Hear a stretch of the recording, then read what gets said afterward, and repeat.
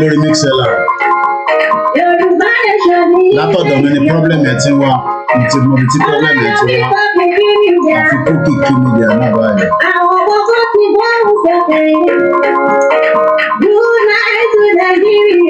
Goodbye to Nigeria.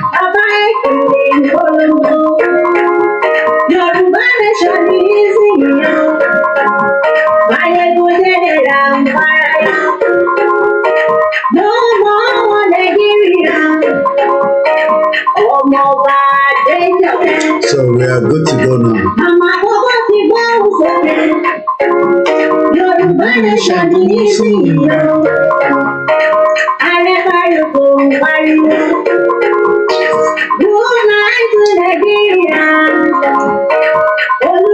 Ẹ má bínú ẹ̀yàn wa, èmi ni mò ń ṣe àwọn adjustment kan tó ń force the system yẹn kó shut down. I thought I could do it while I was already live because I was doing some adjustment pẹ̀lú àwọn nǹkan kan tó ń scroll nísàlẹ̀ yẹn, but apparently it was forcing the system, láti ní problem tó fi ní crash yẹn. So even when we had that crash pẹ̀lú ti Star Radio náà, but at rectify anything, so we shouldn't have such problem again since the multi sort it out anyway. Because I realized that some of what I wanted to be scrolling is not coming out. But we've been able to resolve that problem. It's just a technical problem. It's called in a layman. So it's a technical problem, but we've been able to resolve it. Once again, a very good afternoon and welcome back again. We are still on the same conversation. I just want to make sure that we are back on all our system. And if you've just joined us again, welcome back again into the conversation. It is Friday. If it has suddenly not let me continue, but I'm gonna play anthem just to have it in this new broadcast. Welcome once again. Emma Binu Autodomini. Emma Okini to man scroll okay at Sale. Mon change because I realize some of the things to come scroll. So we don't force the system and push shut down. Lots of dominic or shape wash flag or anything. It has nothing to do with such. So, but I've now been able to resolve it. Teba wo sale listen to monitor and scroll by here. Eripe loke at the account details was here. Ni sale motive info contact number at the website. So that was the reason why we had that system crash. But I've been able to resolve that. And we are grateful that it is now everything is happening the way it's meant to be. So we shouldn't have any that problem anymore. I'm not worried because we realize pé nígbà tá kọ́kọ́ ṣe lákọ̀ọ́kọ́ yẹn tó crash. No wonder pé kí ni reason. Mo wá tún realize pé the same thing tí mò ń ṣe òun ló jẹ́ kó crash. Mo pa tin gbádùn ètò yẹn lọ bí òyìnbó ṣe ń gbádùn sìgá lẹ́ẹ̀kan sí mo kí gbogbo ọmọ Yorùbá so ẹ jẹ́ ká fọkàn balẹ̀ pé kò sí ewu rárá. Kelechi Joseph, welcome to you my brother. How you doing? Happy Friday as we continue our best to enlighten and educate Nigerians that are still validating, I think that's the right word, validating, this contraction. Because we have 25.3 million Nigerians that is still validating Nigeria. Maybe they don't understand what is Nigeria. Maybe they believe that it's just a leadership problem. Maybe they believe that we can rectify the problem in Nigeria by bringing in a new set of people like Peter Obi, the Labour Party, and in probably another 10 years, Labour Party will become like APC and PDP. So, but we are here to say the indigenous people are not interested in that shithole country. Look at the headline, it's still the same conversation. And then I'm just sharing it out to my Twitter handle. You can do the same thing as we start the program. I know when we're enjoying the program, it crashed. It kind of,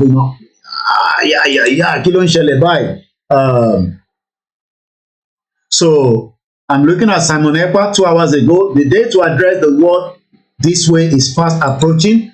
The Biafra are very serious, just as we are serious as well. But again, let me kickstart.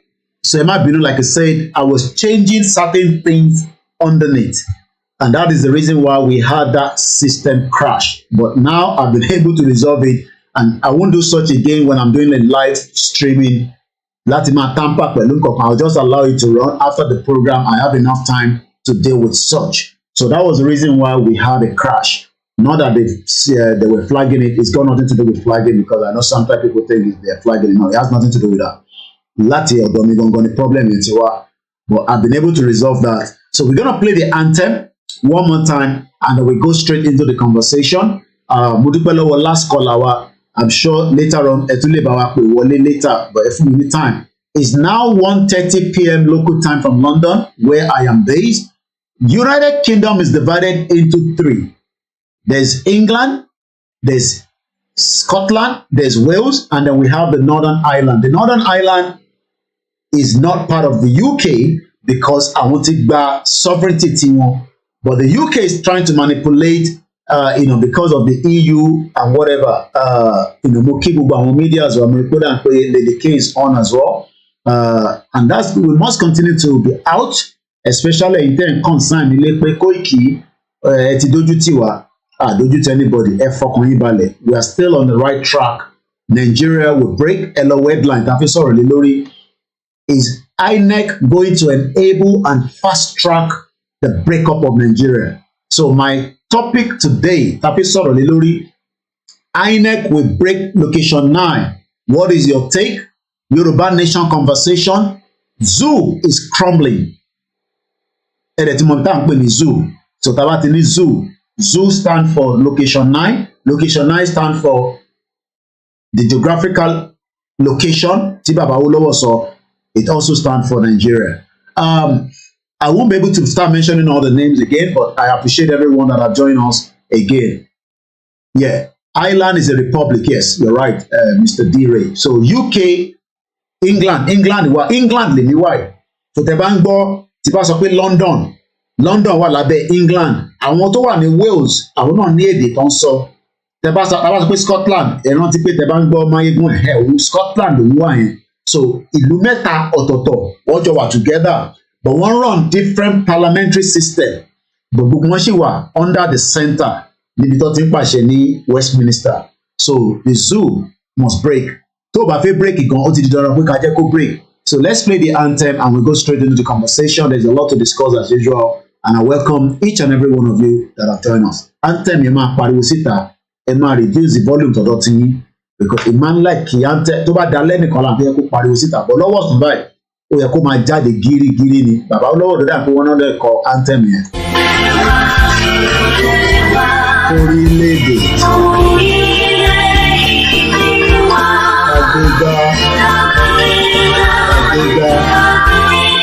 Àgbéga ìgbàgbọ́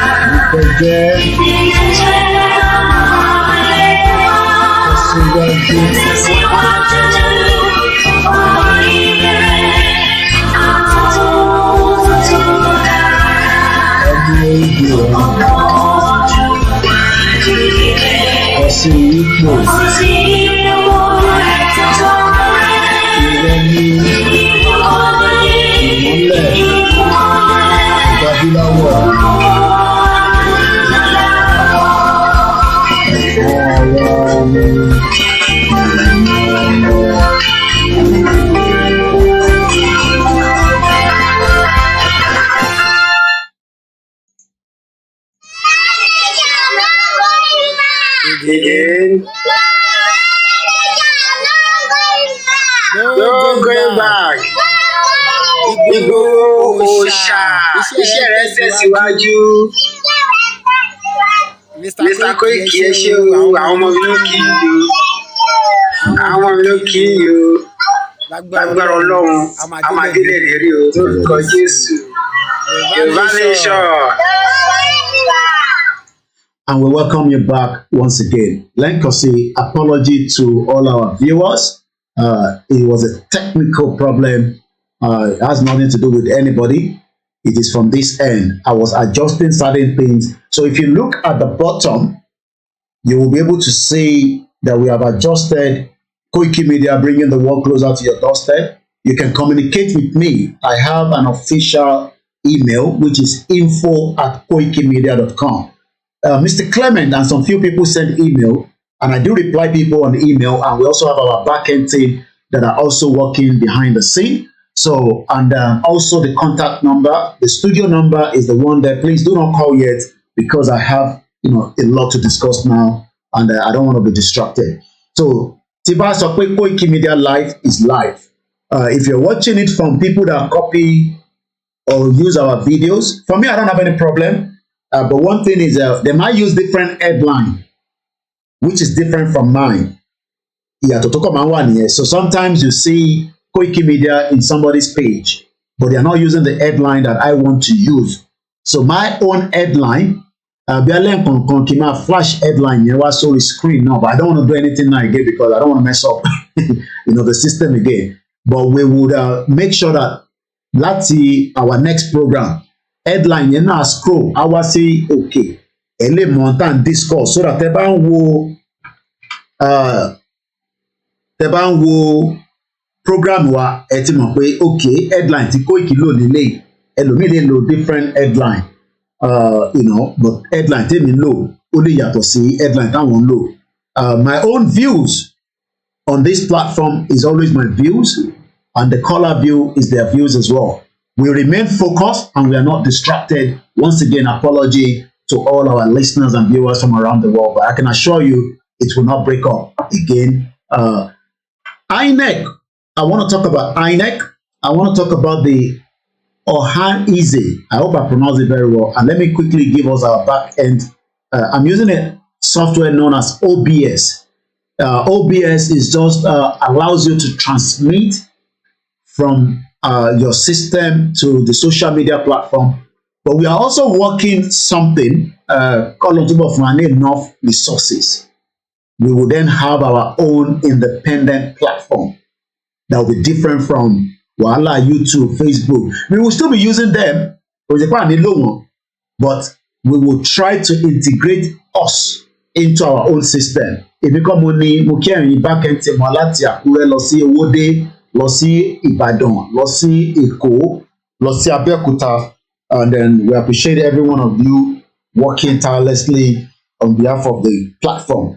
So tá bá ti ní independent platform tiwa, ó máa easy fún mi láti play graphic video. Kò ní jẹ́ pé mo fẹ́ show yín ní Fúlàní tó géèyàn lórí tí màmá concern pé YouTube máa di ó máa yọ video yẹn. I can't continue with that kind of process anymore. Àwọn tó set up YouTube náà wọ̀ lórí méjì. One opportunity ni wọ́n ní country tó dáa tó support vision wọn. Gbogbo àná la ní vision. Èmi náà ṣe ní vision. Kò mí pé torí mo ṣe Yorùbá nation. Mo ní vision. Bí wọn náà ṣe ní vision. But my own focus is just that pé Yorùbá nation tá gbé dání, you know, for the time being, òun ni ó jẹ́ ká máa ṣe tá à ń ṣe lọ. Èmi náà fẹ́ lówó, ká ló fẹ́ lówó lọ́wọ́, especially tó níyàwó tó lọ́mọ tó dẹ̀ ní mọ̀lẹ́bí. So bí wọn náà ṣe ń tirapa ní Nàìjíríà, lèmi náà láti máa lọ tirapa, but this is because media lèmi ṣe. Gbogbo tó bá dẹ̀ máa jẹ́ kí iṣẹ́ media mi máa tẹ̀síwájú, òun ni mò ń ṣe. And that's why I say we are working on a different platform. A ṣe ṣiṣẹ́ lé lórí. It's gonna cost me some money, but it's better in the long run. And it's also gonna give us revenue. So that irú tí YouTube ti yọ monetization wọn nísìn, gbogbo èèyàn ní wáyé. Because reason tí YouTube ṣe ń ṣe ni pé because one reported láti federal government and probably maybe some other individuals. Ẹ lọ wo fún fídíò tí Koiki ṣe yẹn tó dé fìlà sójà tó ń pariwo and eventually YouTube.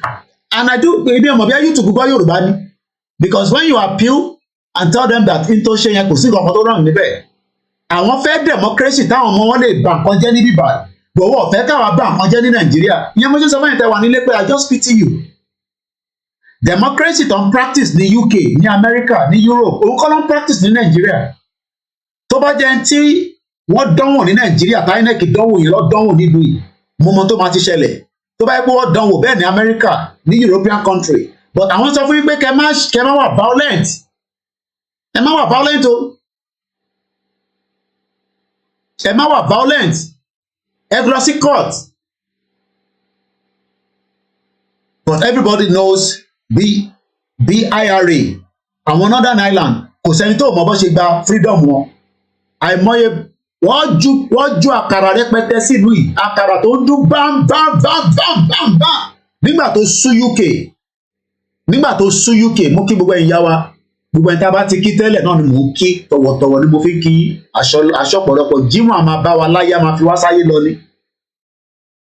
So that ká má tún gba time, bọ̀ máa kí gbogbo yín dáadáa later. So kí ni mo fẹ́ fà ní pé ẹ̀yin tẹ́ wà nílé tá à ń pariwo fún 23 million people ló tún lọ endorse election Nigeria nínú àwa 200 million. Ta ni ìyà máa jẹ? And this is why we are saying to our people, let's be realistic. Ṣé Nàìjíríà ń ṣiṣẹ́ fún wa? Ṣé Nàìjíríà ń ṣe fún àwa ni àbí fún ta ni? Ta ni Nàìjíríà wà fún? Ta ló ń jẹ mùdùmùdù Nàìjíríà láàrin gbogbo wa? Ta ló ń jẹ mùdùmùdù ẹ̀? Ṣé mi ni mo jẹ mùdùmùdù ẹ̀ àbí wọ? But because ẹ mọ̀ àwọn òyìnbó wọ́n ti parọ́.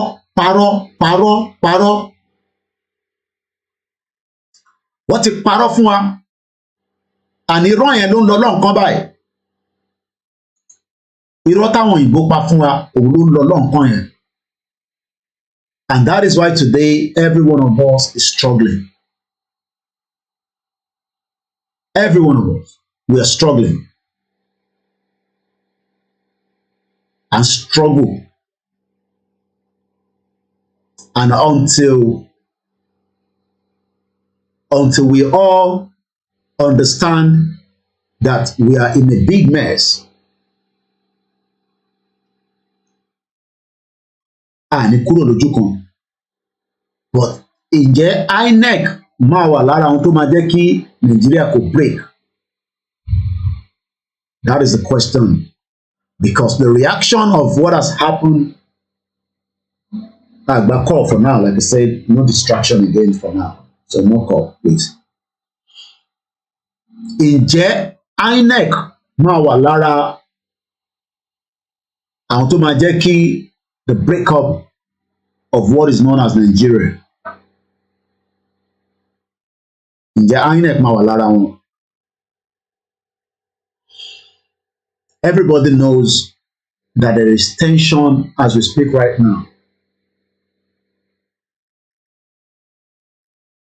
in what is known as Nigeria. Everybody manage it. Gbogbo èèyàn ló manage situation of Nigeria, but Nigeria fúnra rẹ̀ kò fi manage situation rẹ̀. But today, I remember from a video that we're going to start with, it pop up on the screen, even though I was going to talk about INEC. But because of the algorithm, so to that is type nǹkan kan, òun náà gbé jáde lórí YouTube. So if I come down this way now, you will see that I have Mahmood. Ani Mahmood, which is the Inec, chairman. Once again, mo kí gbogbo ọmọ Yorùbá káàkiri gbogbo àgbáyé níbikíbi tí ẹ ti ń darapọ̀ tẹ́ ti ń gbọ́ wa. My name is OLAMILEKAN of KOIKIMEDIA, and we say all the time to our people, let us remain calm. Nigeria is going to collapse. It cannot go forever. It's just a matter of when and how soon. It will collapse economic-wise because the government of Nigeria do not have what it takes anymore. Wọ́n ní owó ní Nigeria, so yes, ọmọ máa rówó lò to run àwọn operation kankan, but in reality, so many Nigerians would not be able to enjoy what is Nigeria. Let's listen to these. I do not own the copyright. A weekly meeting today, Thursday, 2nd March, that's yesterday, and deliberated on several issues, including the presidential and National Assembly elections, the governorship state assembly elections, and the pending elections in Enugu East Senatorial District and the Central West Federal. Okay, they know what I'm talking about. Okay, I will accommodate them when they come here. Federal constituencies in Edo State. There you go. The commission, the commission assures Nigerians that the governorship and state house of assembly elections scheduled for Saturday, 11th March 2023, will hold as scheduled, and all the processes and procedures leading to the election are being finalized. Furthermore, the Commission will conduct the rescheduled elections in Enugu and Edo State on Saturday, 11th March 2023, along with the governorship and state assembly elections. The Commission is aware that in some senatorial districts and federal constituencies, declarations and returns were not made. The Commission is compiling the list of the affected constituencies. A date for supplementary elections will be fixed after the governorship and state assembly elections. Festus Okoye, National Commissioner and Chairman, Information and Voter Education Commission for INEC, signed this one yesterday. So let me just quickly take us down memory lane because, They want to take us to memory lane. Where is the memory lane? Where your INEC chairman comes to UK to come and tell us how they plan to rig the election or how they plan not to rig the election.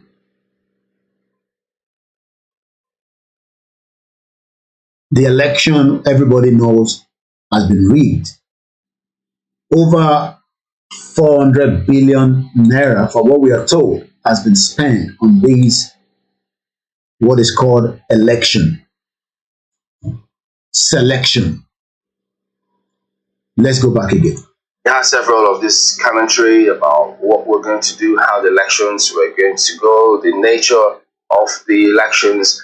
Here is what the chairman of INEC said. Remember that at Chatham House about the just concluded presidential elections and the forthcoming one as well. Have a look. Before we go into what he said, because they are all criminals, they are all criminals in disguise. All these guys, all these men, he will finish his own job now, get paid, they'll bring somebody else to run another 4 years. Chatham House. Chatham House is what is known as a think tank. For those of you that do not know what is Chatham House, so this is Chatham House. Eric picture Atiku, Tinubu, INEC chairman, when they all came to this place, everybody was excited. Everybody is always excited is a place that is called think tank. If doesn't make oríṣiríṣi. Chatham House, also known as the Royal Institute of International Affairs, is an independent, irọ́ ni o, tó bá sọ pé independent, ẹ̀tùtù ẹ̀dànù. That is exactly how they're going to tell you. It's an ìkìlẹ̀ reformers of tẹ́lẹ̀. Independent, not normal pay, but everybody knows there's nothing called independent in the Chatham House. There's nothing independent about Chatham House.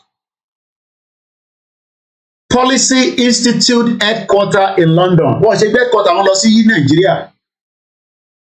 Àwọn kan tó wá kọ́kọ́ wọ plane láti Nàìjíríà láti wá sọ tó fẹ́ ṣe fún Chatham House, even knowing that they were going to rig the election. Wọ́n mọ̀ pé wọ́n máa rig it.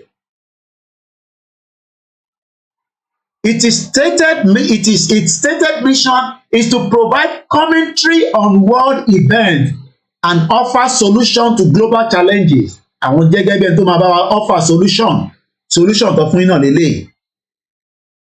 This is the solution that you got from Chatham House, where the election was rigged. But today, so many people still believe that Nigeria is a country. Not me. I don't believe in that. I don't believe that Nigeria is a country. And I will never believe that Nigeria is a country. Once again, a very good afternoon and welcome to the program.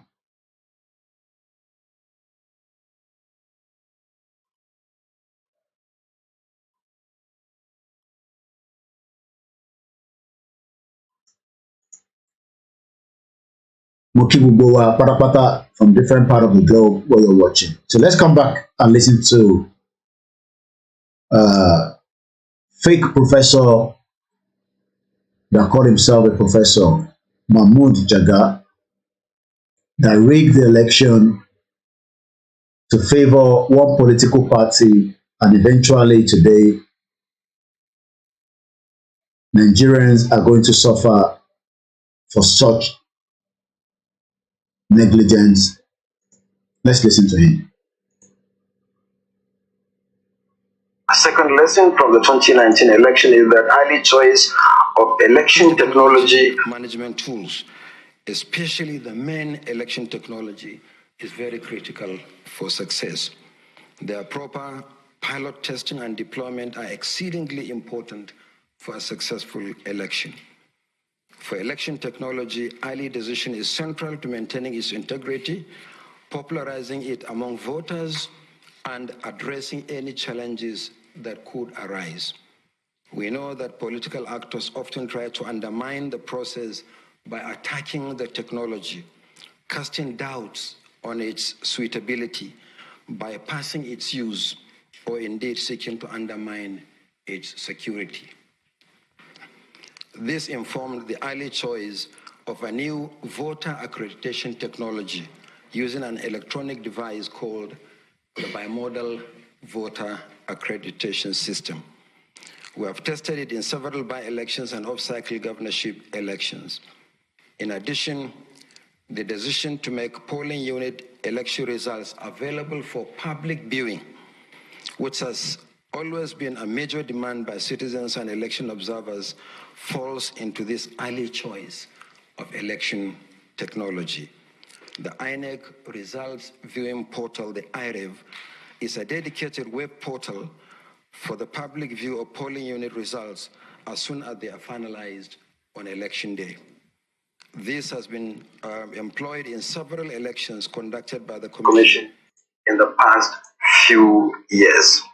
And this is not exactly what happened. Mo kí gbogbo ẹni tí ẹ ń gbọ́ wa láti Londo, mo kí ìyá wa gbogbo ẹni tí wọlé lórí Instagram. Let me bring my camera or my video back into the screen. You're watching KOKORO Live. Mo kí gbogbo ẹ̀yin grandmother as well, and grandfather as well. 23 million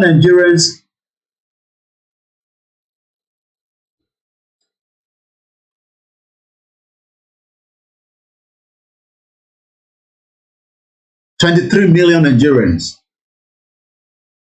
decide to validate what is known as Nigeria again. Mo kí ẹ̀yin tẹ́ ń wò wá láti Kirikiri town, thank you so much.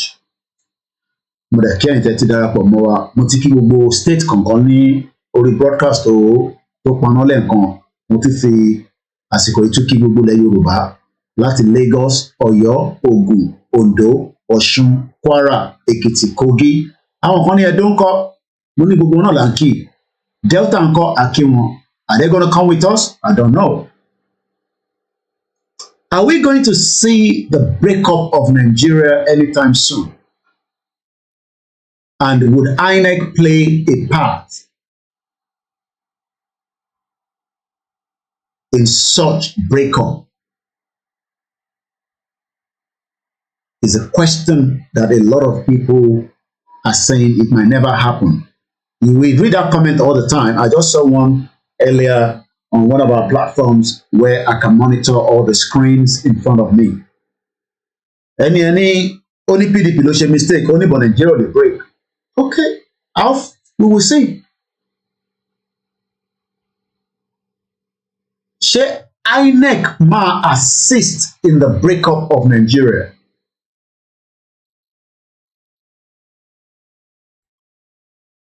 Ojú ló pẹ́ sí. But the current spark of things in Nigeria is going to hit.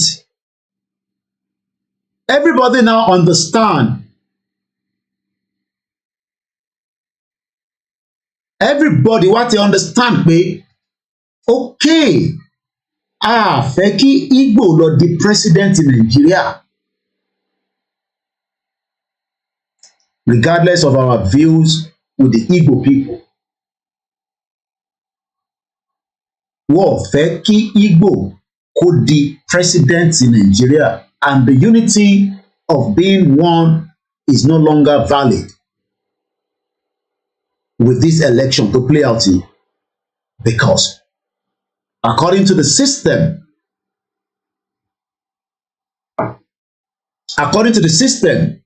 the Igbo not board of the president, but it seems that that is not going to happen anytime soon.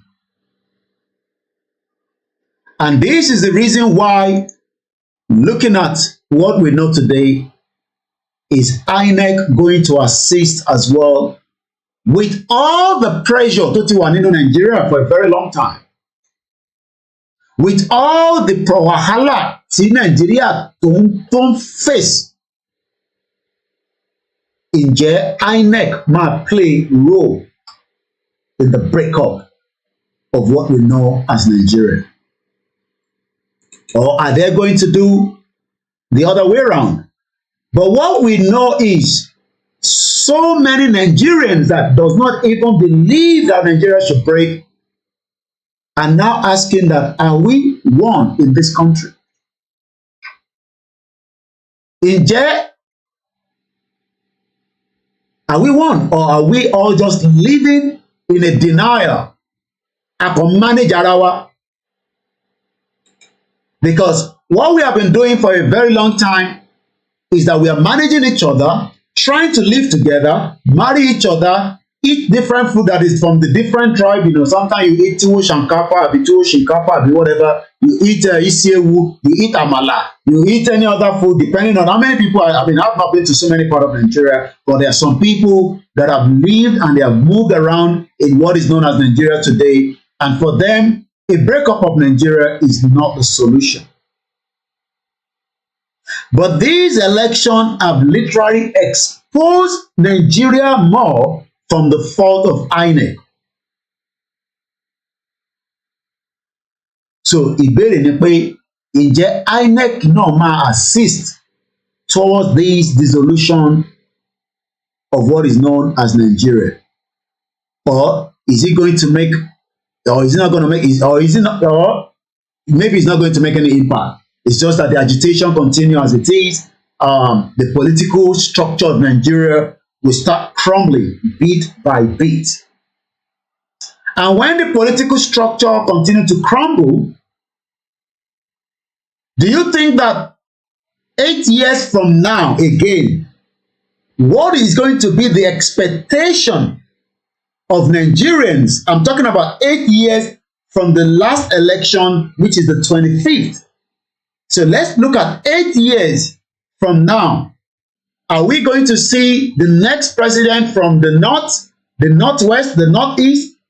How are we going to manage the political structure? Or are we going to have more political party that will become more stronger as we have it today with the Labour Party at present?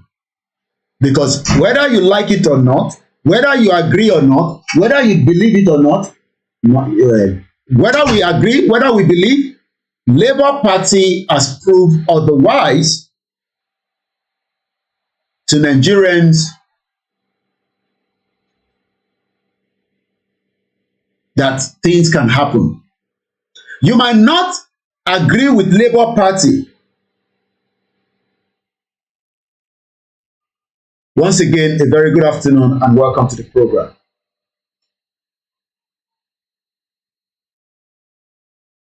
And I greet everyone that have joined us in this conversation.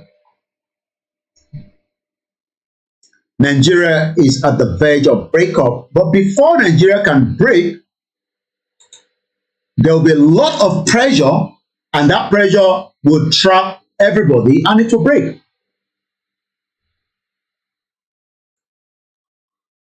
Let me take you to, let's leave the Inec like this. Let's go to the next video that I was able to pick up yesterday in one of the mainstream media in what is known as the Zoo. Once again, my name is OLAMILEKAN and I welcome each and every one of you into the program. And let me bring you to this video from Arise. I hope I can find it quickly.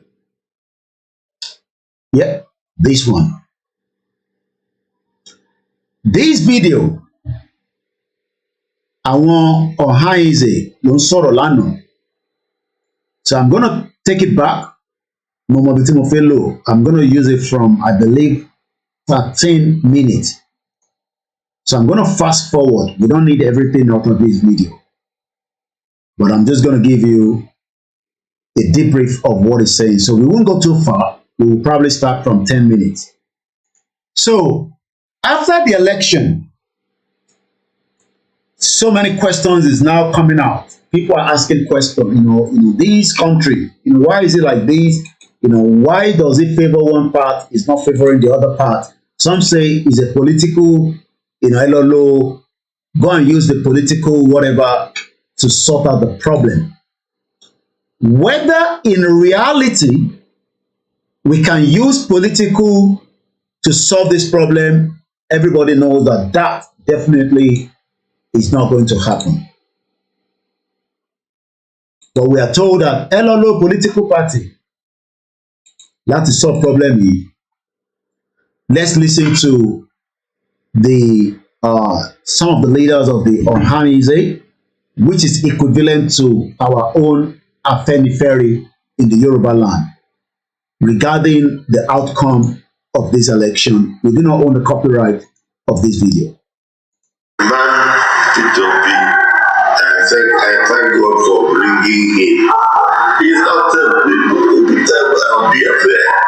And how is it working? Oh, this is Nigeria.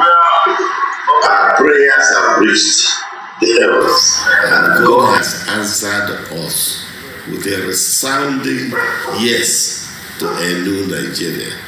It depends, whatever else anybody thinks it's all right, but I see it as success for one Nigeria.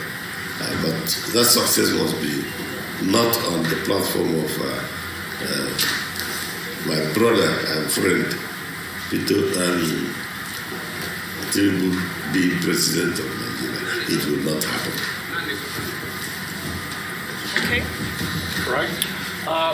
So, what would be your take as regards, the reaction of the international community and the speech given by, President-elect Bola Ahmed Tinubu saying he wants to work with everybody You know, he wants to bring everybody on board. But the international community has largely said the elections have been fraught with a lot of irregularities here and there. Well, I am ashamed as a Nigerian that we expose ourselves to all kinds of countries doing that we can be very bad. Russia, that don't seem to have conscience. Look at what's doing in Ukraine. China, America, US, UK, French, all developed countries condemned the organizing of the election, condemned the Inec, and saw our nakedness. I mean, that is one of the worst shows by Nigeria. I forgot to mention that as Obasanjo gets older, he seems to become more and more valuable to the nation. And so as many others, there are some people who you wouldn't think have developed enough to be saying that the truth must be said. And now many people are saying the truth must be said. Look at the Ekiti people protesting against the victory of Tinubu. Look at the voting pattern in Lagos. Look at Kaduna voting. Look at the thing is there are too many aspects. A person who is narrow-minded will just grab one aspect and take it up. Many people would be sorry and unhappy because my friend Tinubu won. In fact, even Tinubu himself, I think he should be praised for being so rich, being able to believe that money can do everything. And look at it, it was done. So the chairman of the INEC was said to have gone to meet him in the night of the election. And we hear all kinds of stories which they're not the ones I'm focusing on. I am now reinforced in my view about the feasibility of one Nigeria. I appeal to Yoruba, to IGBOHO, and to other groups to stay together.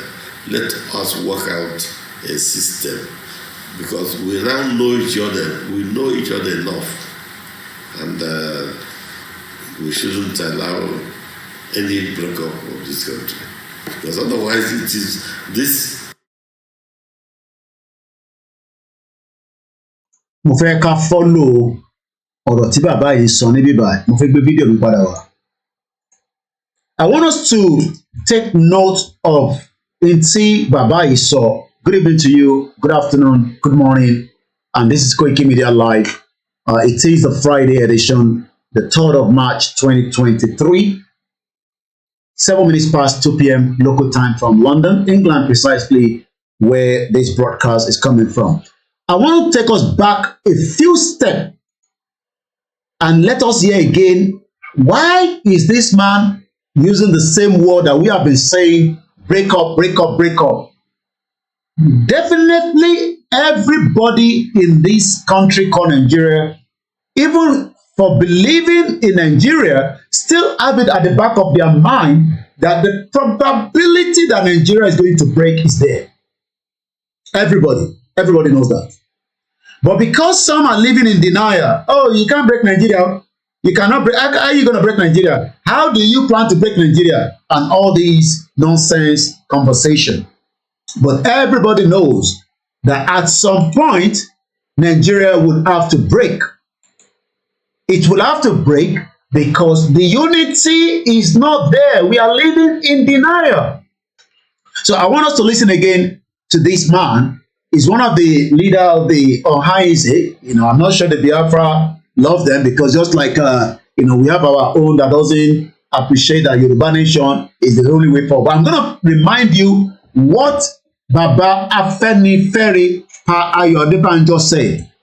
Pa Ayo Adebanjo was talking about breakup of Nigeria should Peter Obi do not become the next president of the Federal Republic of Nigeria. Let's remind you what he says. Nigeria may not survive. Remember this article in February. Nigeria may not survive. Mo alori program baba, mo alori program. Ya mo ṣe be call. Mo alori program sir. Mo alori ma point about mo alori program all sir. Aboro mo yin sing. Remember, how many people remember this? That Pa Ayo Adebanjo, the leader of the Yoruba Afenifere social cultural group, told us that Nigeria may or may not. Maybe now that they're probably now that Peter Obi have to go to court, maybe they have to wait for after the court case. I don't know. I don't know when they're going to make a push for Nigeria to break. I don't know whether Baba Ayo Adebanjo will come out and now support fully and endorse the total breakup of Nigeria. I don't know. We would all have to wait and see how all this is going to play out because of the corrupt system that Inec was playing a smart one here in the United Kingdom before the election. Let's go back again just to remind you part of what Inec was telling us before that election. In particular, the uploading of polling unit results to the IRF. But you didn't upload the result, this man. You failed to upload the result, and you are now going to give those that do not want to break up Nigeria the opportunity to probably do so right now. Because if you have uploaded the result, maybe Peter Obi would have won, maybe Atiku would have won, maybe or not. But now that you have not done so, you have exposed those that probably would never think of breaking up Nigeria to now be talking about the breakup of Nigeria, and that is good for somebody like us. Because at Sotelepe, is Nigeria a country? Since Nigeria is not a country, why are we forcing ourselves to live in what is not called a country? So my question again is INEC going to facilitate helping towards the dissolution or stabilizing Nigeria? Let's hear more from Professor that was using gimmicks.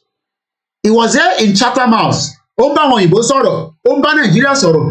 to the whole world, but at the back, they have a different agenda. Has been deployed in 105 constituencies. We know it was deployed, but this deployment was not used. And those that were used has been manipulated from a house that belongs to Femi Gbajabiamila or Gbajabiamila or whatever his name, the speaker. Because evidence points to us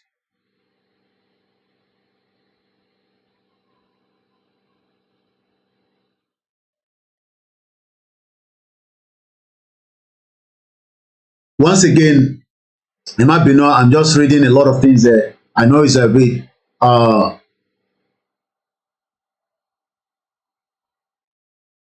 okay, there's something that have been sent to me that has got to do with I'm going to come up to that later.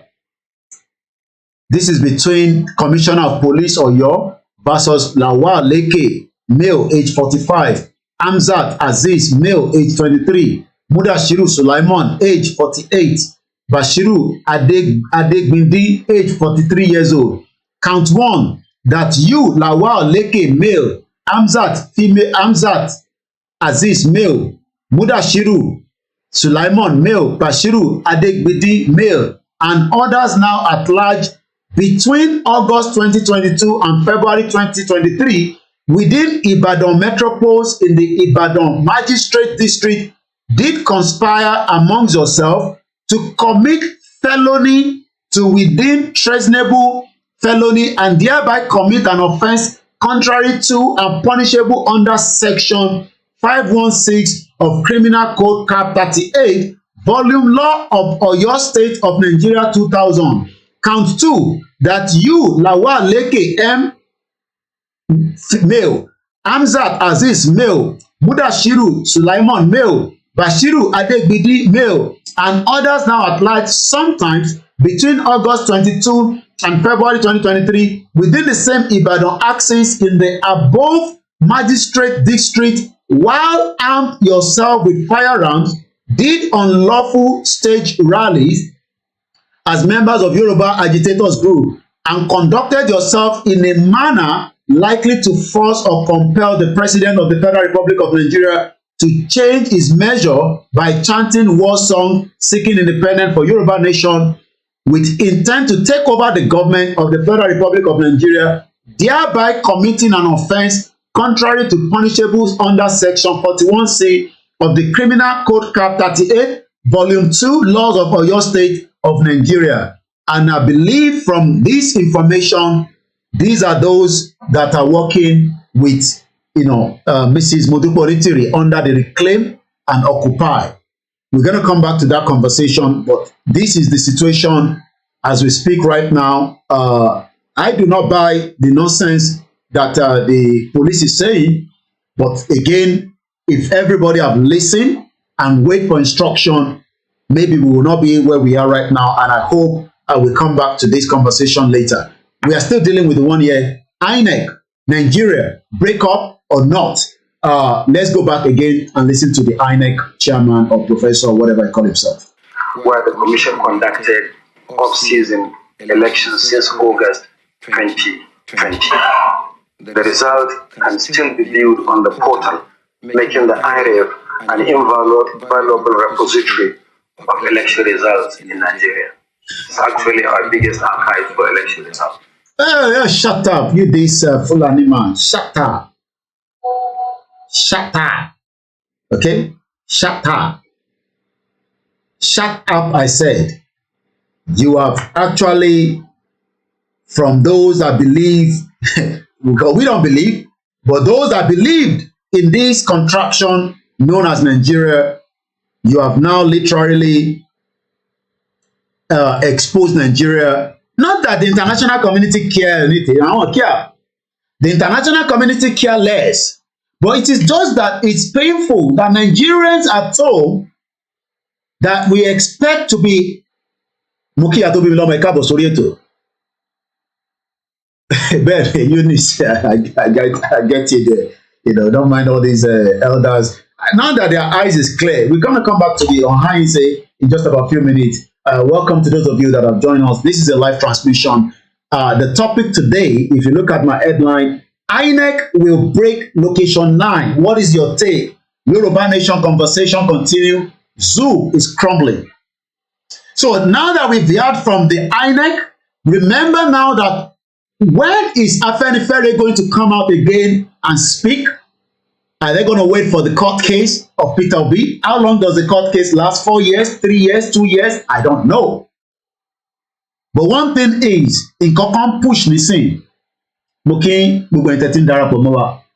something is pushing, and is pushing Nigeria to the cliff edge to collapse.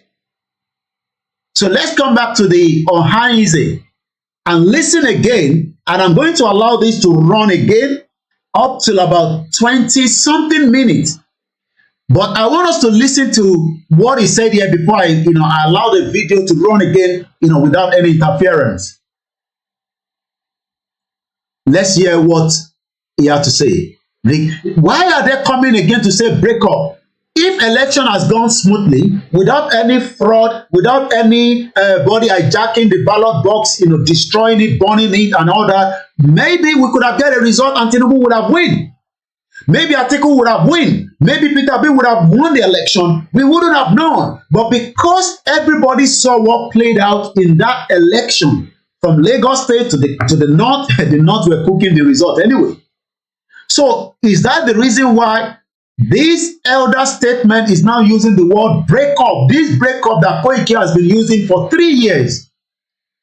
So that means that everybody inside them knows that at some point, whether we like it or not, breakup is just something that will come up. It does not matter when.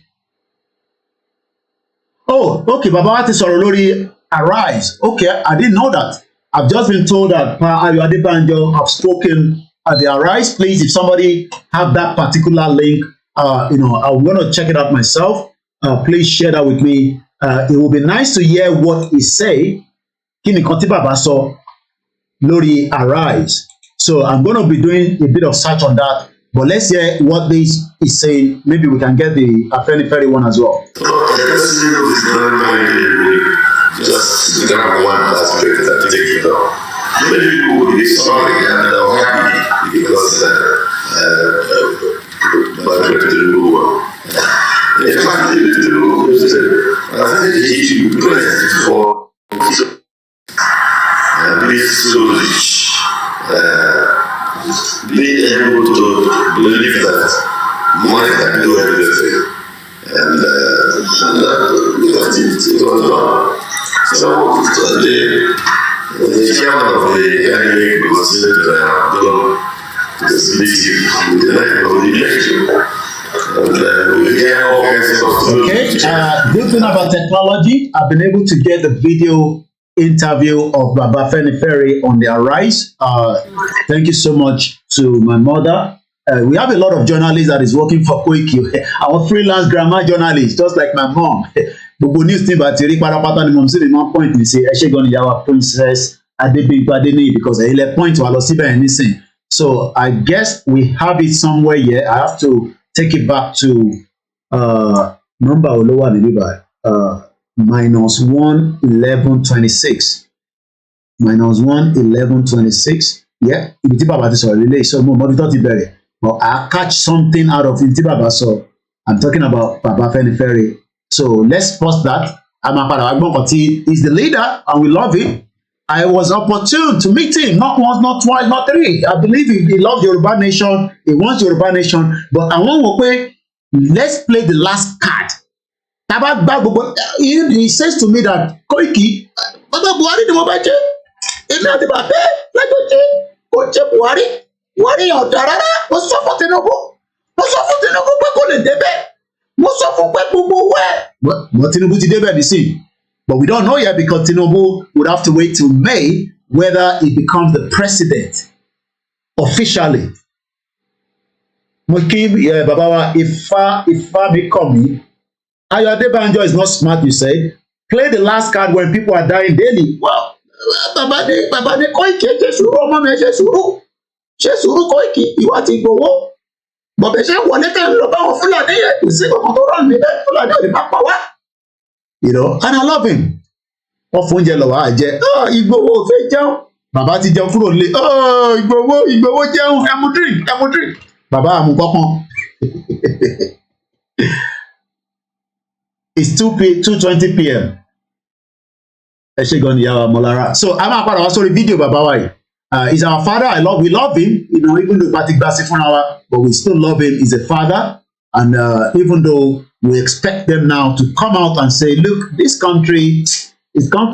Imagine that if Afenifere comes out officially, and I'm asking the question to Bomi, my brothers, my uncle, our mothers that are watching. What do you think would be the reaction? Should Baba Afenifere, the leader of the Yoruba social cultural group, Baba Ayo Adebanjo, should he come out today, the 3rd day of March, and endorse Yoruba Nation officially with a press statement? What do you think would be the message resounding back to the North, to the politicians, and the kind of support that what kí lè rò pé ó máa ṣẹlẹ̀? No. He said a lot o. Ẹ má yẹ ká parọ́ mọ́ wọn pé wọ́n sọ̀rọ̀ nígbà tí wọ́n àtàkì ilé bàbá wa Ìgbòho yẹn. No, I won't agree to such. No. Bàbá kódà gbogbo rally tá à ń ṣe tó ṣe ń àtàkì. bàbá máa ń jáde sọ̀rọ̀ gan ni o no bàbá sọ̀rọ̀ ẹ mọ̀ pé wọ́n sọ̀rọ̀ nígbà tí wọ́n pàtàkì lé Ìgbòho yẹn náà ẹ má ẹ̀ka fi sentiment sí. Yeah, this is a live program láti wà lórí program ìyàwó ọmọlára live lélẹ́yìí live ni mo ṣe lọ́wọ́ yìí though we had a break in transmission but this one is live so the time is 2:23 p.m. right now. So pé bàbá ò sọ̀rọ̀ yẹn please ẹ mú yẹn kúrò ní mind yìí pé ìgbà tó wà ká kódà kò ń ṣe ilé Ìgbòho nìkan bàbá máa ń support Yorùbá nation gan ni o so ẹ má ẹ̀ka I know we might not like them not fully coming out I would love them to come out now and say look èyí tá a ṣe pẹ̀lú Nàìjíríà ti tó olúkàlùkù máa lọ but they are playing their last card but I believe the last card now check out àbí check up the lọ́nà ń lo àbí check up. When will he speak up? Baba is 93. Well, that's why I said I just pray that they can speak out now before it is too late. The only thing them fake bọ́lẹ̀ nípa I told him I say Baba jẹ́ kí n record the video lele makọ just 3 minutes lẹ́kọ̀ọ́ bá mi ṣe sínú fídíò pé Yorùbá nation I endorse ẹ̀ kí n dẹ̀ gbéjà bàtẹ̀yẹ mọ́ mi bàtẹ̀yẹ ẹ̀ka wò sórí ètò ìyàwó Janet Martin. So I hope but a máa gbọ́n kan tó sọ but ẹ̀yẹ́ ká kọ́kọ́ gbọ́n kan táwọn ti South Eastern sọ. Bàbá yìí náà sọ̀rọ̀ nípa break up kí ló dé tọ̀rọ̀ break up ń jáde bàbá ti sọ tẹ́lẹ̀ bàbá Fẹ́nifẹ́re ti sọ as far back as 22 days before the election Nigeria may not or may but he didn't even use may he just say Nigeria may not survive tí Peter Obi ò bá wọlé and adẹ tí ní sè pé Peter Obi ò wọlé so kí ni way forward bàbá ti sọ̀rọ̀ a máa gbọ́n kan tó sọ later but let's come back to the Ohanaeze. This is their own response to what is going on presently in today's Nigeria. This is koikimedia Live, and I welcome every one of you as you are joining us in this live transmission at exactly 2:24 p.m. Friday, March 2023, 3rd day of March. I can now reinforce in my view about the feasibility of Nigeria. Ẹgbẹ́ kan tó sọ bàbá yìí ní I am now òun gbéyẹ̀wò nísìnyí pé ṣé ọ̀rọ̀ Nàìjíríà ìṣọ́ṣì máa tẹ́ gbogbo ọlọ́run ṣá. My topic tonight, this afternoon, this evening, depending on wherever you are, Inec will break location 9. What is your take? It was this meeting with the election. Oríṣiríṣi story bẹ́ẹ̀ ni bẹ́ẹ̀ ni. Okay, kí lè focus. Bàbá yìí ní I am now reinforced. Tọ́ba sọ pé kan reinforce. Tó mọ̀ pé ní gbogbo létà ní Nàìjíríà reinforce. Kí ni meaning ẹ̀? Tọ́ba sọ pé something reinforce. Ẹ jẹ́ ká lọ wo dictionary. When something is reinforced, not re-enchant, reinforce. Kí ló ń pè ní reinforcement or reinforcement or reinforce ẹ ká lo reinforce kí ni meaning ẹ and this is the pronunciation reinforce once again reinforce one more time reinforce strengthening or support especially with additional material tó o bá ní ilé tó strong ó lè dáwó èyí tó bá ti lọ lo àwọn cowboy wọ́pọ̀ ní UK náà àwọn cowboy builder within 3 years ilé ẹ̀ máa dáwọ́lé ẹ lórí. Ṣé Nàìjíríà ní structure? Ṣé Nàìjíríà was built on a strong foundation? Àbí tabalọ́gbọ́n tí bàbá wa Pastor Adépọ̀jù sọ pé Nigeria is built on a faulty foundation. So when the world this reinforce again strengthening a military force with additional personnel or equipment ojoojúmọ́ ni wọ́n supply weapon fún Ukraine láti fi defend the border against Russia. Ìtàn pè ní reinforce nìyẹn. Ìdí tí wọ́n ṣe ń ṣe bẹ́ẹ̀ ni pé wọ́n ò fẹ́ jẹ́ kí Russia kó defeat Ukraine. That is why America ní tó bá kú last kọ́bọ̀ òun á gbé fún Ukraine. And that's why Ukraine can still stand fit because wọ́n reinforce wọn lójoojúmọ́ on the martial ground. Wọ́n reinforce wọn concrete.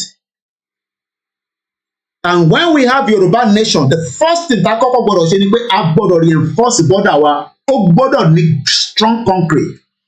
and that's the reason why táwọn kan ṣe pé Koiki ẹ má ti dájà yìí sílẹ̀ because ẹ ti ní enough intel fi protect ilẹ̀ yẹn. Àwọn ọba ò dẹ̀ support yín, olóṣèlú ò support yín, níbo lẹ ti fẹ́ rówó tẹ máa fi ra equipment? Èèyàn máa ń ní equipment láti fi jà ni.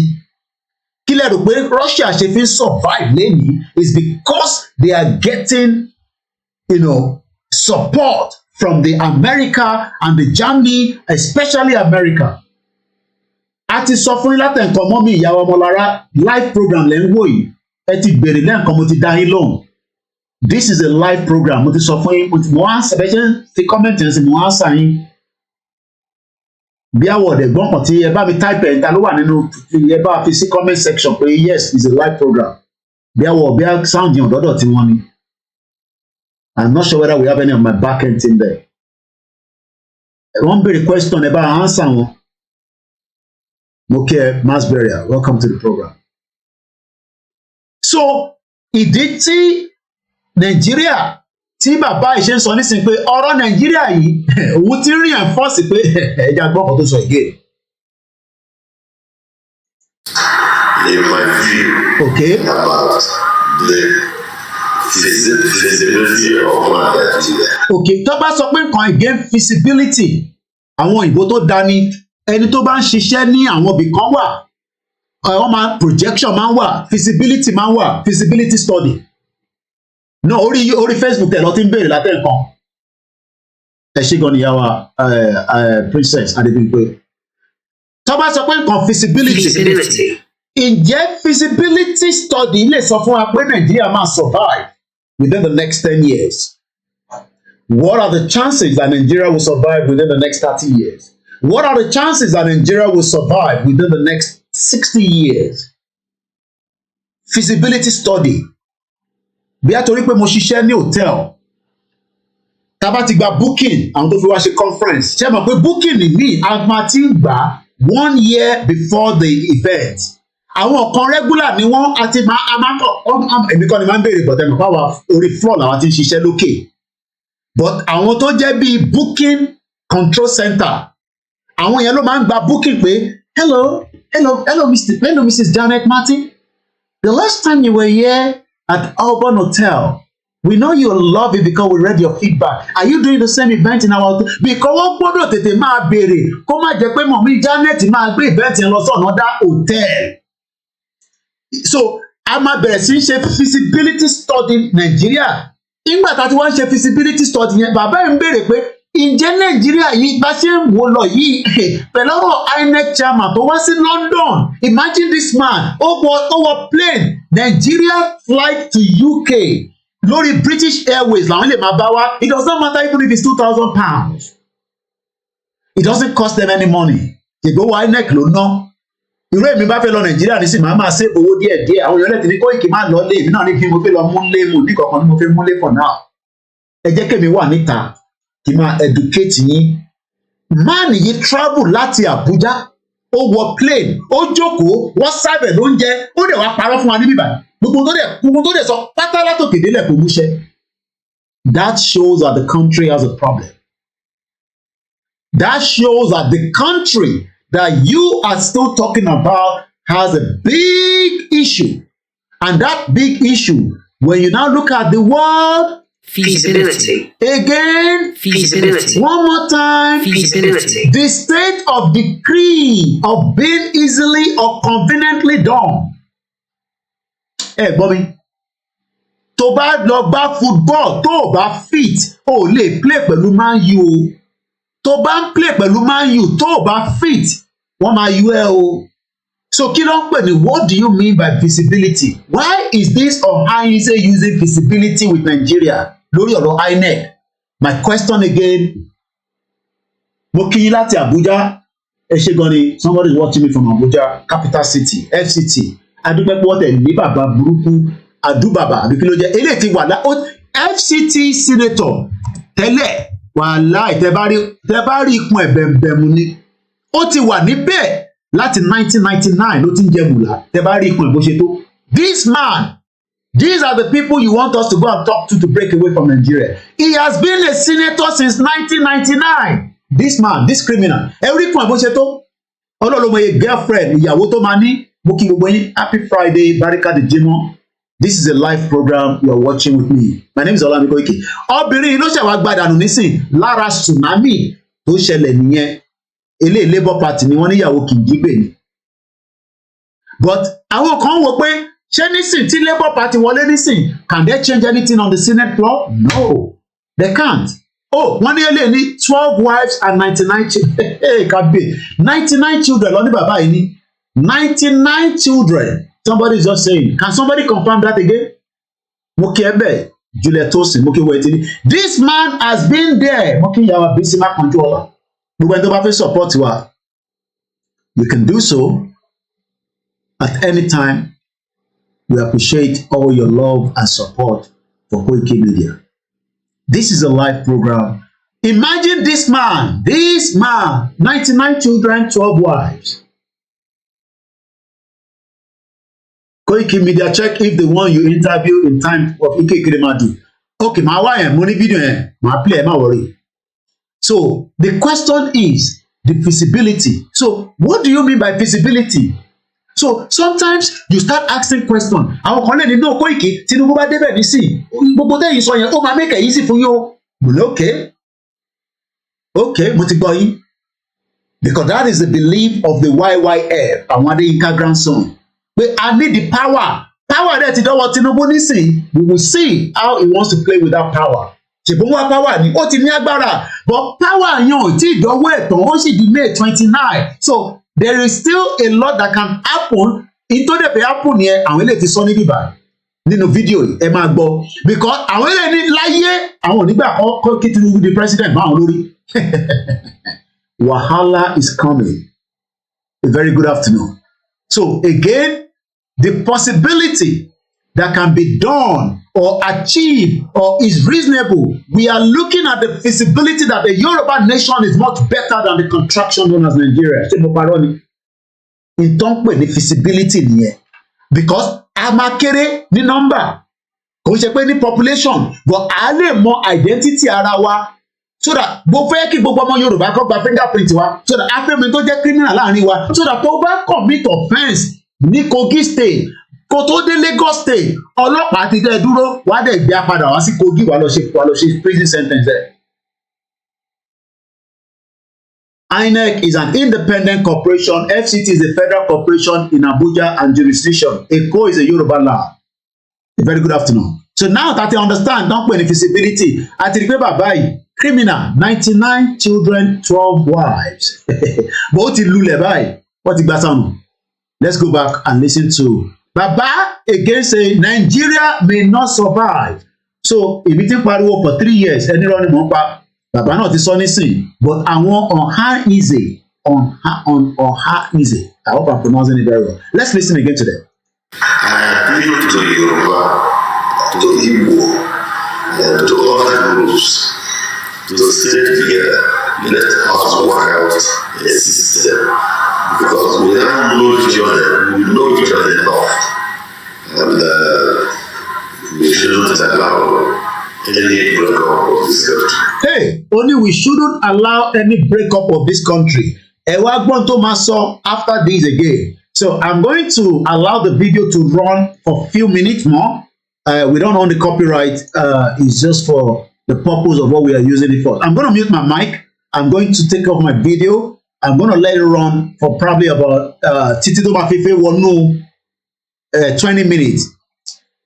Tó bá ti débi tí interview bàbá obìnrin yẹn tó bá ti jáde tó sọ pé bàbá Tinubu náà máa ṣe nǹkan sí South East fún yín kí lẹ rò pé ó máa lè ṣe fún yín lẹ́yìn tó bá sọ ẹ̀yìn níbi tó ti sọ̀rọ̀ pé ó máa sọ ẹ̀yìn nìyẹn ẹ̀gbọ́n tí ẹ gbọ́ reply tí bàbá ẹ̀ fún so reply yẹn èmi kọ́ ni máa sọ ẹ máa gbọ́ látẹnu ẹ̀.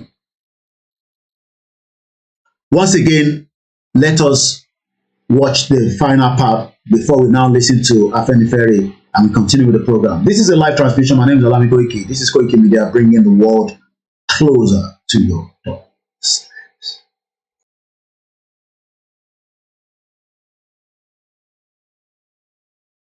Because otherwise, this INEC really means that you should grow. That's the reason why I'm using this title, because based on it, mo gbọ́ lọ́dọ̀ bàbá yìí pé INEC ló máa break in Nigeria, because you had him there, you had him what to say. But it's like pé INEC ìfẹ́ jẹ́ kí Nigeria kò break up ẹjọ́ àpáǹtò sọ́nbẹ̀. We know each other enough, and we shouldn't allow any break up of this country. Because otherwise, this INEC really means that ẹ jẹ́ ká lọ bèèrè lọ́wọ́ Mahmood Yakubu. Mahmudu, ó yá sọ̀rọ̀ sókè wèrè. And citizens and anybody who registers on the portal can still view the results for all the 105. Only you can view the report at our there, would you know? But a lot of people have been complaining about the INEC portal. One INEC portal here, irọ́ ló kún bẹ́ẹ̀. And I believe this is the INEC portal. Ṣó ti lulẹ̀ ni? Kò gbọ́dọ̀ lulẹ̀ o. Kò gbọ́dọ̀ lulẹ̀ bí tòmìnira o. Kí ló ṣe INEC portal? Ṣó ti lulẹ̀ ni? INEC portal náà jáde kẹ̀. Irọ́ ni o. INEC. Mahmudu. Continue to decide. Kí ló ń bi mí pé kí ní kan pẹ̀lú ṣe ó ń bi mí pé ṣé ó wà secure. Ó ṣe jàre Google. Ó ń bi mí ní òyìnbó ni èmi ò dá lóhùn ni. Ó ń bi mí pé ṣé ibi tí mo fẹ́ lọ ṣé mo ṣọ́ọ̀bù wà secure. INEC results. Presidential.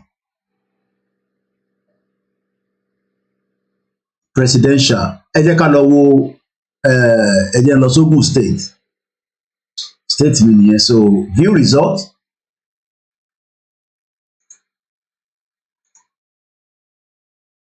Ló ń pẹ́ ní àbí ń pẹ́ kó tó lòdì.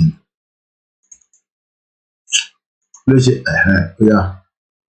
so ilé ìtẹ̀ máa fún mi ní breakdown gbogbo ọmọ Yorùbá tó vote alẹ́ má tó 3 million gan.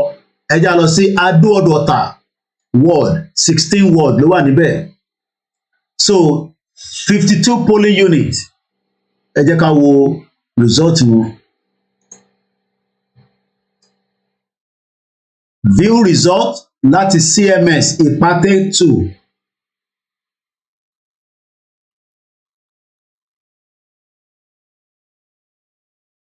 And this is meant to be the result in that. Ẹ jẹ́ ká turn around. So this is what it looks like, as you can see in these. Kí ló dé tán fi pencil tán yí gbogbo kí ló ń cancel ní bíbá ẹ̀ tọwọ́ gbogbo ẹ̀. So eventually this is what a lot of people were expecting on that day, but this didn't happen. So níbẹ̀ ẹ jẹ́ ká wo ta ló win. APC 156, Labour Party 34, NNPP 1, PDP 35, èwo tún ní ZLP oríṣiríṣi party 3, 18 political party. Ṣòwòrẹ́ ọ̀tẹ̀ mú kankan vote fún Ṣòwòrẹ́ 0-0 má ṣe o.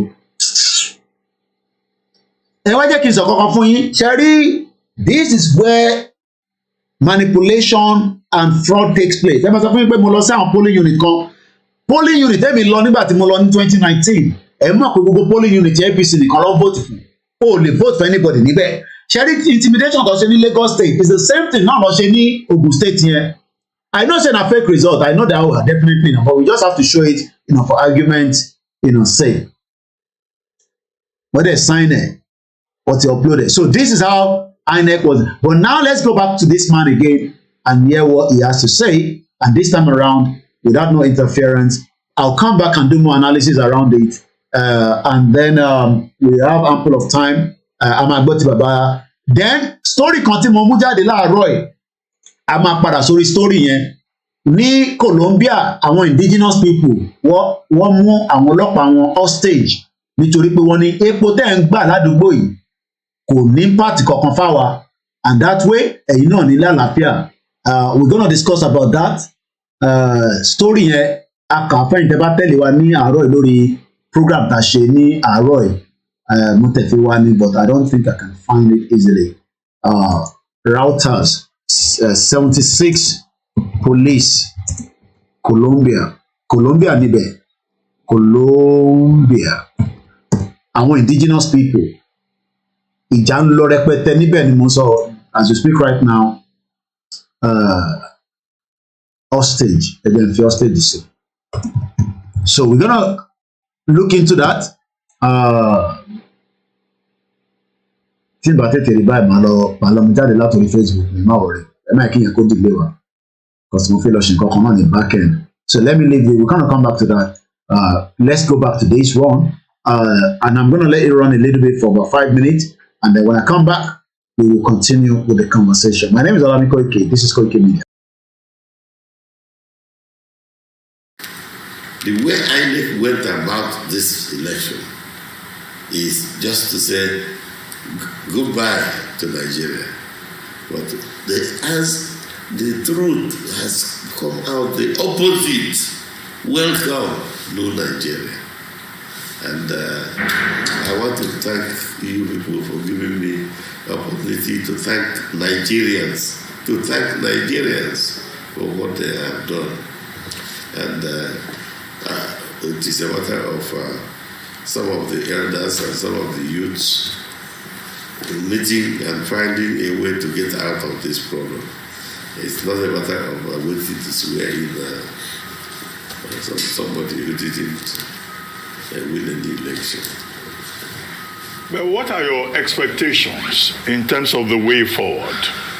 The political parties, the other political parties say they will go to court to challenge the president-elect and the APC in court. But what are your expectations in terms of whatever happens, the way forward for Nigeria? Yes. Yeah. My expectations are multiple. Of course, some people will go to court. In fact, that is another good thing. Maybe this will provide the justice system in Nigeria opportunity to come back to justice, because we have lost confidence in justice. But this may provide opportunity for the new Nigerian justice system to emerge. But beyond that, there should be a meeting of some groups in Nigeria, and I will appeal to some of the groups. Let me say it clearly, because I'm 85 and dying now is not too early. The Fulani should reconsider what they do in the leadership position they got in Nigeria. It will not be good to continue the way we are going and build enmity between the Fulani and all the rest of Nigeria. And I think it will not be in the interest of the Fulani. And Nigeria needs the Fulani. In some places I said, Nigeria is blessed with many talents from many tribes. And we don't want to lose the talents of the Fulani. But as you know, life is what it is.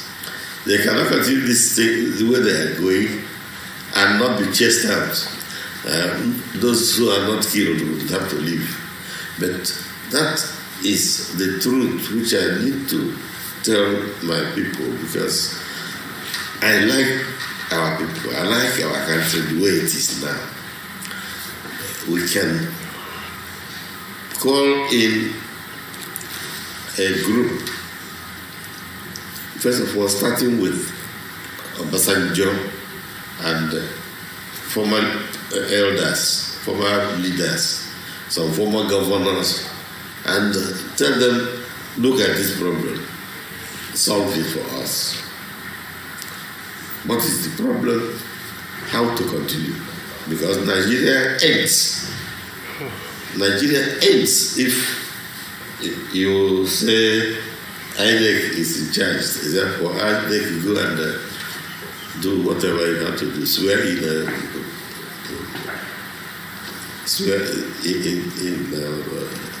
Jamadan.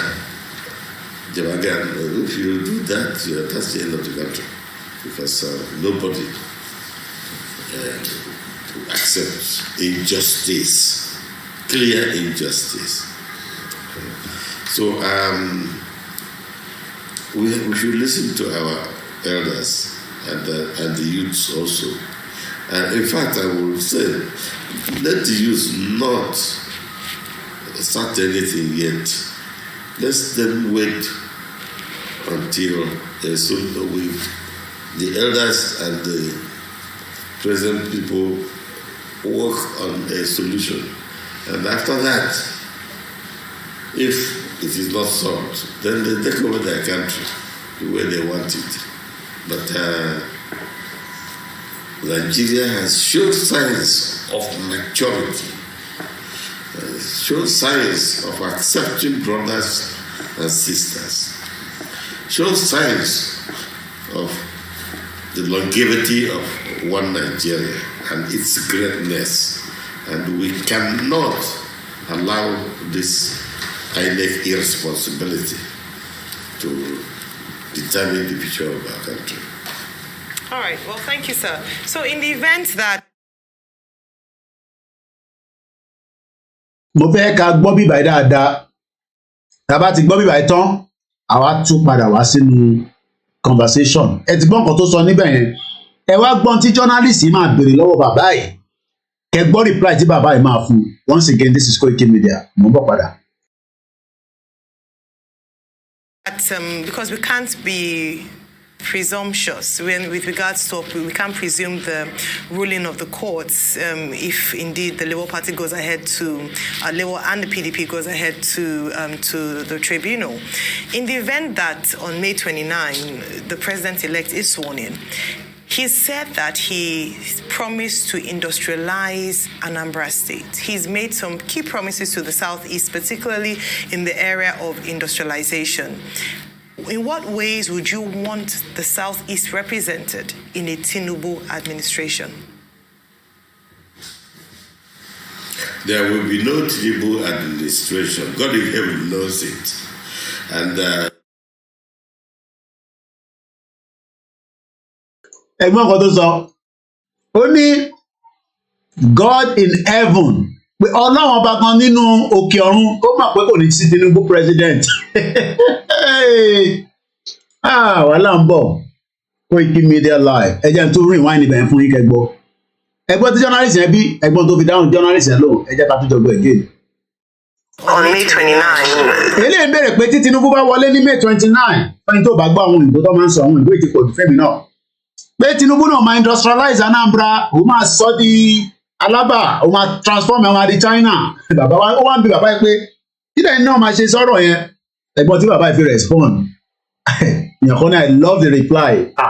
Àní wàhálà ń bọ̀ sẹ́, INEC ó ti dá wàhálà sílẹ̀, ó ti assist àwa tá a fi ń ṣe Yorùbá nation. A ṣe ń bọ̀ wá gbọ́n tí bàbá wa àwọn náà sọ níbí báyìí.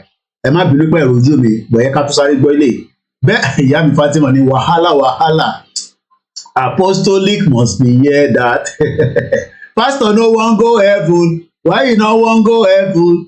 Àkọlé. Ẹja gbọ́n tí bàbá yìí tún sọ lẹ́ẹ̀kan sí. The president-elect is sworn in. He said that he promised to industrialize Anambra State. He's made some key promises to the Southeast, particularly in the area of industrialization. In what ways would you want the Southeast represented in a Tinubu administration? there will be no Tinubu administration. God in heaven knows it. And if there's Tinubu administration, there will be no Nigeria.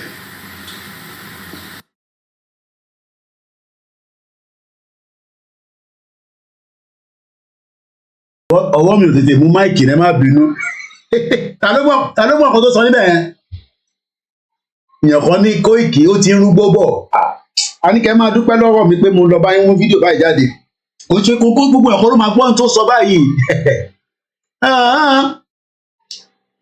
Bó bá máa dogun, ibìkan ló ti máa bẹ̀rẹ̀. Ẹ jẹ́ ká tún gbọ́n tó sọ padà lẹ́ẹ̀kan sí iṣẹ́. Ẹ má bínú pé ọwọ́ mi ò tètè mú máìkì mi, mouse mi ni. Mo fẹ́ ká tún gbọ́n tó sọ níbí báyìí. Mo like ibi tó sùn, mo like respond yẹn, èèyàn lè máa kódà máa tún cut ibẹ̀ yẹn nìkan so that ibẹ̀ yẹn nìkan ó ní ó ní kàkà kí ó ní God in heaven gan kò ní jẹ́ kí Tinubu náà máa sọ pé God in heaven òun máa di president òun náà ti di president INEC ti sọ pé òun ló di president tolúkàlùkù máa lọ on their own. Are we seeing the breakup of Nigeria? Kí ló ń pa Kani Adéwálé, kí ló ń pa ẹlẹ́rìn? When did this man say this? Anoni 22 hours ago abẹ́rẹ́ pé last year video ni no this èmi wo life ni no bàbá irọ́ mo pa mo wo life ẹ̀gbọ́n mi kan ní Manchester ló pè mí sí pé Koiki tó ti gbọ́n kọ́ tí bàbá ìsọmọ ní kí ló sọ wọ́n jù sí mi báyìí mo gbọ́ délẹ̀ mo replay mo play títí ìyá mi Janet ni thanks for INEC for making our freedom easier.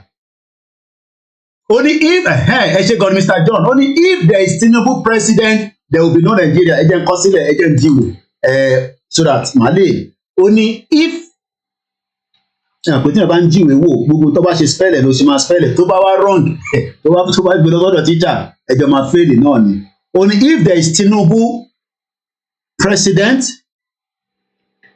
tí bá ti ẹ má bínú tí bá ti ṣe lè tán if there is Tinubu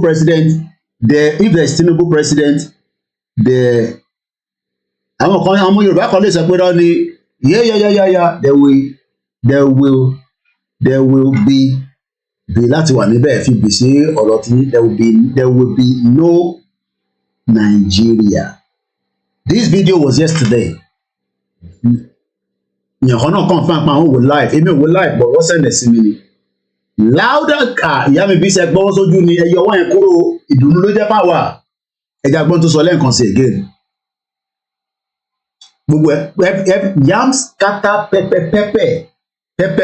ni èmi gan ní pẹpẹ níwájú mi níbí báyìí ẹja gbọ́ sí lẹ́ẹ̀kan sí. Goes ahead to the tribunal.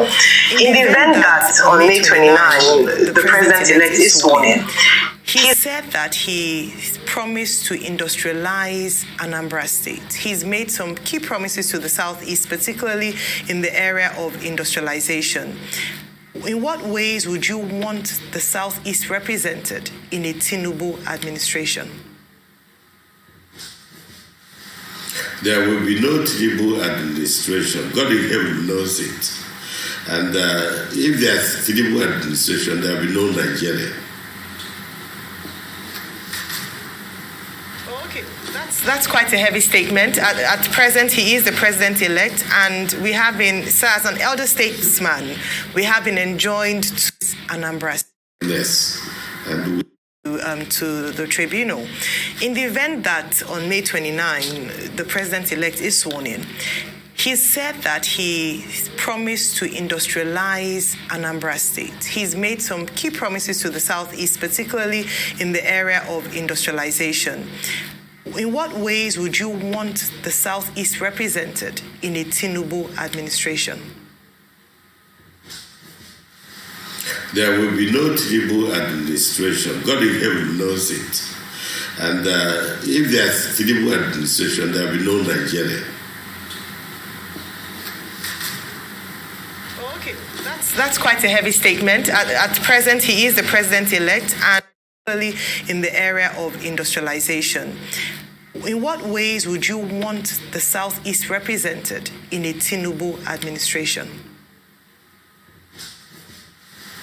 There will be no Tinubu administration. God in heaven knows it. And if there's Tinubu administration, there will be no Nigeria.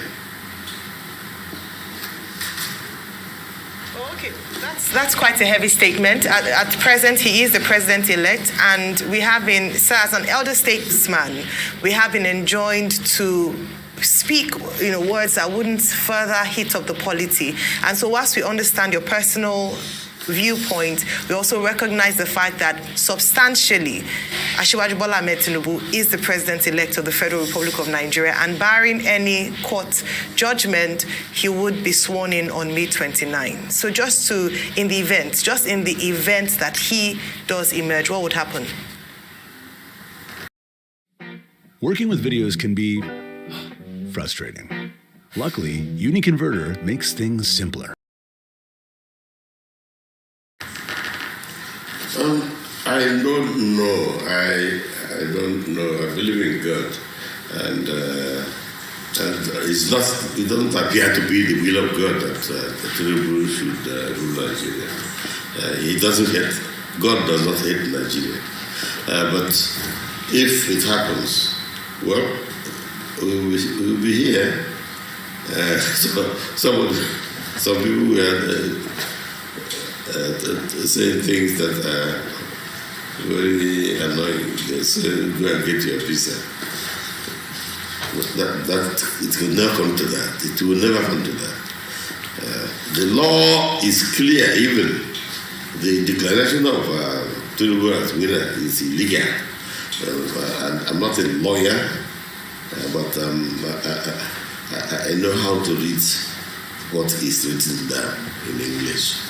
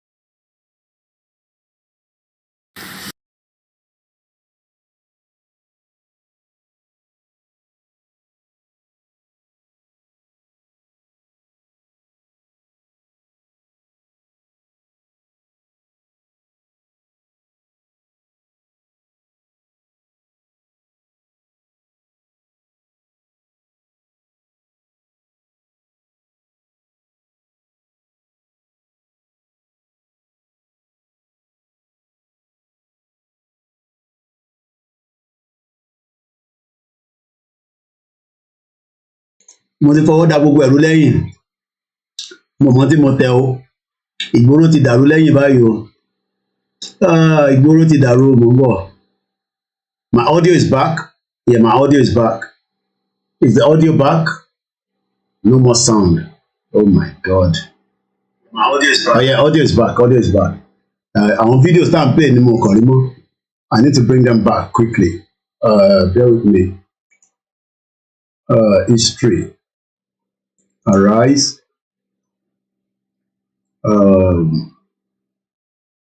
Ìtàn gbọ́ lọ lélẹ̀. I actually mistakenly closed the whole video. Mo ṣe ṣe mistake yẹn. A ti lọ fọwọ́ mo ń bọ̀ ẹ fún mi few minutes. Ẹ jẹ́ ká gbọ́ ilé mo ń bọ̀.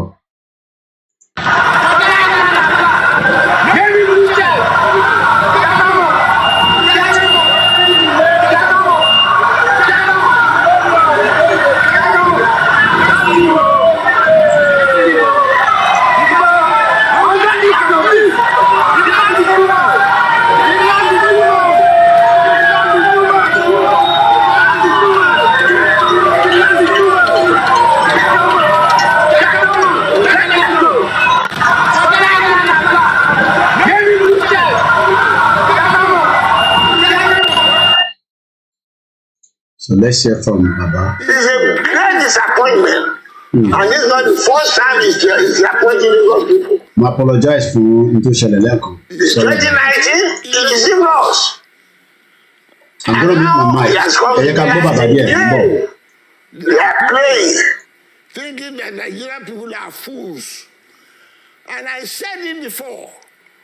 On this election, nobody can babangida us and get away with it. And I'm repeating it. This is daylight robbery. You gave us, the whole country supported you to amend the electoral law to show that the thing will be transmitted by electronic means.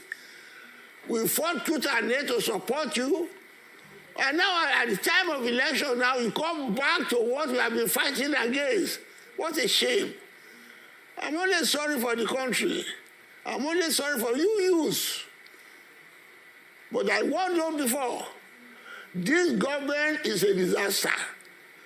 And that's why you are feeling everything now. They have no principle, no idea. They obey the law court when it suits them. They disobey when it loads them. They are now shouting about obeying the court law because of its currency. When the man said they should release IGBOHO, the court said, did they do it?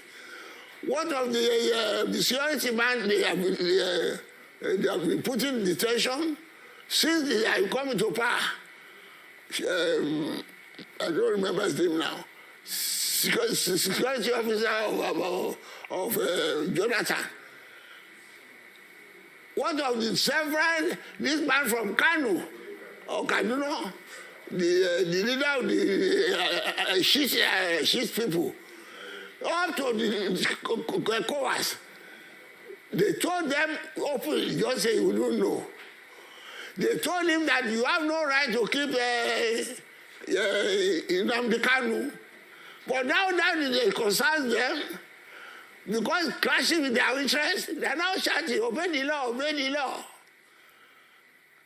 It is not the result of a bad government, a disaster that God will help us to get rid of.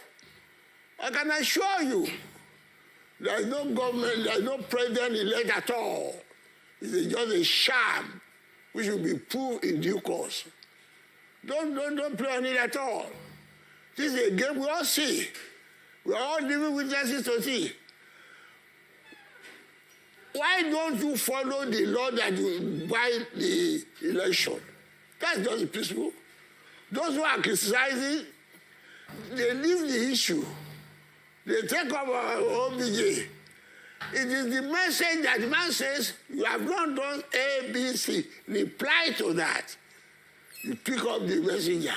On this occasion now, it is not a question of whether you win or lose, but is it the method the law provides for the release of the election? Have we followed it?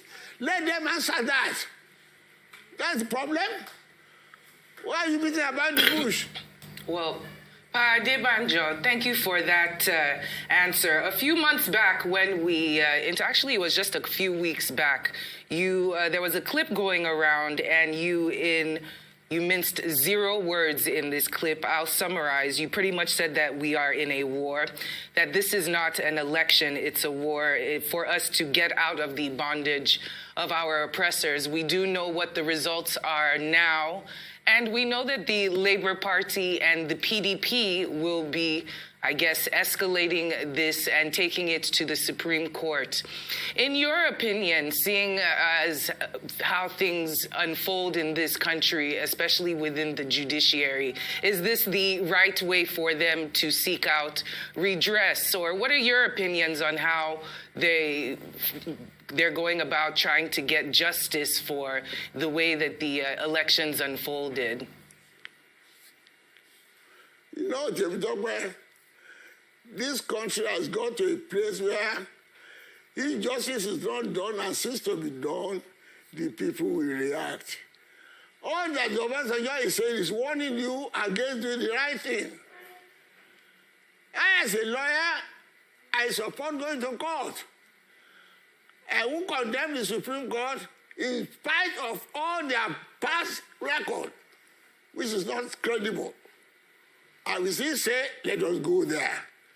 But I can assure you, if many of you are alive by the time they talk of Wild West, what called the Wild West those days, the Western region, is the people revolt against the result of clear election in Western. Okay, so I'm now back. I didn't know what happened earlier there, but everything just went blank, and I just saw myself in the screen like, you know. I'm gonna open the phone line. Are we seeing the end of Nigeria with the Inec situation? Mokiyawa, Mommy Elaine Adebayo, Mokiyawa Oluwatoyin, Omolara Fatima, Ambassador. I'm not going to finish your name on Instagram. How you doing, my brother? I want to UK Temilian. Most of them endorse Tinubu. I know that because I follow his page. I'm not going to give you all his full details, but we were all together in the country here.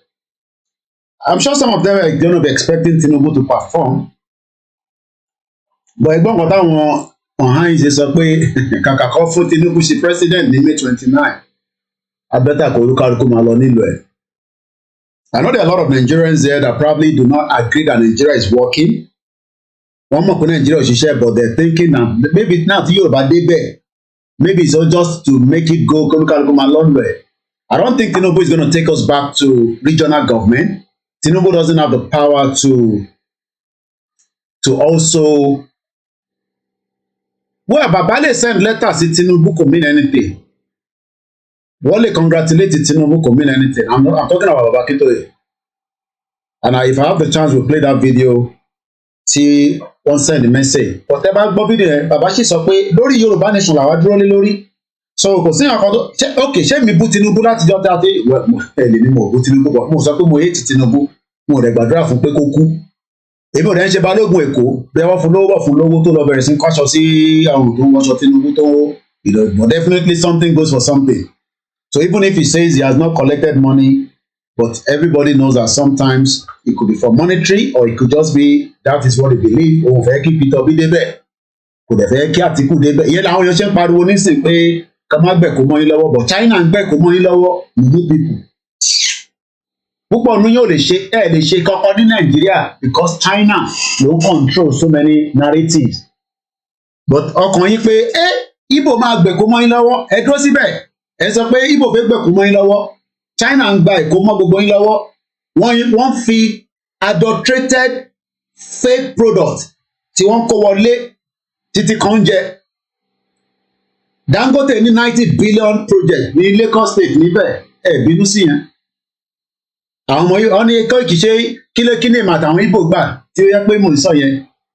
Because èmi wọ more longer project than the Igbo. Àwọn Lebanese wọ́n molest àwọn ọmọ wa nílé. Ẹ lọ sí gbogbo factory tó ti ṣe biscuit tẹ́lẹ̀ wo táwọn ọmọ Lebanese ń ṣe. Ṣèbọn òun ní Tunisia àbẹ́ẹ̀ tí rí story yẹn. Tunisia government mo tẹ̀ túbọ̀ yẹn rí. Wọ́n lé àwa dúdú mú president wọn ẹ wò bàbá burúkú. Ṣé dáwọn òlú kan wà? I don't know mo kọ ọkọ ẹ pé kí náà fi ṣe sí Tunisia. Kí ló wà ní Tunisia? Nigerians orders attack in Tunisia as the president ìlú yẹn ó pe àwa dúdú ní criminals. Tunisia president claimed their presence was a source of violence, crime and unacceptable act. Àmọ́ lóòótọ́ pé àwọn Nàìjíríà bẹ́ẹ̀ wà criminal ni wọ́n. Nigeria is going to break up. So ẹni tó bá wà ní UK tó ní Nigeria ní break up. Ẹ tọ́ra yín ó máa break kò sọ́gbọ́n ẹ̀. Aláìtọ́lá sí mọ̀ mi láìláṣẹ́ lápò ẹ̀. Ẹ̀gbọ́n sókè ẹ̀gbọ́n mi. French don't tire to see, make I tell you one thing. Continue what you are doing. I'm telling you, see, no look people when they try to pull you down, no. Tinubu wọlé, irọ́ ni o, your provision is still going. So you go get to ṣẹlẹ̀ yìí, na set up. Àánú Tinubu ṣe mí, na set up. You know what I'm happy? You know me too. Torí wípé at the end of the day, Yorùbá nation yẹn, àwa ló máa rẹ̀. Ọwọ́ ara wọn náà fi máa ṣe ra wọn. Number 2, ẹjọ́ mo kàn fẹ́ sọ̀rọ̀ ni lórí àwọn tó ń àtàkì bàbá tó ń ṣe gbogbo ẹ̀.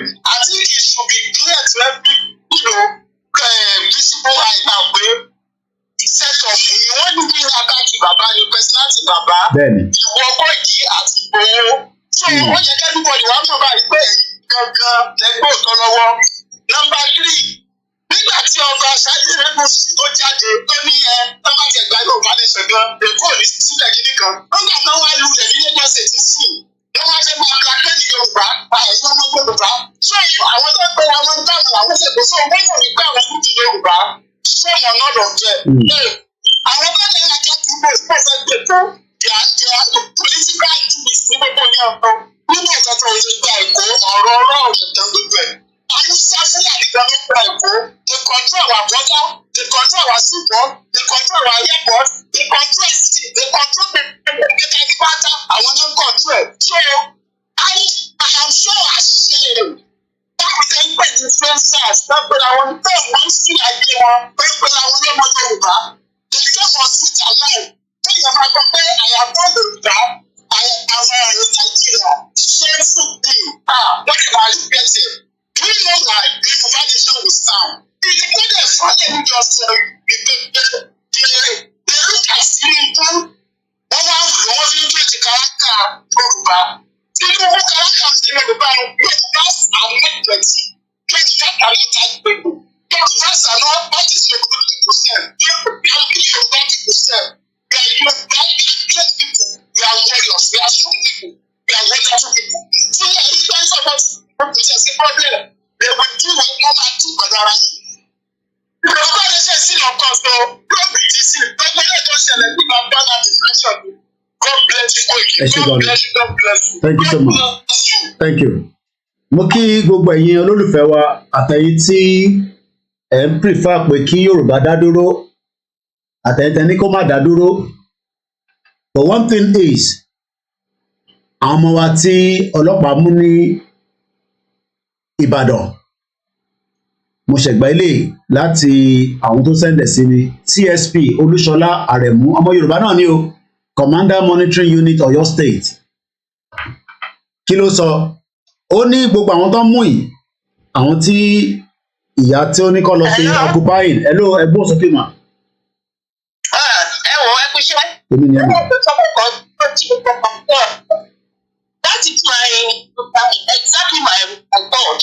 Gbogbo wọn gbàgbọ́ pé Igbo gba ní àwọn. A ní kí pẹ̀lú Yorùbá wà ìpínlẹ̀ Bàbá. A ní kí pẹ̀lú Yorùbá láti ọdún pẹ̀lú báwọn ṣe lè káwọn ṣe gbọ̀wọ́. Ṣé Igbo ló mú wọn lọ́wọ́ dúró tó fi pariwo pé Igbo gba ìlú àwọn? Just like what he said. Gbogbo every top parastatus, government parastatus lẹ́kọ̀ọ́. Ta ló ní ìdẹ̀ ta ló wà ńbẹ̀? Àwọn Fúlàní kan ló wà ńbẹ̀. Báwo tó ṣe ń pariwo Igbo? Ṣé mi ò fẹ́ sọ nǹkan tí ò dáa? Kí Yorùbá fún gbogbo bá mọ̀ bọ́ bá ṣe wọ́n ṣe bá pariwo pé ó ń gbà ìlú àwọn. Ó sọ̀pọ̀ Yorùbá gbogbo ẹgbẹ́ tuntun channel lórí pé Tinubu ní gbogbo channel lórí pé Yorùbá nation wa la fún. Kọ́ńkálùkù lọ nílùú ẹ̀ wọ́n ò ṣe yẹn. Wọ́n pariwo wọ́n fẹ́ máa ṣe ọ̀rá ìta wọ́n fẹ́ máa ṣe àgbèrò kiri. Nǹkan tó fi agbára wọn sínú yẹn. Then you look at our UK, United States, all 1 years, congratulate the Tinubu. Tinubu presidential election, Democratic themselves, the people for the trust. Ṣé bó ṣe ń ṣe democracy of the bó ṣe ṣe yẹn? I've been there for just hypocrites. Àpòkúlọ̀ kan ti pẹ̀lú wọn. Ìpàdé ẹ̀gbọ́n, ìpínpẹ́, ìṣẹ̀lẹ̀ gbogbo bí gbogbo ẹ̀ ti ṣe ń rí yìí. Gbogbo wa join together ká wọ̀ pé ká fight lọ́n gbé solution sí tí gbogbo wa kí gbogbo wa jẹ́ Yorùbá nation ká gbogbo bá ṣe ṣe ní kékeré. Anyway, ẹ ṣeun gan. Ọlọ́run á bá wa pẹ̀lú. Thank you so much. Ẹ ṣe gan ni.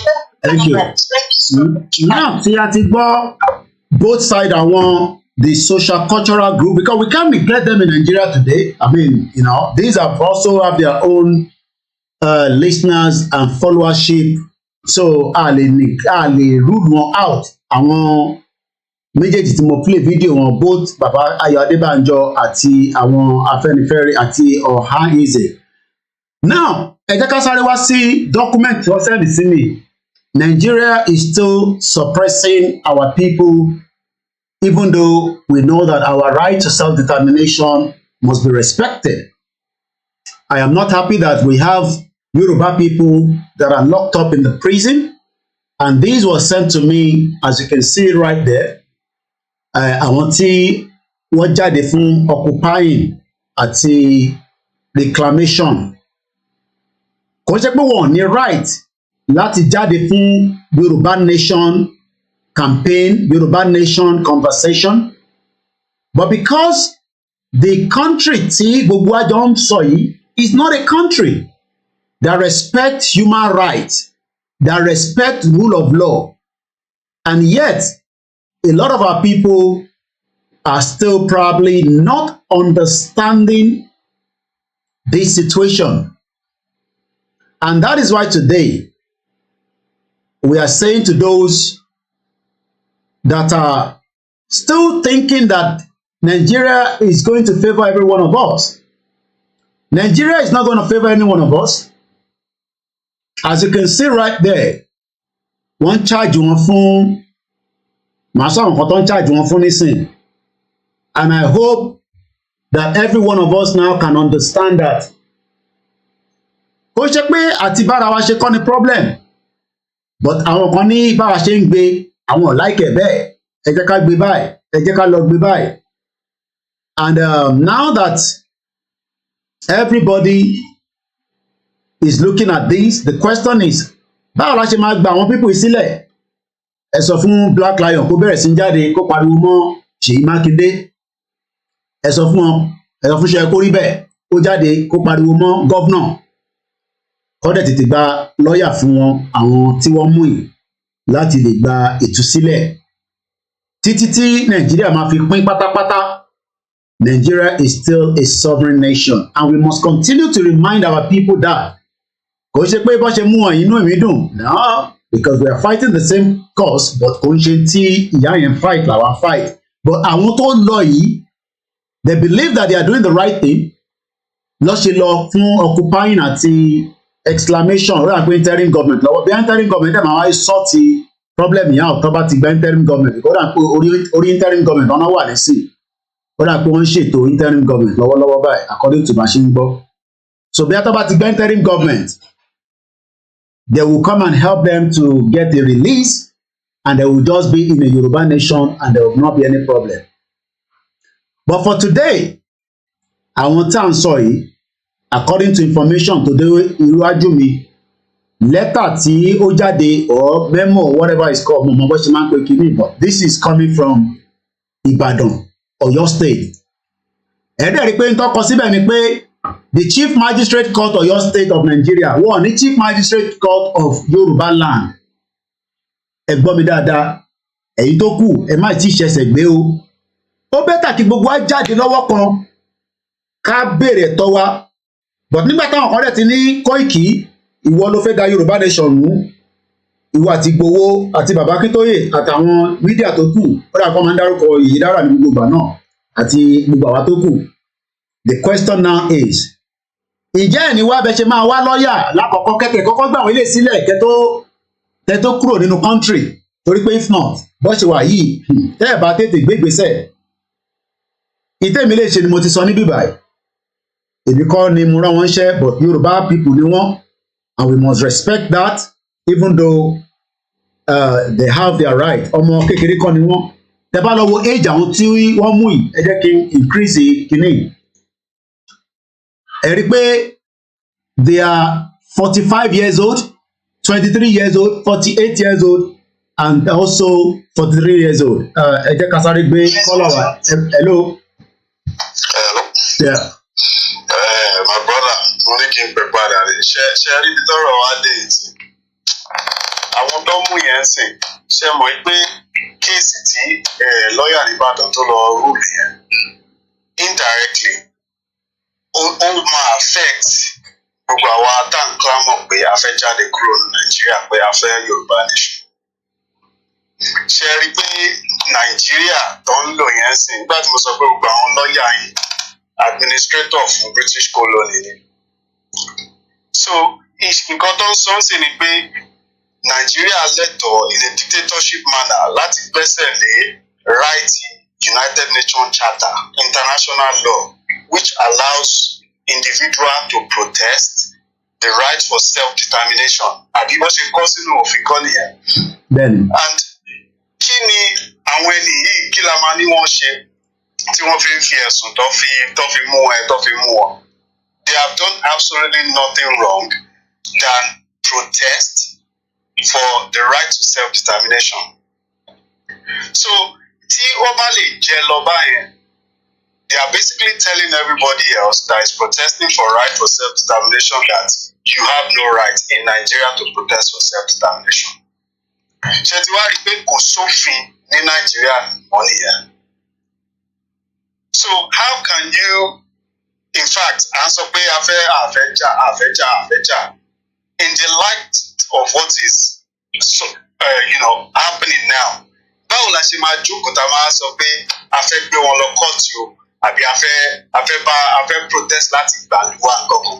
How do you see that even working? We are not clamoring for any war. We are not clamoring for fight. We want to live peacefully and separately. And the best place to do that is in the court of law. And the same court of law in Nigeria is currently suppressing the individual rights of indigenous people.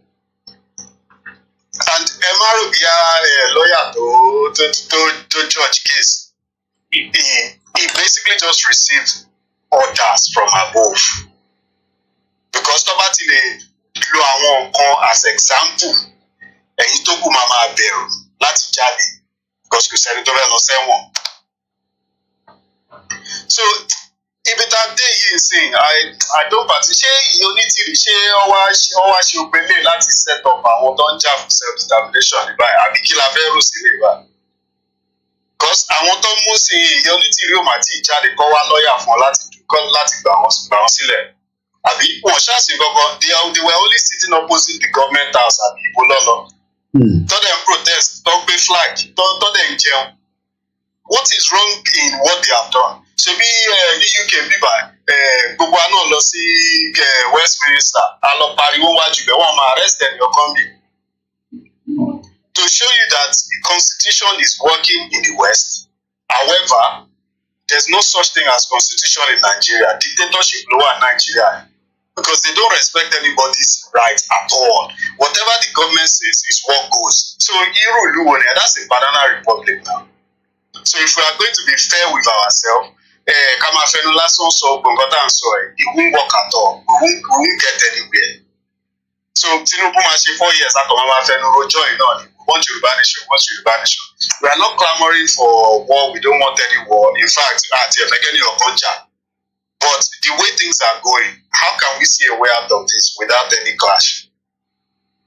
Man, I'll leave someone else to talk. Thank you. Once again, a very good afternoon and welcome to the live transmission. As we say, sorry, Kakini, I got my calls so that Kali go to the because my wallet. Àwọn wo ni wọ́n mú yìí kí ni ẹ̀sùn tó fi kàn wọ́n lákọ̀ọ́kọ́ wọ́n ní right under indigenous people and the United Nations human rights system. But like the last caller said, ǹjẹ́ kíní ó wà workable? Mo kí àtó bí mi lọ́mọ lẹ́ǹkan sí.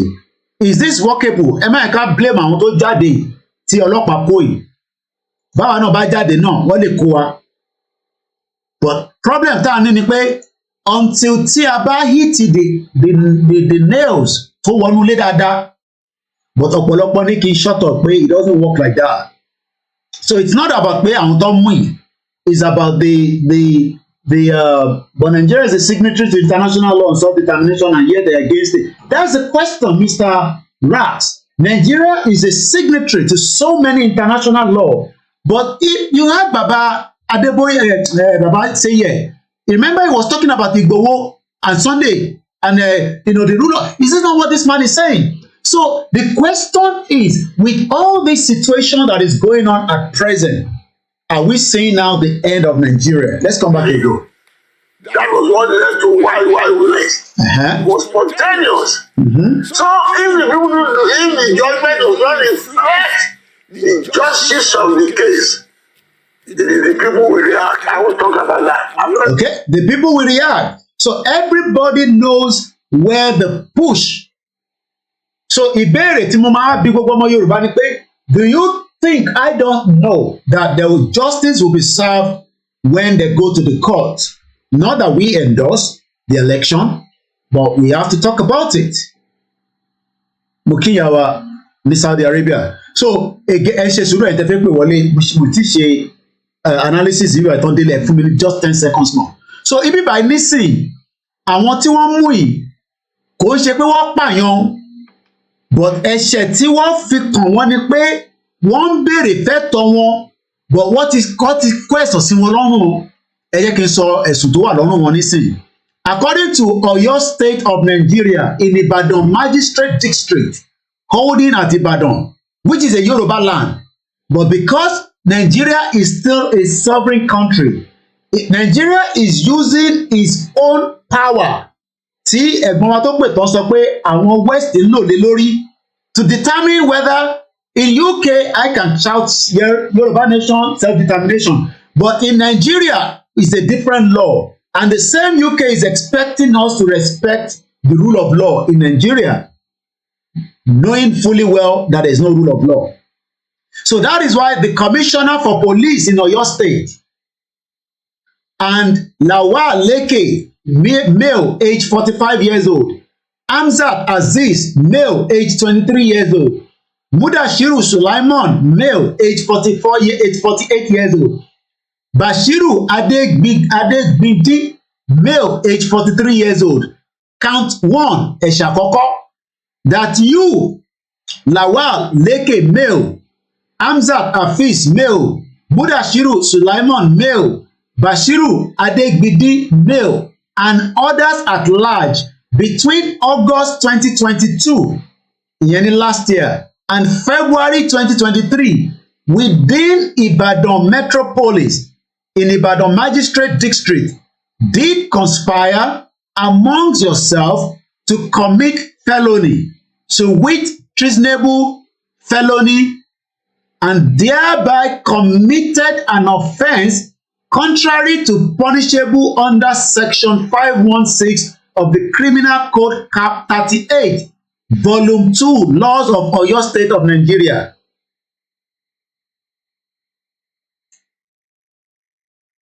Let's go to the next count. Count 2. That you again, Lawal Leke, male, Hamzat Aziz, male, Mudashiru Sulaiman, male, Bashiru Adegbindi, male, and others at large, sometimes between August 2022 and February 2023, within the same Ibadan axis in the above magistrate district, while armed yourself with firearms, did unlawfully stage rallies as member of Yoruba agitators group and conducted yourself in a manner likely to force or compel the President of the Federal Republic of Nigeria to change his measures by chanting war songs seeking independence for Yoruba nation with intent to take over the government of the Federal Republic of Nigeria and thereby commit an offence. Number one, all this is lie, okay?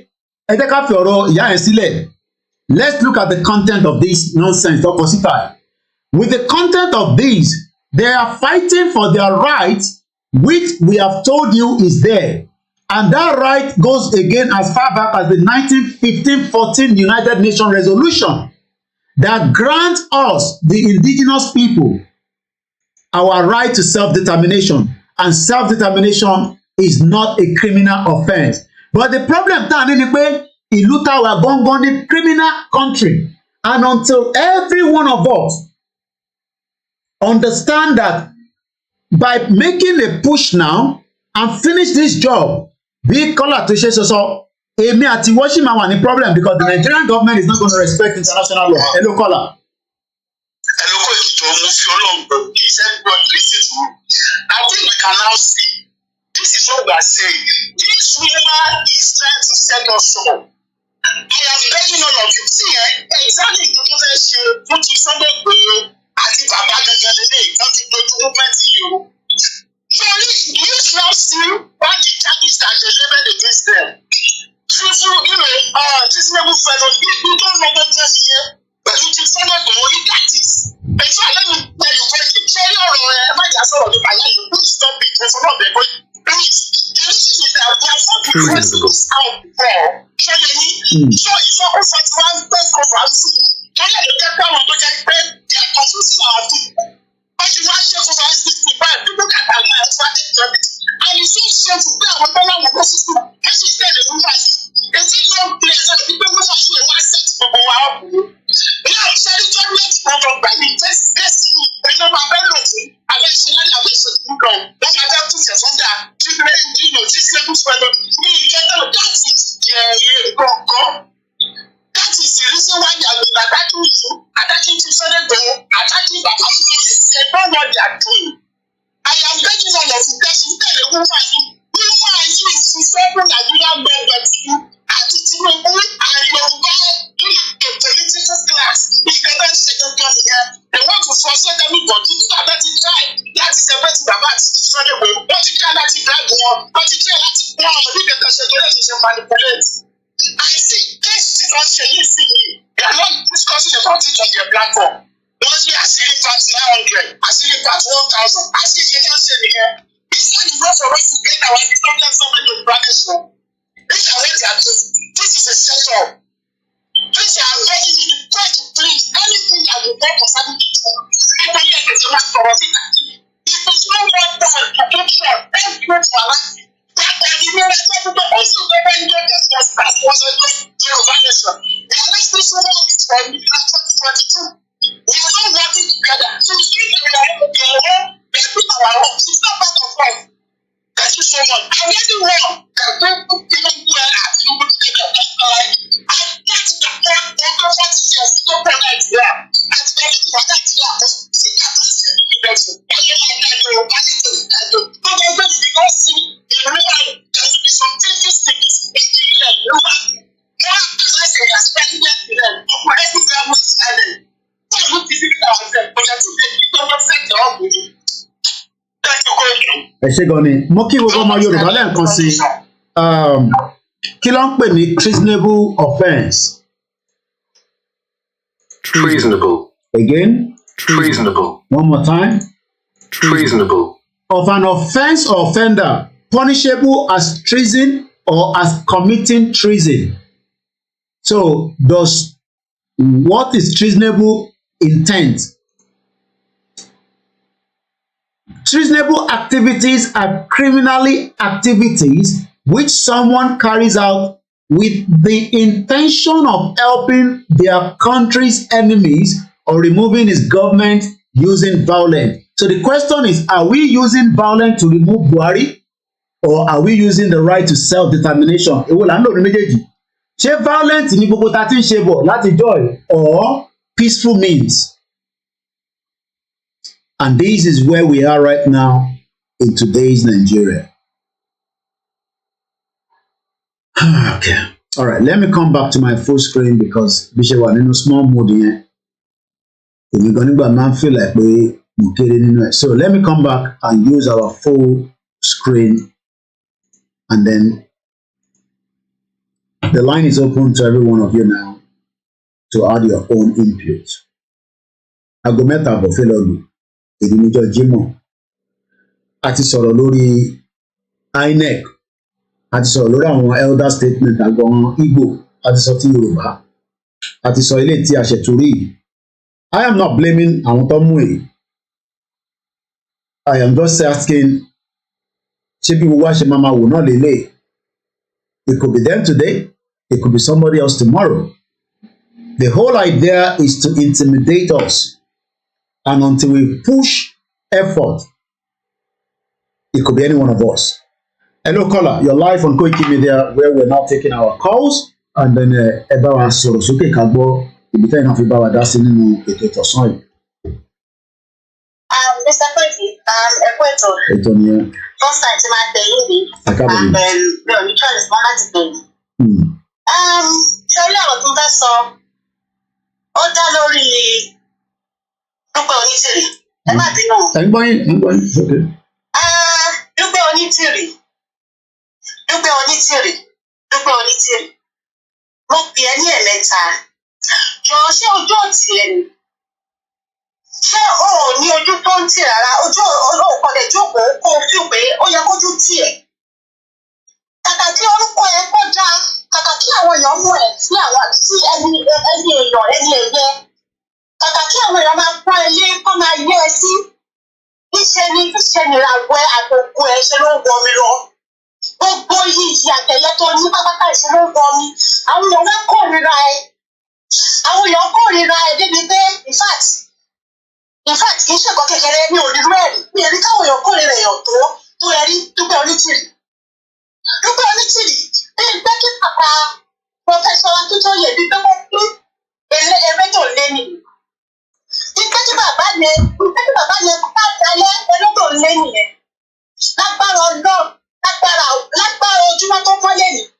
Gbogbo èrò tó bá rọ̀ sí ọ̀dà Akíntóyè àti Sunday Igboho ó máa padà lé lórí àtàwọn ọmọ ẹ̀ lágbára Ọlọ́run.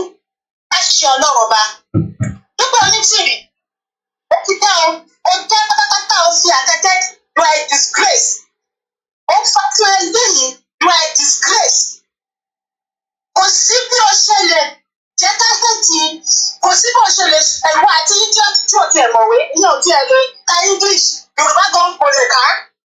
She is just useless. Akọ̀kùn lẹ́kọ̀ọ́ máa ń san mọ́jú. Ẹnìwé owó tó tiẹ̀ rí ní ìtẹ̀lé táàmì yẹn. Wọ́n dúpẹ́ onítìrì tó tiẹ̀ kàwé díẹ̀. Ó ti wé mi bí mi ò tiẹ̀ bí ibẹ̀. Ó tiẹ̀ fún mi náà nígbà táwọn fámìlì mi. Ó jẹ́ náà o, ibi tí orúkọ mi wọ̀ lórí ọ̀rọ̀ petition, ó sì máa wá jáde o. Ó jẹ́ náà o. Ọkọ̀ tó pété kò fọ̀, òun ni pé bíbẹ̀ onítìrì. Torí mo mọ̀ pé ó lè ti gbogbo sùúrù. Òun gbọ́ nǹkan tí mo sọ yìí. Bíbẹ̀ onítìrì nǹkan tí mo fẹ́ kẹ́kọ̀ọ́ mọ̀, òun ni pé kò sí bí o ṣe lè sọ̀rọ̀ bàbá Akíntóyè láìda.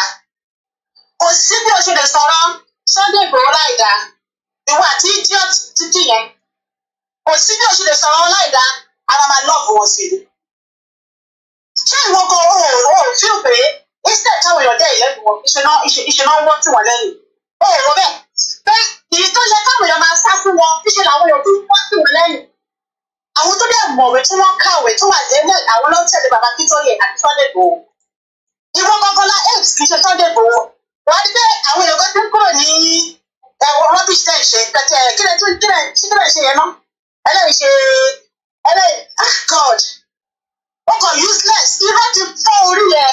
Irọ́ nígbà ní ti ò ń pa irọ́. Ní orí ẹni tó parọ́ tó ẹni 419 òun ni ẹ́. Gbogbo èrò tó bá rò fún Professor Sunday fún bàbá Akíntóyè àti Sunday Igboho àti Mr. Koiki tó ń sọ̀rọ̀ yìí àti Ìyèdára. Ó máa padà lé ẹ lórí pẹ̀lú àwọn ọmọ ẹ̀yìn. Oṣù máa bẹ́ẹ̀ nìṣó. Èmi ni mo sọ bẹ́ẹ̀ fún ẹ. Ṣọlá àwọn ọmọ wà tó jẹ́ pé wọn ò sọ̀rọ̀. Wọ́n quiet. Wọ́n kó sí ẹ̀ báyìí. Ìwà tí idiot tó sọ̀rọ̀ illiterate yẹn tí ò mọ̀wé tí ò mọ̀ kankan tí ò mọ̀ spelling yẹn. Ẹ máa regret ẹ̀. Ẹ máa ever regret ẹ̀. Tó bá yá fúnra rẹ̀ àwọn ọlọ́pàá káàkiri gbogbo àgbáyé wọ́n máa wọ́ ẹ jáde ibi tó forúkọ wá sínú petition. Wàá wọ́ ẹ jáde wá bẹ̀rẹ̀ lọ́wọ́ ẹ̀. Gọ́dọ̀ bẹ́ẹ̀ sọ ni. Ẹ ṣé gan ìyàwó. Thank you so much. Ẹ ṣé gan. Once again, the situation we have always remained peaceful, even with my rhetorics. Ọ̀pọ̀lọpọ̀ expect pé pẹ̀lú Koiki bó ṣe ń pariwo yìí bóyá ìjọ election a kàn máa kó ìbọn jáde abẹ́ sí ń dà ń pápápápápápá. But a dúpẹ́ pé àwọn MC Olúọmọ pẹ̀lú àwọn thugs APC àwọn lọ ṣèkà fáwọn ọmọ Labour Party precisely. Wọ́n dẹ̀ máa dín pẹ̀lú yín election Lagos State. Oh my God, I see more fight ahead the next week Saturday. Ọlọ́run aṣọ gbogbo àdìgbà yẹn. Àwọn ọ̀dẹ̀ get involved. Kò sí táwọn endorse láàrin gbogbo yín àti Labour Party àti PDP àti APC, they are all criminals as far as we are concerned. But Peter Obi is a criminal himself. But one thing is, our people need to understand that tó bá jẹ́ pé violent la fẹ́ lò fi ṣe ìrìn àjò yìí intan sọ ìkọlà wọn máa sọ àdẹ̀lò violent bọ̀ ẹwọ ẹ̀sùn tó gbélé àwọn èèyàn lórí wọ́n fẹ́ gbàjọba lọ́wọ́ Buhari by violent ẹgbọ́n sókè ìyá wa. Hello, Mr. Koiki Akíntóyè. Èmi ni ẹ mọ̀. Bẹ́ẹ̀ ni bàbá ti fẹ́ ká sọ fún gbogbo ọmọ àgbáyé ti pé ìjẹ́ kí ó fẹ́ pọ̀ lọ́wọ́. Yóò jẹ́ kí bàbá òun náà ọmọ àti Sunday Igboho fẹ́ kó sínú pọ́ọ̀pù màmá yẹn. Kódà ó tó ká dúpẹ́ ká bí oyè ìfọ́lẹ́yìn. Torí gbogbo nǹkan tí wọ́n rún sílẹ̀ fẹ́ gbogbo òkèlè ló kàn sọ ìka máa san. Ìgbésẹ̀ àwọn tó bá jẹ́ pé wọ́n wá sí ìmúṣẹ ni. Torí pé mi ìrè rúfin àdúgbò yẹn rí kéèyàn ní pé òun ti reclaim ìjọba tó wà bẹ́ẹ̀, òun ti declare, òun ti occupy, òun ti ṣe gbogbo ẹ̀ tí wọ́n dẹ̀ wá kó àwọn èèyàn yẹn ẹwà wọn tí wọ́n kó yẹn nísìn ẹ wo bí ipò táwọn ènìyàn máa wà látìgbà wọn ti mú wọn. Lórí platform wọn wá fi ọjọ́ kan sọ̀rọ̀ àwọn pípù yẹn. Àṣírí nípa ti 1 to 100 ni wọ́n gbé síta ẹ̀dẹ̀ lẹ́ẹ̀ ṣe Yorùbá nation. Nísìn pé àwọn tí wọ́n pè é nísìn ẹ fún sáwọn ẹ̀gán lè rí owó tí wọ́n gbé ìyára wọn. Nípa wọn ti fẹ́ rí sunkún síta kẹ́ẹ̀dùnwọ́ gbogbo agbẹ́ ẹgbẹ́ dání tí òun iṣẹ́ tí wọ́n kú iṣẹ́ tí wọ́n fẹ́ kú ṣẹlẹ̀ ló ṣẹlẹ̀ yẹn. Màmá yẹn mọ̀ nǹkan tí wọ́n ṣe. Ẹ rí pé egun wọn tún lé sí ni wọn ò jẹ́ wọn ti fẹ́ rí ìtẹ̀rímù pọ́lẹ́sì tó fẹ́ wọlé láti púṣà àwọn èèyàn.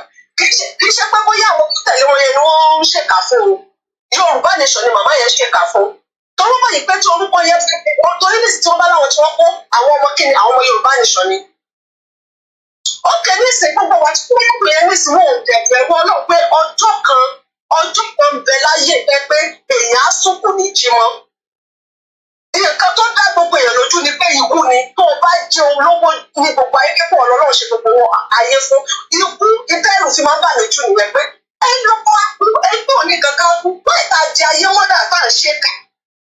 Torí káwọn màmá yẹn ṣe ní ìpèdè wọ́n ti sọ pé tẹ́gbẹ́ ní ọ̀gá ìgbẹ́rù tí bàbá fẹ́ láàárọ̀ 2022 yẹn tẹ́gbẹ́ ó jáde ní ìbò yóò lè wá sáyé.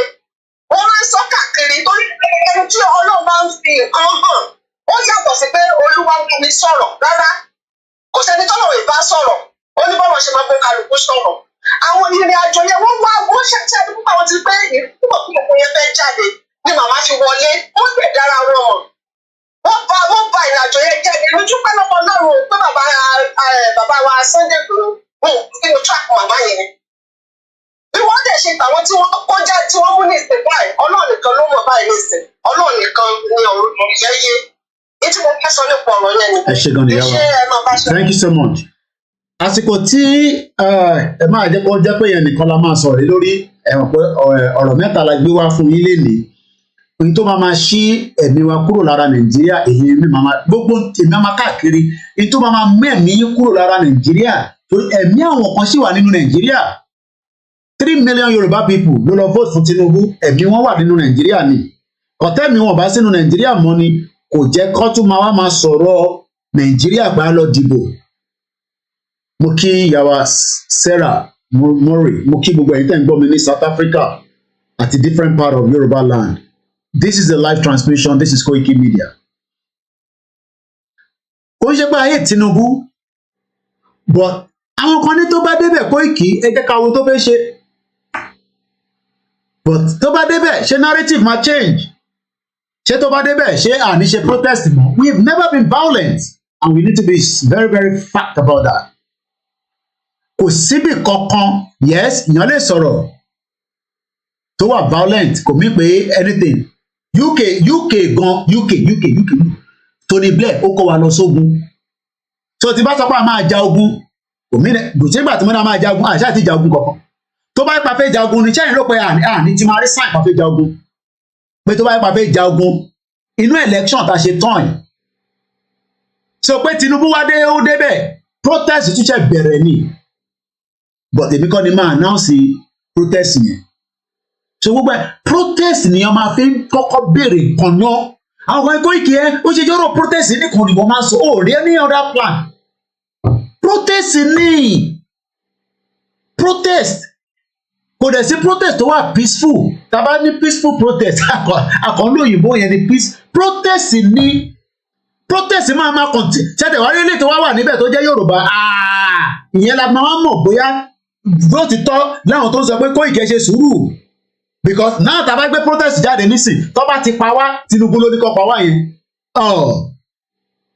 oh my God in tó ń bọ̀ iṣẹ́ máa wà interesting so èyí tẹ̀ ń sọ pé Koiki ojú tì mí ládùúgbò wọ́n ti mọ̀ wá sí Yorùbá nation ojú òṣè máa tì mí kò mí pé torí mo wà outside the country aláwọn Nigerians tó ń máa fà wọ́n náà rẹ́ni pé òrárá ilé ẹ̀ protest ni so Tinubu wà níbẹ̀ yẹn òun a máa wá jáde mọ́ lójoojúmọ́ èmi dúró bàbá gan yẹ kó ti fún mi ní go ahead pé ká tún lọ announce protest ni need owó kankan for now torí pé lómi Koiki ó tún fẹ́ jáwó owó protest yẹn ló bẹ́ẹ̀ ni mo like owó protest orí pé mi nìkan ni mo ń ná wàhálà ìpè Tinubu débẹ̀ protest á máa lọ tá lójoojúmọ́ non stop nílẹ̀ Yorùbá àwa mọ̀ bóyá máa ní kí inspector general police mo ń bọ̀ Mr Smart láti Ghana àwa mọ̀ bóyá máa ní kí inspector general police tó jẹ́ ọmọ Yorùbá nísìn ṣe mọ̀ pé ọmọ Fúlàní ló wà níbẹ̀ ìtò ń bọ̀ iṣẹ́ ìfẹ́ dùn ní ká pìọ̀ ìyàn mi pé endorse Tinubu but a government you will fight the government without a violent means you go through protest but protest tó bá dójú kan tó bá yìnbọn fún yàn ìwọ náà ní mọ̀gbà tó máa lọ gba kíní ẹ̀ lọ́wọ́ ọlọ́pàá tó máa dá padà gbogbo àwa dajúrú ọ̀rọ̀ tó wà ńlẹ̀ yìí lórí ti Yorùbá nation mo sọ ẹ wo gbogbo bí tí mo ti ń bá yín bọ̀ látẹ̀kan pẹ̀lú àwọn ti Ìgbò yẹn bàbá yẹn ní there will not be Tinubu president ó ní mo bọ̀ ẹ má bínú Mr Smart ó ní if there is Tinubu president there will be no more Nigeria I love it tó ń bọ̀ ẹgbẹ́ òsókè láti Ghana. Jẹ́ni àwọn èèyàn wa tá a sọ pé Yorùbá nation la fẹ́. Bẹ́ẹ̀ni. Ó wù mí tá a bá lè farabalẹ̀. Àwa náà fúnra wa la dàgbọ̀ yìí débi tó dé yìí. Wordness tá à ń béèrè kiri. Kí nìkan tó kàn? Ẹ ṣe báwọn èèyàn ṣe ń béèrè wordness ẹ ṣé kò dáa ni ṣé kò dáa ká mọ wordness ni. Ohun tó bá ti ní ká ṣe, òun ni ká máa fọ́lù. Okay. Ṣé rí àwọn tó kàn ń pariwo lórí social media àti wọ́n dà minority. Okay. Ṣé rí àwọn ìyá wa àtàwọn ẹ̀gbọ́n wa kọ̀ọ̀kan wà tẹ́ pé wọn ò ní access sí internet. Wọ́n tọ̀ ọ̀rọ̀ tó yẹ kó dọ́dọ̀ wọn ò ní jẹ́ kó débẹ̀ lórí location 9 náà wà. Definitely, there's no doubt about that. We know that. Yeah. Ṣé wàá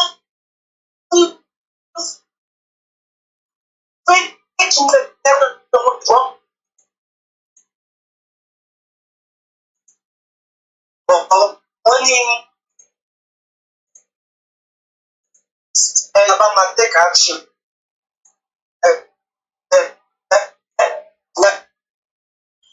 Láìní yẹn ọ̀dà rárá tí wọ́n bá dẹ̀ wà lórí. Okay. Ẹ bá tètè ṣe kíákíá because láìní yẹn ó lọ ń cut in and out. Àlè enjoy nǹkan tẹ̀ ń sọ. So I'm gonna let you go. Ẹ má bínú, is your network. It has nothing to do with you. Ẹ̀yin tẹ́ wà ní UK tí ẹ jẹ́ ọmọ Tinubu ẹ lè pe wọlé kẹ́ wá bá wa sọ̀rọ̀ àyà yín já ni. Nọ́mbà wà ń bẹ̀ ẹ́. Hello kọ́là ẹgbọ́n sókè. Èmi àti Aláàfin nìyẹn ikú bàbá yèyé ẹgbọ́n sókè ẹgbọ́n ẹ̀. Ẹni tó wà fún Yorùbá nìṣòro àwọn olóṣèlú ìdíje anyhow ó ní pẹ̀lú àmì ìlú we are still going to get because the only thing that we go to Yorùbá ló kọ̀ Tinubu náà. Oh yeah, 3 million ló vote fún Tinubu bẹ́ẹ̀ ni. À ń gbọ́dọ̀ títí ká ṣe pé Tinubu máa ṣe gọ́ọ̀mẹ̀ntì àbí ọmọ fẹ́ ẹ̀gbọ́n yìí àti ọmọ fẹ́ ẹ̀gbọ́n yìí kò jẹ́ kó máa tó òkúlẹ̀ tó fún wa kò lè tọ́ pé the new vote ló ń fi wọlé. Okay. Àwọn ọmọ tó ń bọ̀ wọlé máa ń gbé sí everything so we are still winning. Now àwọn èèyàn wẹ̀ àwọn èèyàn lórí ìgbẹ́ ìgbọ̀kan lọ fọ́ṣẹ̀ lẹ́sẹ̀ àbí àtọ́gbọ̀gbọ́ àkọ́ àwọn ti mọ̀ ní o àwọn ọba lè ti gbogbo ti Yorùbá nation àbá ti gbogbo ní àdúgbò ẹlẹ́gbẹ́ àgbẹ̀ wọ́n ti gẹ̀ẹ́sì ẹ̀lẹ́jọ́ tó ti lọ. Nigeria is not going anywhere. Might have to come to our way. Try to face final solution. Tẹ́ bá sọ pé Nigeria is not going anywhere, kí lẹ mean by that? Ó ń tẹ̀síwájú ló ń sọ fún wa. Wọ́n ní Nigeria ń tẹ̀síwájú. Nigeria is not going anywhere. Bàbá ẹ ti ń bínú o, ẹ má bínú. Sọ̀rọ̀ tí mo sọ ẹ ló jẹ́ kẹ́ bínú ni. Mo ní wọ́n ní Nigeria ń tẹ̀síwájú, àgbáyé ní Nigeria. Adéjẹ́ ọ̀nà tẹ́tẹ́. Ìyá wọ́n sẹ́yìn ìgbà ìyá ọdún mẹ́rin ìlú lọ́fẹ́. Everybody outside. Okay. Because from the time, when I was singing, was the same. I think I did not make it. I even if you are not able to do it, what is your money? The one that you go over, I don't want to pay for it, don't cafe for money. You never know when you're right there. We don't look for temporary solution. We have to look for final solution to the current on ground. Ní tí mo sọ ní 1st of March nìyẹn, mo ní ṣé Tinubu is a short term goal àbí long term goal? So we don't believe it.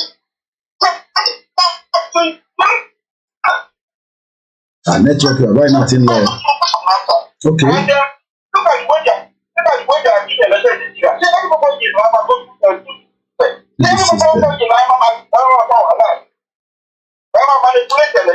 mo kí ìyàwó Mojísọ́lá sàn yẹ káàbọ̀ mọ́mì. Okay.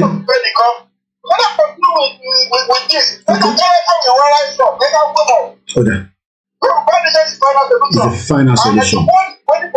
Hey, no man like yẹn, the world is waiting for us. Ká kẹsẹ̀ ńlẹ̀ ká ṣe kíákíá, àgbáyé ń dúró dè wá lẹ̀ gbóhùn sọ. Káyé tẹ slow.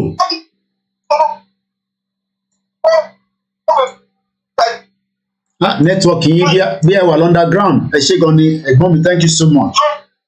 Ẹ ṣé gan ni, ó ti mẹ́hẹ̀ bí ẹ wà lórí àwọn train tó máa ń lọ tó máa ń bọ̀ nígbà tí ènìyàn wà lórí train. Ẹ jẹ́ kí n lọ sí òkè lọ́hùn +33 ẹ bá wa dá sọ̀rọ̀ tó wà nílẹ̀ yìí ẹ̀yin ọ̀jọ̀gbọ́n ẹ súnmọ́ bí ẹ wá educate mi. Bàbá ìtúndélé níjọ́ Jímọ̀ ẹgbẹ́ òsókè ẹ̀gbọ́n mi. Olúwa ràn yín lọ́wọ́. Àmì Jésù Kristi. Mo gbọ́ ọ̀rọ̀ tẹ̀sán lẹ́kọ̀ọ́ ní inspector of police pé Yorùbá ló wà jẹ́. Ẹ̀mọ́ àbí expectation ọ̀pọ̀lọpọ̀ nìyẹn pé Tinubu bá débẹ̀ gbogbo nǹkan máa change tó bá dẹ̀ ti kó inspector tó jẹ́ ọlọ́pàá Yorùbá ó ti di dandan pé ká sì protest tó bá dẹ̀ ti pa wá Yorùbá yẹn jẹ́ problem Tinubu kan problem gbogbo wọn problem bí Buhari.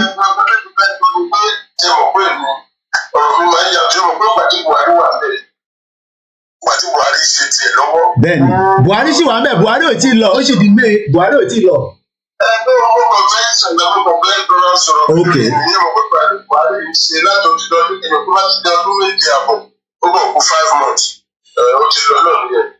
So, àbí 3 months náà ló jẹ kúrò. Òtò 5 months to 3 months bẹ́ẹ̀ni. 5 months, okay. No, 3 months, not 5, 3 months. May 29.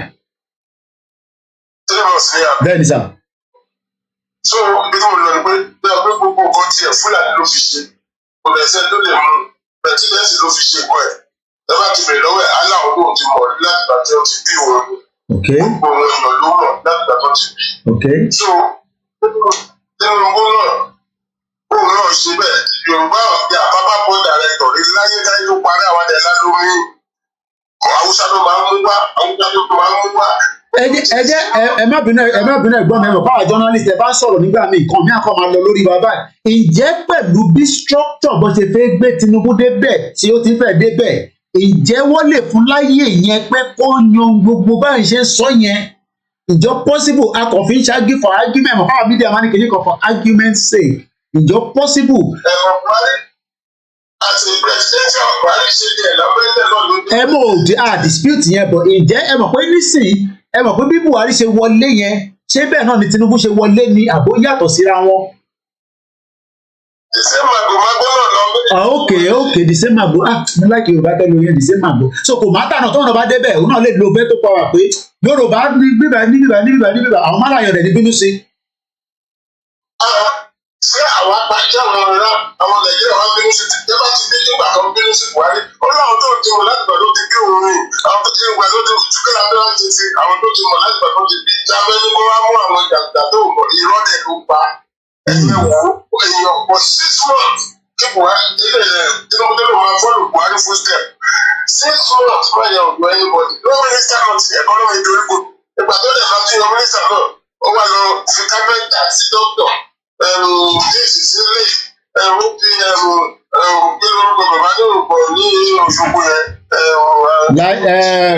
Ràúfù Arẹ́gbẹ́mugbó. Ọ̀nà sí Tálàfíà Ràúfù ní pé òun gbogbo ń pa ẹ̀ pé òun gbogbo ń pa ẹ̀ Tálà ẹ̀yẹ wo ó kàn mú kí àwọn kábẹ́ẹ̀tì àwọn lọ sí pé wọ́n dọ́tọ̀ wọn lọ sí àwọn bíríkìlà ṣé ó gbé bẹ́ẹ̀ àjọyọ̀ bóyá ìyẹn náà ni Tinubu náà máa ṣe tó máa kó bíríkìlà lọ sí dọ́tọ̀ tó máa mú ẹ̀mọ́ ó ní fúnṣẹ̀ pẹ̀lú wọn máa tẹ̀lé tó máa fi straight.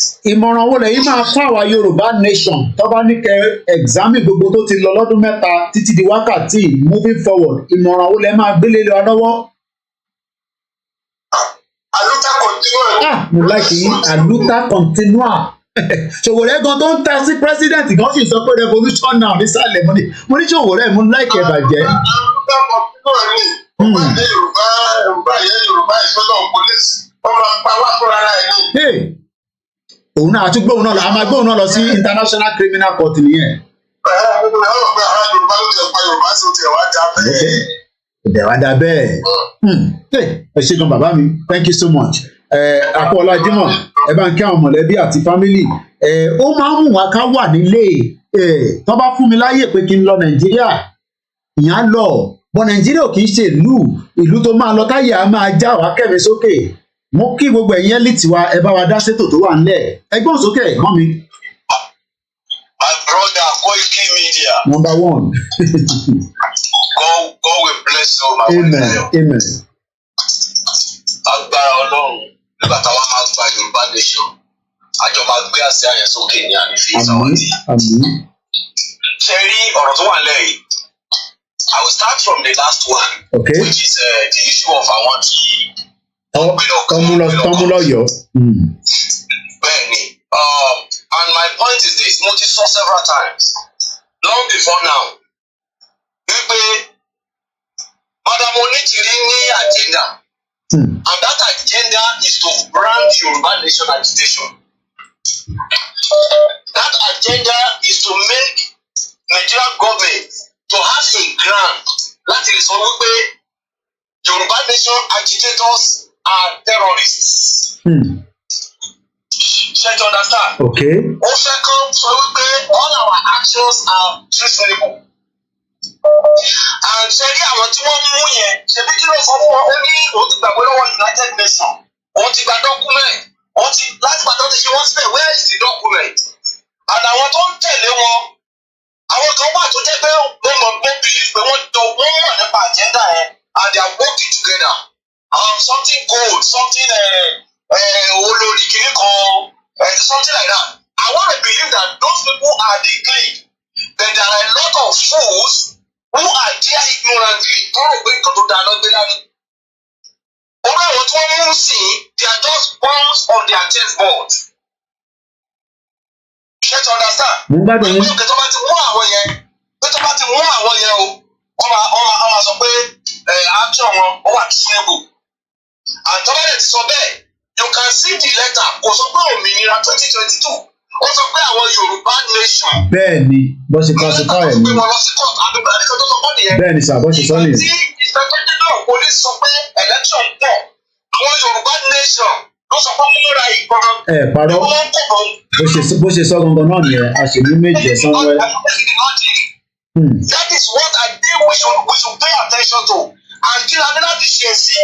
We have to lead our leaders in global nation agitation. Láti debunk all these things. Láti collect that thing immediately. Otherwise, wọ́n fẹ́ fi rán wa lára ni. Check to understand. That's number one on that.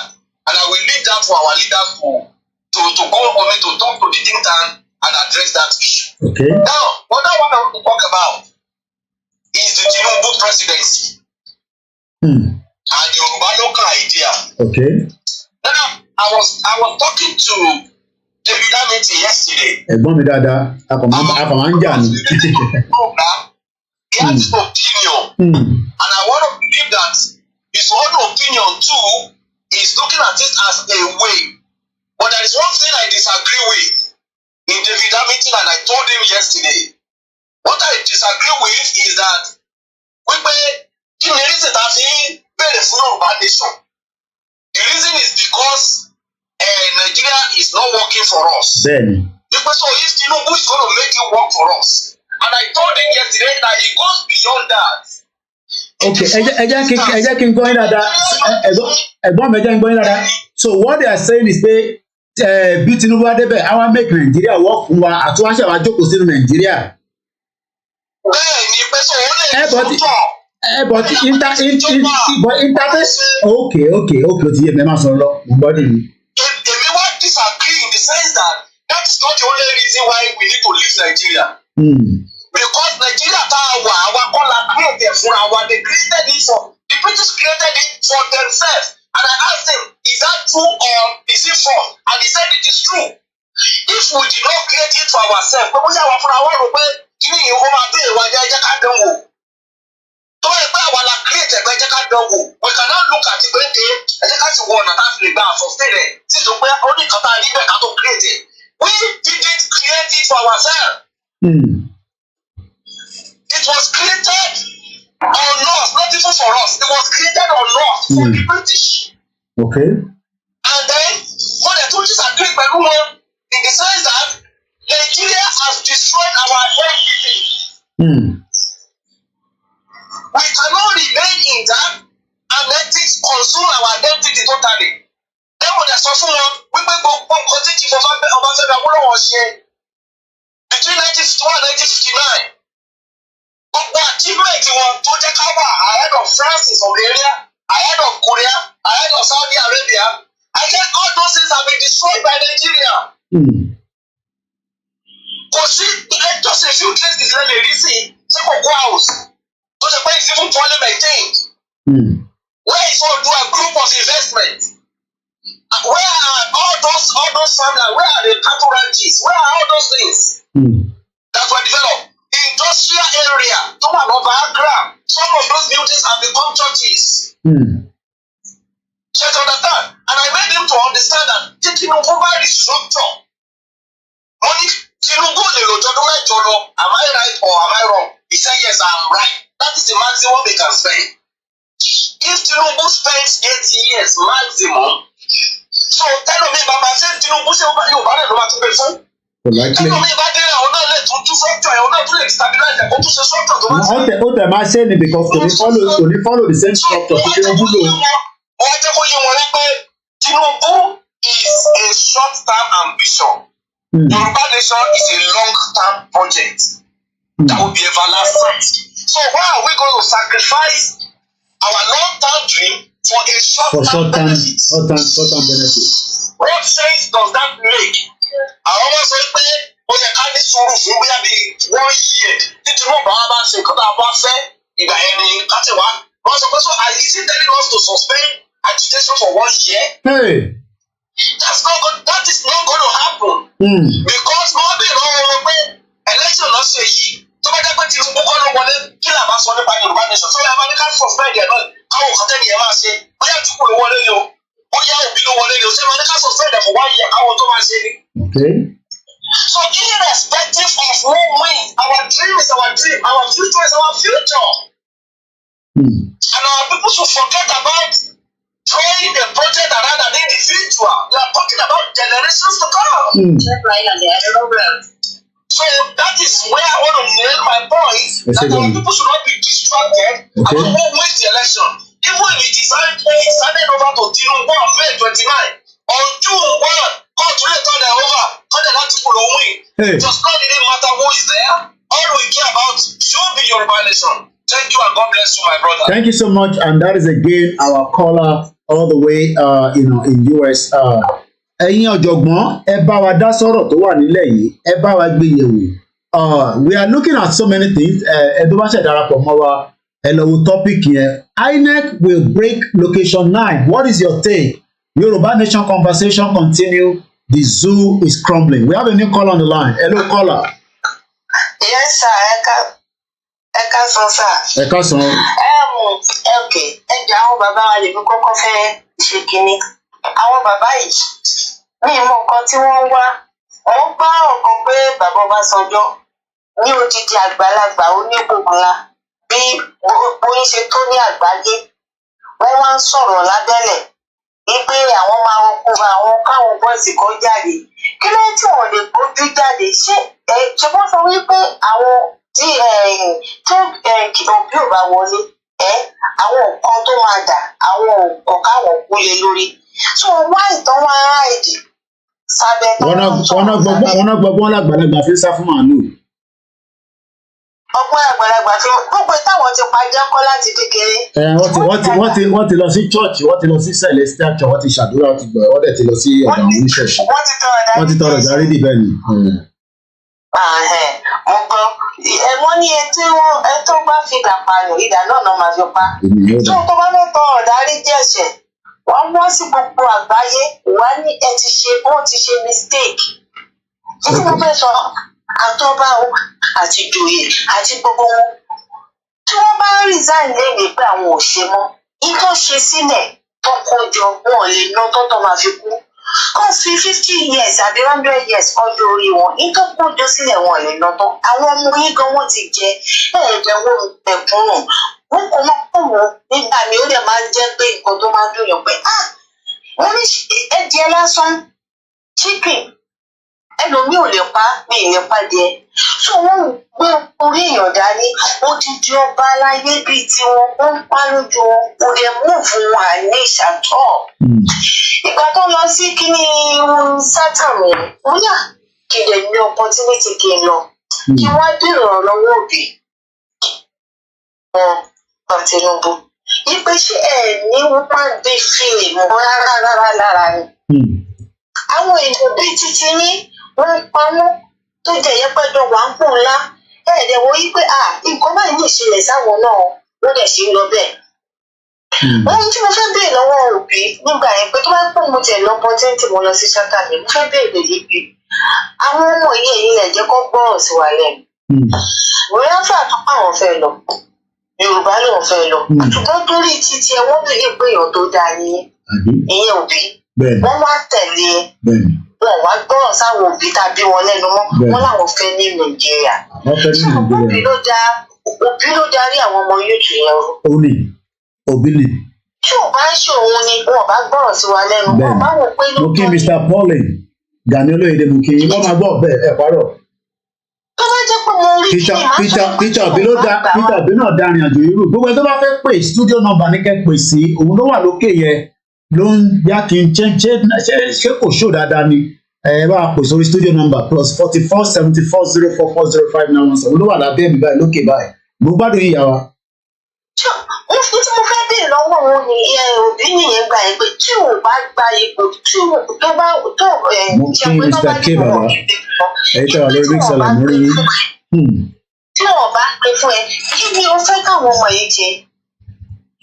Wọ́n máa sọ kò pa ní o. Àná ọmọ kan má ti commit suicide gbọ́ story yẹn ni. Yes ma. Ó commit suicide. Ó ti wà lórí social media ó yẹn lọ áńgàrí ó parí ìlànà aláì ń ṣeré. Torí òbí. Ó ní Inec ti rig election. Tó bá jẹ́ yí pé èmi jẹ́ àwọn youth àbí èèyàn wà ní ìjà òbí ló yẹ kó máa pariwo sí pé tí òun bá lọ kó lọ gba kíní yẹn wá fáwọn ò gbọ́dọ̀ wá. Ìyẹn ni Charlie Boy ṣe sọ pé dà ń kórí òbí òpè ìwọ tó gbà nǹkan lọ́wọ́ ẹ̀ tó yẹ kó ti bọ́ sójú títì but òbí náà fi lọ court ìjọ ló fi gbà yín nínú court. Kóòtù àwọn sẹ́ẹ̀lìbọ̀ náà ṣe bá wọn bó ṣe ń pa àwọn ọmọ yútù yẹn kọ́ jọ kóra wọn sí ó kàn jẹ́ pé bàbá Ọbásanjọ́ ti sọ pé wọ́n máa pa àwọn ọmọ ọlọ́mọ wọn ò lè gbọ́dọ̀ pa wọ́n. Mo kí Mr. Wasiu Akínyẹlé Lukman mo kí ìyàwó àmánàmánà kódà ẹ ṣe gan ni ìyá mi. Ọlọ́run kó jọ kó ṣàlẹ̀ ẹ wo Yorùbá nation ni o. No going back ni ó di ṣíṣe o wọ́n á tún kó sí àwọn ìyá yẹn tó bá fẹ́ ká tún bẹ̀rẹ̀ ìrìn àjò padà sí àwọn tẹ àwọn bọ́ọ̀sì kéékèèké yẹn tán bá máa wọ́n síta pé kéèyàn máa tó bẹ̀rẹ̀ àjò tó máa fún olówó mọ́tò lórí àbí ìsìn tó ń gbóná kíkan ló máa bá àwọn ìyá yẹn pé ṣé bóyá àwọn ìyá yẹn àwọn ò fẹ́ ṣe àwọn ò fẹ́ dé wọn mọ́ ni ló ń kọ́ àwọn ọmọ tí wọ́n sábẹ́ èèyàn kan. Ẹ ṣé gan ni thank you so much. Mo kí gbogbo ọmọ Yorùbá nílé lóko mo kí Adédòkun Táíwò mo kí ìyàwó Bọ́lá ti tó ẹni why mo understand the question here. Mo kí ìyàwó Fatusi Elizabeth we have about kí ni wọ́n kàn grow lórí mixel àárín o mo kí gbogbo ẹ̀jẹ̀ wọn bẹ́ẹ̀ lẹ́yìn náà bá fẹ́ pè studio number nìyẹn about 106 people are listening to me right now on the MixLR. Just reason very unfortunate for the young man to have committed suicide because of the outcome of an election in a country where there has never been a free and fair election. Mo kí gbogbo àwọn doctors or ẹ̀yin nurses ẹ̀yin business tycoon we have a lot of Yoruba people business tycoon tó ń gbé oríṣiríṣi business lọ different places tó ń sell technology Ọ̀túnba Adékúnlé mo kí yín bẹ́ẹ̀ káàbọ̀ sórí ètò mi láìké ẹ̀yin àti African Confidential owó ilẹ̀ máa ń ṣe báyìí. No retreat no surrender maize gold thank you so much ìyàwó Ọládẹ̀jọ Mary. We are looking at everything. Is Inec going to help in the breakup of Nigeria?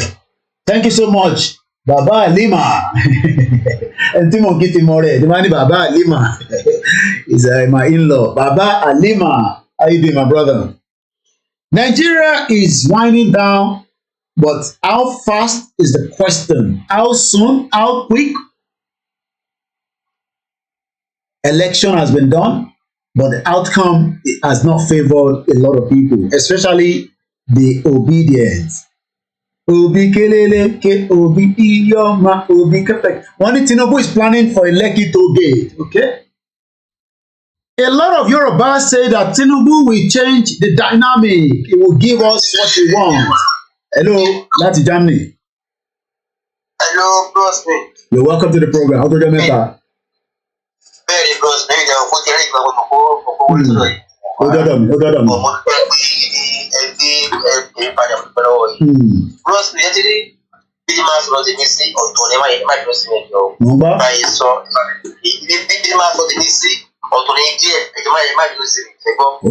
ẹ jí ní èmi dẹ̀ dúpẹ́ lọ́wọ́ yín pé àwọn èèyàn ọmọ pé kì í ṣẹ́gbọ́ ìfi òmò yín rí o wọ́n nípa ayé náà jí láti 2019 lẹ́yìn náà ti gbé ọlọ́wà dúró tì ọ̀gbọ̀n ní fi sílẹ̀ o.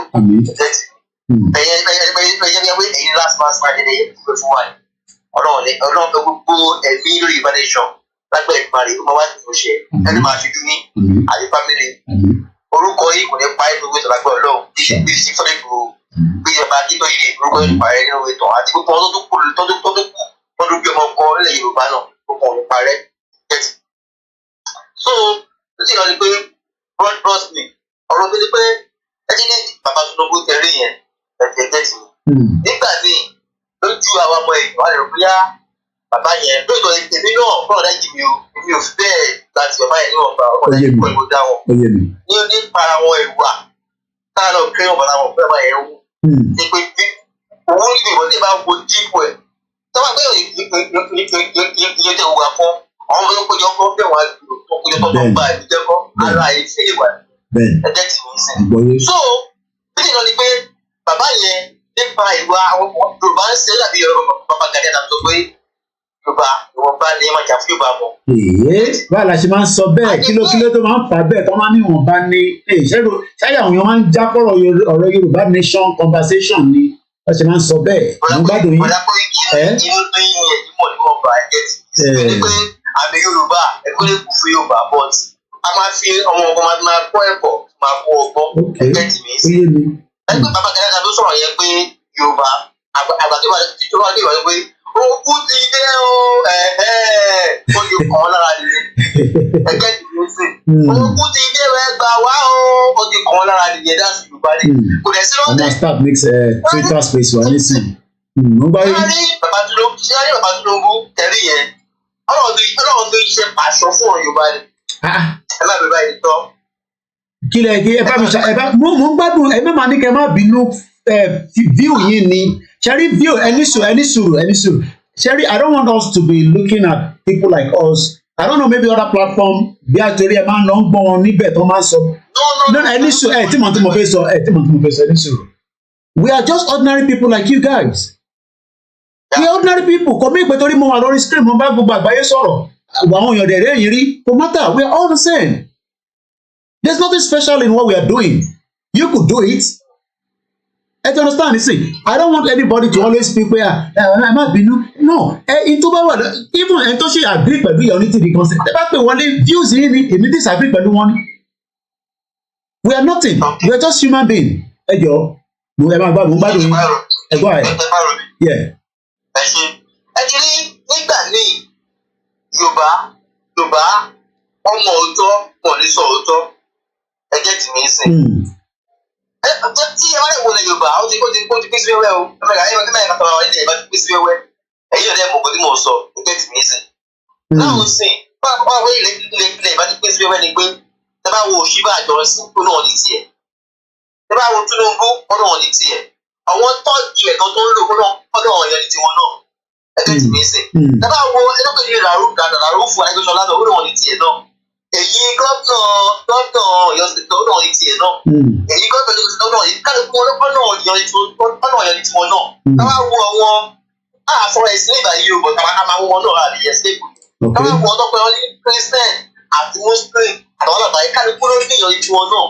Ẹgbẹ́ tí mi sè. Ó dàbí pé inú bí bàbá ti fẹ́ gbogbo ẹgbẹ́ jáì ládùúgbò ìrọ̀ ẹ̀ sí. Ẹgbẹ́ tí mi sè wọ́n pé ọmọ ń sì kọ́ tẹ̀lé ọmọ tẹ̀lé ẹgbẹ́ tí mi sìn àwọn ọmọ tẹ̀lé ọmọ òótọ́ ọmọ tí wọ́n tẹ̀lé pẹ̀lú ọmọ òótọ́ ọmọ jẹ nínú ìbàjẹ́ yẹn ẹgbẹ́ tí mi sìn ọmọ jẹ nínú ìbàjẹ́ yẹn mẹ́ga tó tọrọ àwọn ẹgbẹ́ tí mi sìn.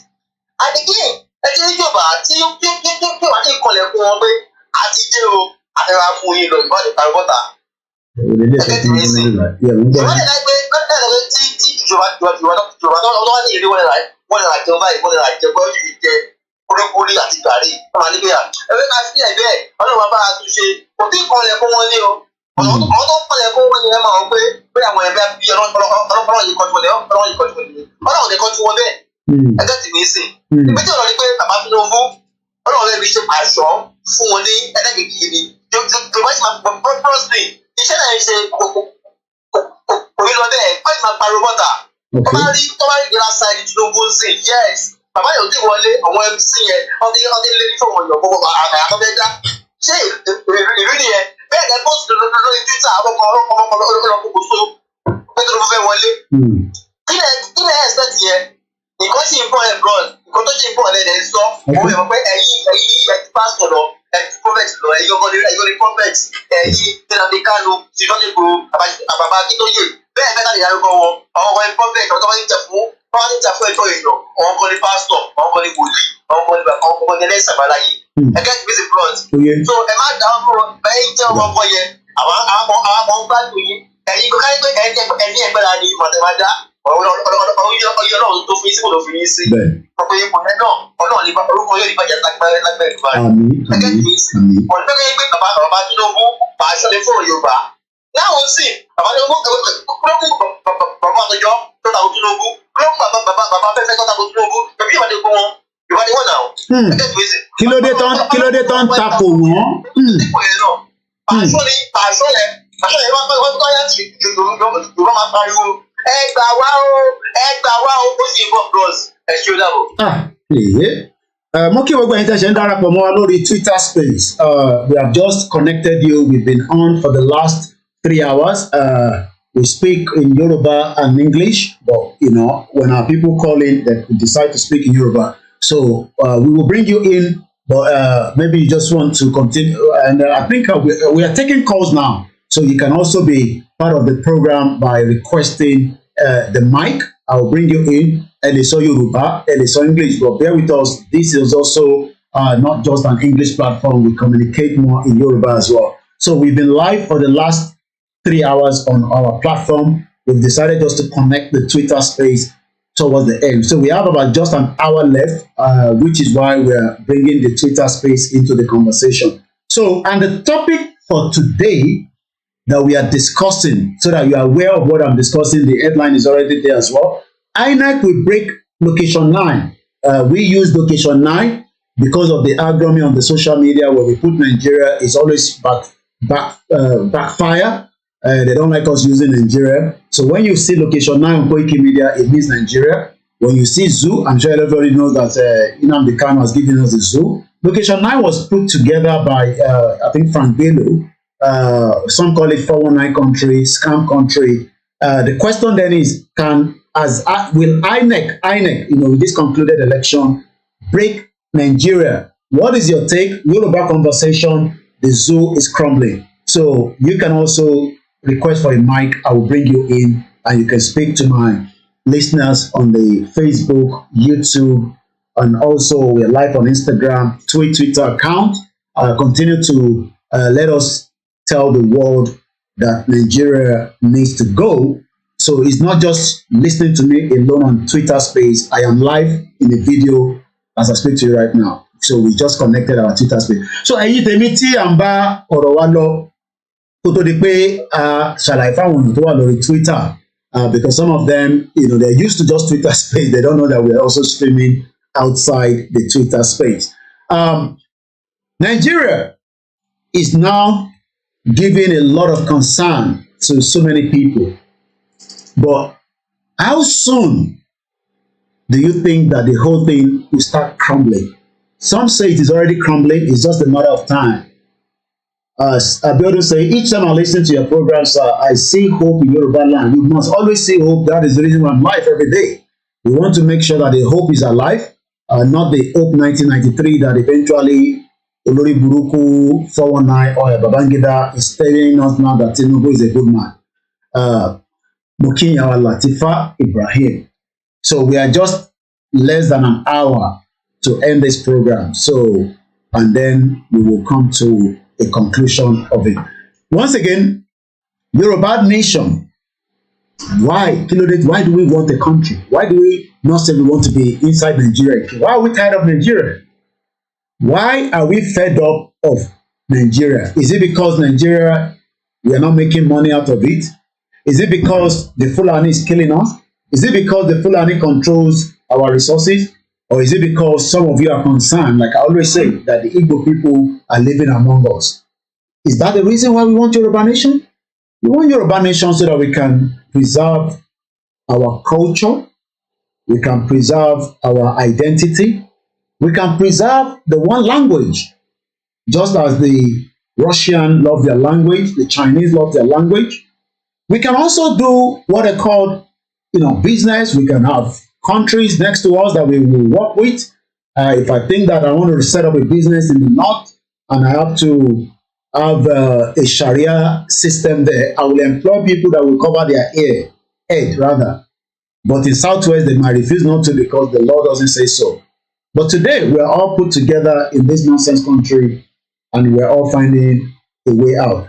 Those of you, okay, I'm going to be doing the TikToks. I don't know, I think I need the number of people.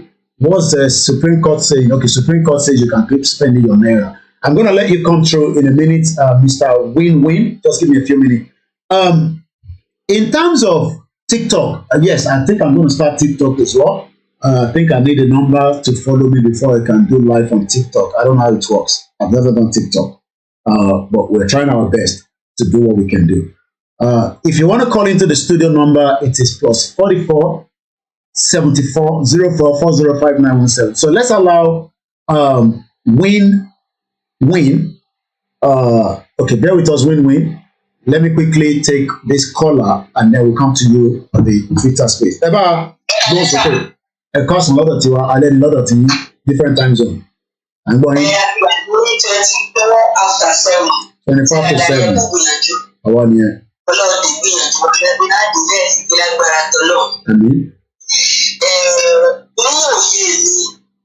Gbogbo àwọn ọmọ Yorùbá tí wọ́n wà disappointed àti ìgbà Yorùbá nation ọ̀pọ̀lọpọ̀ nǹkan tí wọn ẹni tí ò bá sì ti ní òye ó máa ń lágbára ètò ẹjọ́ béèrè pé báwo lọ̀rọ̀ ṣe ń lọ wọn farabalẹ̀ wọ́n ti bí pé àbáṣe wọ́n síta fẹ́ gba Yorùbá nation fẹ́ gba Yorùbá nation yẹn nǹkan tó rọrùn èyí ló rọ àwọn ẹbí tí ní nǹkan tá a fẹ́ gbà wọ́n kàn bí pé the things that we cannot take, they don't go deep into it and do research. People that feel like someone who wrote a bank in Yabowania, we are talking about big lion. So it's a big elephant. Yeah, big lion. Big elephant. Nigeria is a big elephant. Yeah, big elephant. And so I feel back ṣẹ́wọ̀n bá ṣe fẹ́ gbà yẹn àwọn tó lóye àwọn náà sì wà pẹ̀lú yín lọ́wọ́lọ́wọ́ báyìí tó wọ́n mọ̀ pé no pẹ̀lú bá ṣe ń gbìyànjú tí nǹkan tó lọ tó bọ̀ yẹn àwọn náà mọ̀ pé struggle continue ni ẹgbẹ́ ìjọba kọ́ gbọ̀dá kan lẹ́tọ̀ọ́ ẹgbẹ̀rún lọ́wọ́ rẹ̀ aluta continua then aluta continua bí Sowore yeah. Mo ní aluta continua like Sowore will always say as well. Aluta continua. Ṣé mo pé òye fún bàbá yẹn pé àwọn làwọn mọ nǹkan táwọn fẹ́ gbà wọ́n tẹ́ lára àwọn kéékèèké they will just come online and say rubbish. They don't know what is going on lójú yẹn ò sí. So kì í ṣe gbogbo ẹni tó wá nínú àgbàlagbà mi gan ọpọlọ ò sí fún un. Bọ̀dé bàbá rẹ̀ wọ́n àgbà àgbàlagbà lélẹ́yìí tó máa sọ jáde máa make sense. Ọ̀dẹ̀ rí ẹ̀ àgbà ọ̀pọ̀gbọ́n. So ó ṣẹlẹ̀ nìyẹn. Òye wọn pé ìta fẹ́ gbà ní ó fẹ́ sí gan.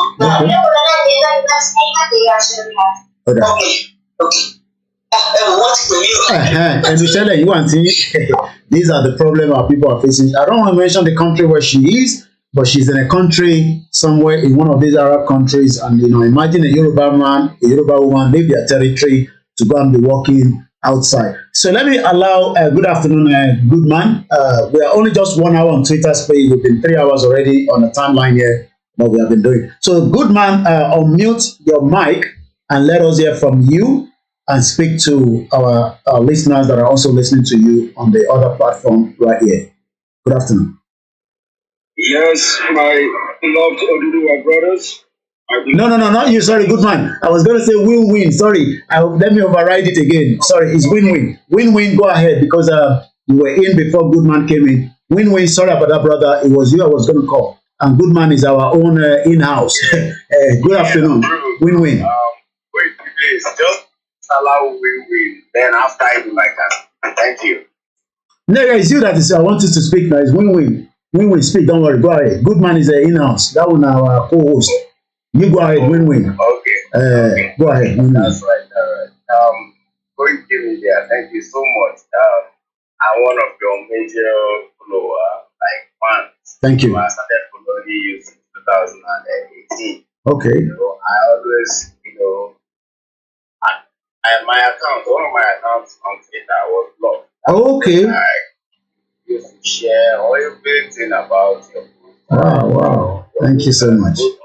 On Facebook, I follow you. Thank you. You are all a kind in Yoruba land. Thank you. Your purpose, what you are fighting for, you will achieve it. Amen. When I speak directly. What have I done now? I am a graduate of the University of Ibadan. I am an Igbo man who studied at Ibadan. So okay. I understand Yoruba. Okay. You for don't chop amala and ewedu too much when you dey University of Ibadan. You say? I say if for don't chop too many amala and ewedu. Exactly. Oh my God. The only thing we need now is just to package this amala and send it abroad. Maybe you can do that kind of business. If we have a country that is conducive, if we have a country that understand that even as Igbo people, we don't have to like each other, but we have money, we can do business, we can do policy, and if you're in my country, you respect my law, just as I did UK, I feel respect their law. I cannot be using Nigerian law to operate in UK. I would have been in the prison. Go ahead. Exactly. So I want to talk to people, especially the Yorubas. They can hear you. You see, this location 9 you just mentioned. See, let me tell you the truth. Yoruba people are the ones holding people. You know why I said so? Go ahead. These men have the power to dismantle location 9. I'm being honest with you. If you go to the media, you go to anywhere you are, like anywhere you find yourself, you find out that Yoruba men are strong. So why wasting time, keeping things that have never worked and will not work, being us together and sham, killing every day, and they are still. I respect Yoruba so much, and I want them to do that. You have started it, by trying to you made me to understand from the Igbo words, made me to open my eye what people are saying about it.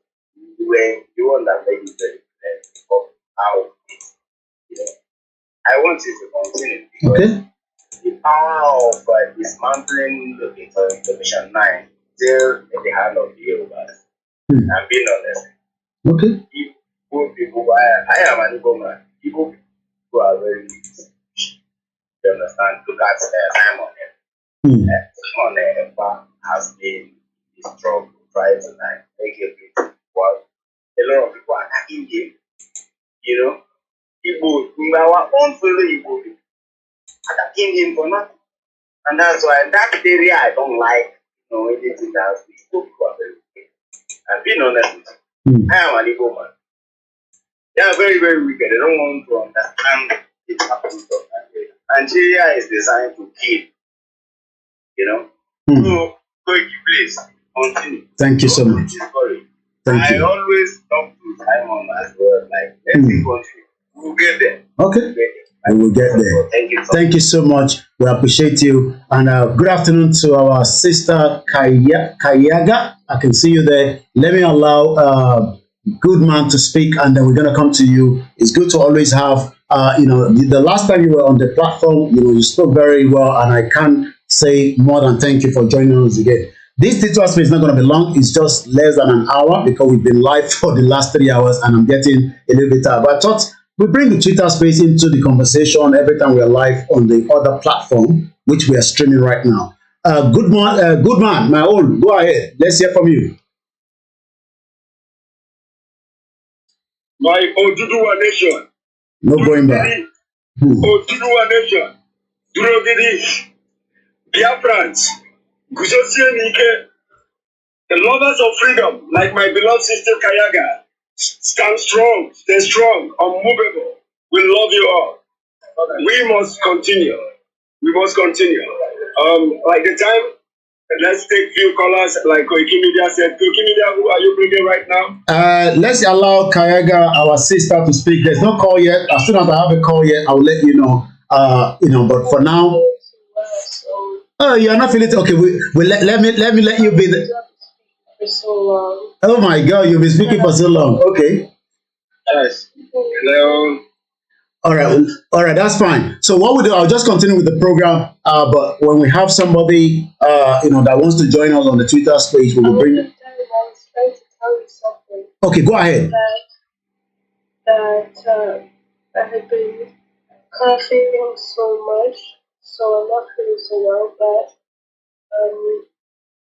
I've been receiving a lot of threats. A lot of threats. That's serious. Yes, for speaking in Saudi with the movement. Is that threat from within Nigeria or from other African countries? From Nigeria. Wow. Okay, we gotta raise this up a little bit then. You see, that's intimidation and bullying. Yeah. Okay. Well, it's good that you've told us. So what we're gonna do, maybe in another program that would probably be able to talk about this threat, not just for you, probably maybe. I mean, we do get a lot of threat. I mean, all the time, but for someone that is in support of the movement of people, I believe we should be able to give you from this media platform. Now that you've mentioned it, I've noted that, and then I would. It might be. By the time I'm going to do such, it's going to come on the Twitter space as well, so that we can have it on record. And we will make sure that if you have details of those individuals, you can share it in my DM. The rest assured, we will deal with them. You leave us with them. We will deal with them. Yeah, you don't have to mention their names here, but just DM us, and we will deal with them. However, by coming to the social media and tell the world who they are, and we will report those accounts to Twitter. And they will bring those accounts down. We will force those accounts to come down. If they open another one, we will force it down. We will look for them on social media. Nobody must be able to give threat to anybody in this 21st century, whether you're a Nigerian, whether you're outside in support of a particular movement. And I think Goodman want to say something to that as well. Go ahead, Goodman. Yes, you just said what I wanted to say, because it's heartbreaking that one's opinion is being attacked because you have your own opinion. So, my dear sister, you can snap the page and get the person's image and send to us. So we just know how to see how we can locate them and then report them. And that's what we are going to do. We're not going to allow anybody to bully you. You are too precious to us. We won't take that. Okay? So don't bother about it. Just report them to us. We will handle them. You share them to other people and we will make sure they get them down. Thank you very much. Sorry about that. Well, and these are some of the what our not just the sister but if you unmute your mic and you can speak to us, BAT Babat, put it here. Yeah. Good. Okay, I'll pick the voice later. Just go ahead. Yeah. Okay, go ahead. Yeah, go ahead. Your voice is a bit low. Help us to increase the volume. We're struggling to hear you. Please. Okay. I will speak a bit of it. Can you hear me now? Very clear now, yes. Thank you. I will speak a bit of English and I will be that of my own language. Okay. All hail to Biafra, all hail to the nation. You see, I can say this all. We can't fold our hands. We can't. We cannot. We have the right to do or to say whatever we feel like. They have the right to do and to say whatever they feel like. Nobody should be threatening anybody. Nobody. You threaten one, you're threatening everybody. If you're threatening one people of IGBOHO, you're threatening the whole IGBOHO. If you're threatening one Yoruba nation supporter, you are threatening whole Yoruba nation. That's it. Now I will speak in my language. Now, in Yoruba, àti Igbo, wọ́n ní pé kó nǹkan tó ń bọ̀ fún yín, ọjọ́ ìjọ jáde. Sure. Ṣé nísìnyí ló ti ní pé Tinubu ti wà bẹ́ẹ̀ ẹ̀ Yorùbá ni ẹ̀yin kan ti ń yọ sí Yorùbá ni. Mo fẹ́ bi yín léèrè kan o, kó wá sọ ètò ọ̀dọ́rọ̀dọ́ nínú. Láti ìjọ tí wọ́n ti ń ṣe Nàìjíríà, kí ni nǹkan táyé yìí ti pè ṣe? Ṣé Tinubu tó wá fẹ́ dé bẹ́ẹ̀ jẹ́ pé Yorùbá ṣé òun ló ṣẹ̀ṣẹ̀ máa tún ayé yìí ṣe? Ló fẹ́ tún yìí ṣe? Wọ́n sọ̀rọ̀ wá pé ní country constitution. Ó yóò ju yín kí ni o? Maybe you guys are blind, or you can't see, or you can't hear. At first, we were complaining about constitution, that they should change the constitution. Everybody should have their autonomy. You guys, you are putting your deaf ears. You're not listening to that. You're not fighting for that at all.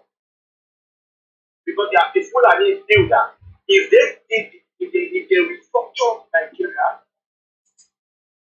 they will not have that energy. Secondly, without restructuring, look, if you put Jesus Christ to be your president in Nigeria, or Muhammad from Saudi Arabia to be your president, I swear to Nigeria will get worse and worse. Because they can't work on that constitution. And while we are talking about constitution, if Fulani doesn't want to change it, that was where IGBOHO came up. We have to live. That was what brought you back up, that we have to live. And now, you know what they did? They wanted to put Yoruba and Igbo against each other. Are you guys still right? Are you guys still right? This is the game they are playing. And this is what they've been doing since 1914 that the British have helped them to do. Now they allow Tinubu to be there. You think Tinubu is there just on his own? He has already signed our death warrant with them before they can even allow him to become the person they are even putting out here at their primary to be their presidential whatever representative during their party, whatever. Now he became president. Do you think Tinubu is for you or for me? Tinubu is not for any Yoruba, it's neither for you. He is working for the Fulani and he's going to work for them to happen. If you are thinking because Tinubu is there, that's when you will be having the part of price for 10,000 naira or buying fuel for 100 naira a year. Don't worry. The sufferness you suffered before, they are there injected. But you communicate with one to have. If you guys are not acting fast, we need to act fast. We've been talking. Look at Ukraine that we refer to them. They started this war with nothing. Now they can confront Russia. They can stand with Russia toe to toe. And you can see their cities all over the world. People are going back home to do what? To save their father's land. Is this talking we're going to be doing? Are we going to continue talking until they now have chance to defend our sister? If they kill our enemy today, that's -1. And we'll continue talking. If they come to me today, -1 again, and you guys will continue talking. We are civilized. What civilization? What does civilization got to do with your freedom? You behave like a bad person so you can get your freedom again. Look at Ireland. You see what Ireland did before they could break up from it. They had to kill and fight and those people who are betraying them, which are Irish people, they have to fight them and kill them and British people. These guys are they been business. But we will stay here and talking. Some people they want to tell me. Some people they want to go. Some people look. They are just creating confusion between the Igbos and Yoruba. And any Igbo It's a lie. If you are here today as a Yoruba man, thinking that Igbo is your problem, it is a lie. Let me just put it plain and simple for you guys. Look, with Igbo, with Yoruba, we are not one country. Igbo, Yoruba, listen, we are not one country. It's not about, oh, we are brothers. We are brothers. Brothers. Oh, we are not. It's just like the Republic and Ghana and Togo. That's how Nigeria was. But the British came to merge us together to create this confusion. That we kill each other, hating each other, and they will be happy wherever they are. They are happy, enjoying what we are meant to be enjoying in our own country. But Igbo is one country already. Yoruba is another country. Why the Northerners? Whatever they want to do is not. Let them do it. I don't care. I don't care. I don't even want to talk about them. Because I don't have anything to do with them. I don't want to go to their country, even if you have them. I don't want to anything apart from Yoruba land to even the Republic. All those parts of northern parts of the state. I have nothing to do there because they don't reason like I do. They don't think the way I think. They don't think.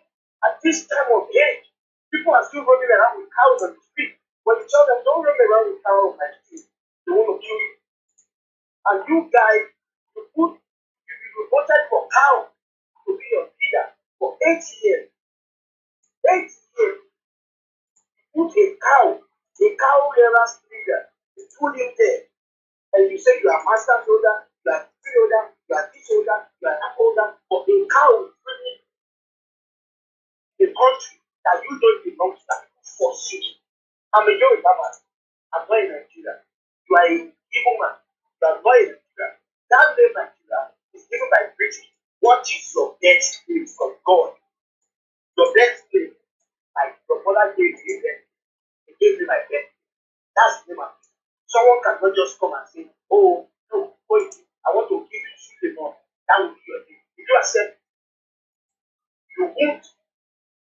I want you guys to wake up. We have to wake up.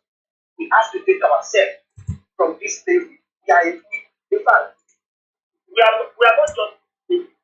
We are bringing another generation to be slaves, and they will enslave them again. I don't know what we are doing on this planet without your identity. What are we doing on this planet without our identity? Look at how they need to hide it. You can't see an Irish person speaking their language anymore. Forget their language. It's just English. That's why you see the hatred. The Irish people, go and check the history. The hatred they have for Britain. I swear to God, it's number one. It's just politics.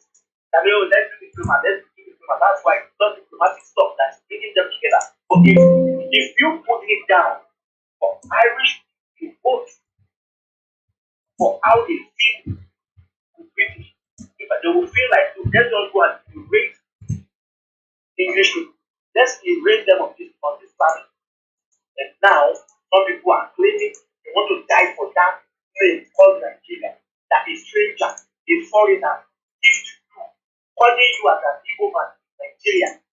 You was an Igbo man. You was a Biafran before British came to Nigeria. Why are you denying your identity? Because you want to go to Abuja. You are a Yoruba man. Because you want to go to Abuja. We have our own politics, Yoruba man. We have our own way of thinking life. We have everything before the British came. You guys know the history. Except Indomie Reservation, I don't even know the history because they can't do history before then. I know my history. I'm over 40 years. How old is Nigeria? In Nigeria, the country called Nigeria, since we have our independence, how old is it? If you go and check your history, it's worth fighting, it's worth dying for. I would rather die for me as a Yoruba man. I would rather die than kneeling down to beg a food and a man. I would rather die. Thank you so much. We are not a country. You guys should wake up. If they come with fight, look, they're already killing us. They're already killing us. They're already pushing, killing us. You don't go and stop them because Shetima, you have what he said before the election. I will be in charge of security. Tell me, who's going to secure you? What? Are you deceiving yourself? Why? Who's going to secure you? Hello, madam. Hello, madam. If you don't go to one Sunday, go to FM, Lego, Yoruba. And go so for you then. Why you want that? Why you want so for you then? People are sorry. But love and go in that. You don't have to get that. I am a gay. Who that I am a whatever I do about that. Hey, you go and bend your divide Aqua, or coffee, all the outcome of the balance. A heavy automation. Thank you so much, and that's one of our speaker there on the Twitter space. We appreciate you. We are still just about almost half an hour. Like I said, the Twitter space is just joining, and we will quickly bring the next speaker on. Total Free, Agujagbe. I hope I didn't massacre the name. Go ahead. Yeah, you are in order. Yes. My hands are up. I hear you. Go ahead. And all the Oduduwa Nation people. You're welcome. Those that are fighting this just cause. I would say that we should go ahead. We should move on, because what we are doing justice to our freedom. And without doing what we are doing, I believe we are doomed. So I'm using this opportunity to greet each and every one of you and every one of us, saying it's a fact that we must do what we are doing. Because to start with, right from the onset, Nigeria has dealt with us. Nigeria has destroyed our future. Nigeria has murdered equity and justice. And it is our responsibility to rise up and say and put a full stop for the interest and for the hope of our coming generation. Also, all blames, all fingers are watching towards the United Kingdom. They are the architects of all the problems that we are facing in Nigeria, because right from the foundation was poor initially, and there is no how you can build a solid house on the faulty foundation. Even before the amalgamation, those that are conversant or aware of the past history should bear us witness that initially Nigeria was built on the faulty foundation. Now it's our responsibility to call a spade a spade. And what we are doing just cause to inform our people, because they said when we are lacking information, we are deformed. So this awareness we are creating now is a solid awareness that makes everybody can have to rise up and know that the time has come for us to rise up and pick up and say enough is enough to those that have been suppressing us, those that have been destroying our future, those that have been making life unbearable for us. Because they make all this deliberately. That's what they are calling brainwash. All our intelligent people, all our most educated, those bright ones are living in groups in their thousands, coming down to UK or America. So at the end of the day, you find out that those left behind will not have much to offer to the people. But our best are here, doing minor job and doing other rest of increasing the productivity of the United Kingdom and the America and the rest of other international communities. So this they are doing it deliberately. So it's our responsibility to put a stop to that. And what we are doing what actually that will lead us to achieve our freedom. That is our birthright. We are not going to take it. Thank you. Thank you so much. For us to continue. Thank you so much. And let's take a caller from the call section here, and then we'll come back again to the studio. Hello, caller.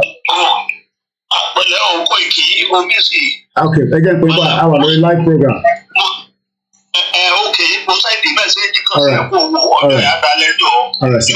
All right. Sorry about that.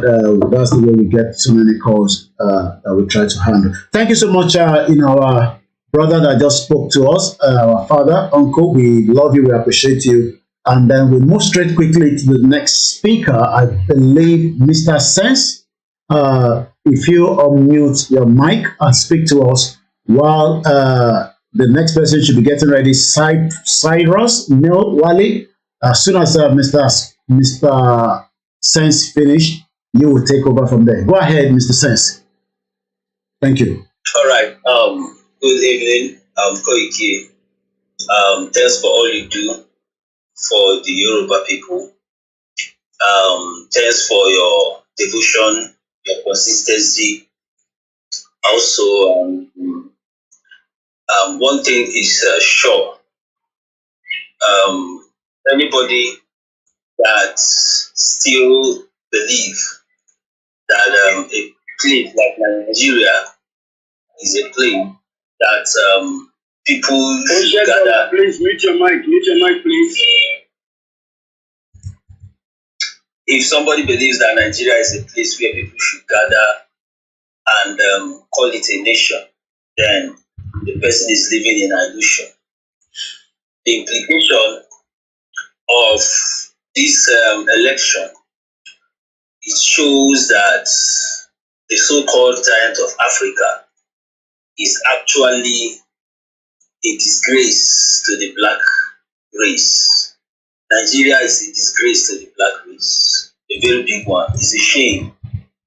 And I thank God for the fact that the indigenous people in that place are beginning to understand the divide and rule of the British. They are beginning to understand the divide and rule of the so-called political elites, both the ones in Biafra and the ones in Oduduwa.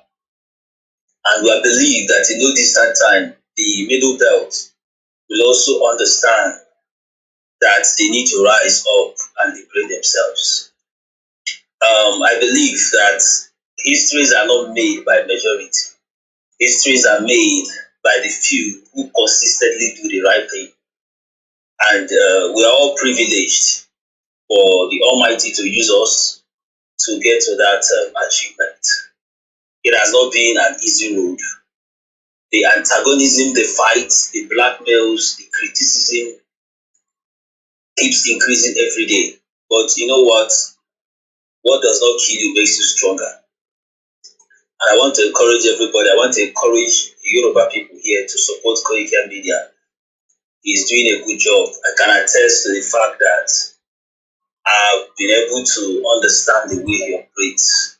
And I can say authoritatively that he has been consistent. And I know Yoruba nation will be restored. There are a lot of things that will come through. This year will bring freedom, not just to Yoruba people, not just to Biafrans, but to every indigenous nation residing in that place. The revolution is coming, and it's going to bring liberation to Africa through the indigenous people in Nigeria. So thank you. Continue the good job. I'll stand by and listen. Thank you. Thank you so much, Mr. Sense. We're just about 40 minutes to the end of the program, so staying behind is always good, in as much as every one of us are busy around the world in different locations, but we are grateful for those that have time to join, in a very, very busy schedule sometimes that we all have. Cyprus, Wally, unmute yourself and let us hear from you. We should have Ocean Dollar to be ready. After that, we will bring the last two, and then we will be closing it slowly as well. Like I said, it might not be long space, but the most important thing is we want everybody to know we've been live throughout today on our program, and the conversation has been Inec will break location 9, known as the Nigeria. What is your take? Yoruba Nation conversation continue. The zoo is crumbling. Go ahead, Cyprus. Please release the mic and let's hear from you. Thank you. Good evening. I greet you people. Can you hear me? Loud and clear. Okay. I greet you people. I thank you for the good work that you people are doing for us. Like our leader, the spokesperson of Biafra, my Simon Ekwe said, freedom don't come in a platter of gold. So we all have seen how the freedom goes. I thank God that I'm part of the freedom fighters. Even if I'm not large, I'm still a young boy, I'm still a kid. But I believe I have a future. With Biafra, with Oduduwa, we have a future. It's indeed that Nigeria is an evil contraction. It's an evil entity. We cannot stand to, be in Nigeria and be frustrated all the time. The Hausa people, the Fulani people, they have made it clear that an Igbo man cannot be the president. And there's nothing you can do about it. No matter how strong you are, you can never lose upon them. So all we have to do is to, fight. As we are fighting, we have to keep it up. And for those that are saying we should, switch to action, yes, action is good, because action speaks louder than, voices or any other thing. But we have to, build a very strong structure, have a security activist like Maaz Nnamdi, like he did. He bring upon the Eastern Security Network, in order to safeguard the East, to safeguard the Biafra land. All the freedom, the nation that are agitating for their freedom have to do so the same, so that we cannot crash. Because if you go empty-handed, fighting the military, they are with guns, they can, suppress you. So this is my opinion, and I thank you all. Thank you for listening to me. Thank you so much. I believe everything will be all right with our strongness, with our faith, and taking in action. Everything will be all right. I thank you all. He said, thank you so much. Mokin Yawa Rashida Balogun, once again to our listeners on the other side here as well, we appreciate you. Let's go straight to Ocean Dollar. We still have 3 more requests. After those 3 requests, we won't add any more so that we can start winding down the conversation on the Twitter space. Like I said, if you want to be watching the full broadcast sometimes, if it's not a Twitter real conversation, you can always follow us on Twitter, but not the Twitter space where we are streaming live as well. Ocean Dollar, go ahead, please. Good evening, good morning, good afternoon, according to your time zone and your location. I want to use this medium to thank each and every one of you for this message that we are propagating. The truth of the matter is that we have to put in more efforts as regards this whole issue. More efforts are needed. Mostly, I don't know, but maybe I stand to be corrected, mostly from Maududuwa brothers. Maududuwa brothers have to put in more efforts. These animals that are holding us back from restoring our God-given nation, they don't have the capacity to give Biafra land and be Oduduwa land the same day, the same time. They don't have such capacity. They will be overstretched. They don't have such capacity. So is that time we have to start drawing out a modality on how to stretch these vagabonds out? Because we leaving them to go spot-free with any atrocities that they have committed against our people is not going to do us a good one. Rather, it's going to be like the journey of the Israelites. It will take us a longer time. So in my own humble opinion, like my brother that just spoke now, I think it's high time my brothers from the Oduduwa land set up a security outfit that will defend their land. And if this security outfit is being set up, I know by the special grace of God, these people will be overstretched. Why it looks as if they are concentrating in Biafra land is that they've not gotten any distraction. But even within the Biafra landscape, they are not even everywhere every day at the same time. They can't be everywhere at the same time. So I want to plead to my Yoruba brothers, my Yoruba brothers, that they should have to praise up. Those of us that still think that we are Nigerians and we are obedient, they are just building stuff on the air. We are not Nigerians and we can never be. I keep telling people every time, we are not Nigerians and we can never be. If you say today that you're a Nigerian, how old is Nigeria today? My mother that gave birth to me, she's about 92, 93 years of age. She's still alive till today, which means my mother is older than Nigeria. My mother is older than Nigeria. So before the white man came, we had people not in existing in Oduduwa land and in Biafra land. We had people not in existence. People were in existence. People were in existence. Now, going to the dictionary meaning of the word Nigeria or maybe a nation, Nigeria is not even a nation, talk less of a country. Because we are all taught in school that the emergence of what makes a nation is when people could have a true one value system, they could have a true one value system and come together and form a nation. Which the zoo did not go through that. So I wouldn't want to take much of our time at this point in this issue. This is a shambolic election that they just did. Have proven to so many of us that never subscribe to what we are doing that yes, indeed, what we are doing is right. Because I keep asking them, most of them that are in the Western world, I keep asking them that do you think if Nigeria is working for the interest of everybody, do you think there will be issue of agitation? The answer is no, there won't be issue of agitation. There won't be agitation at all from many angles.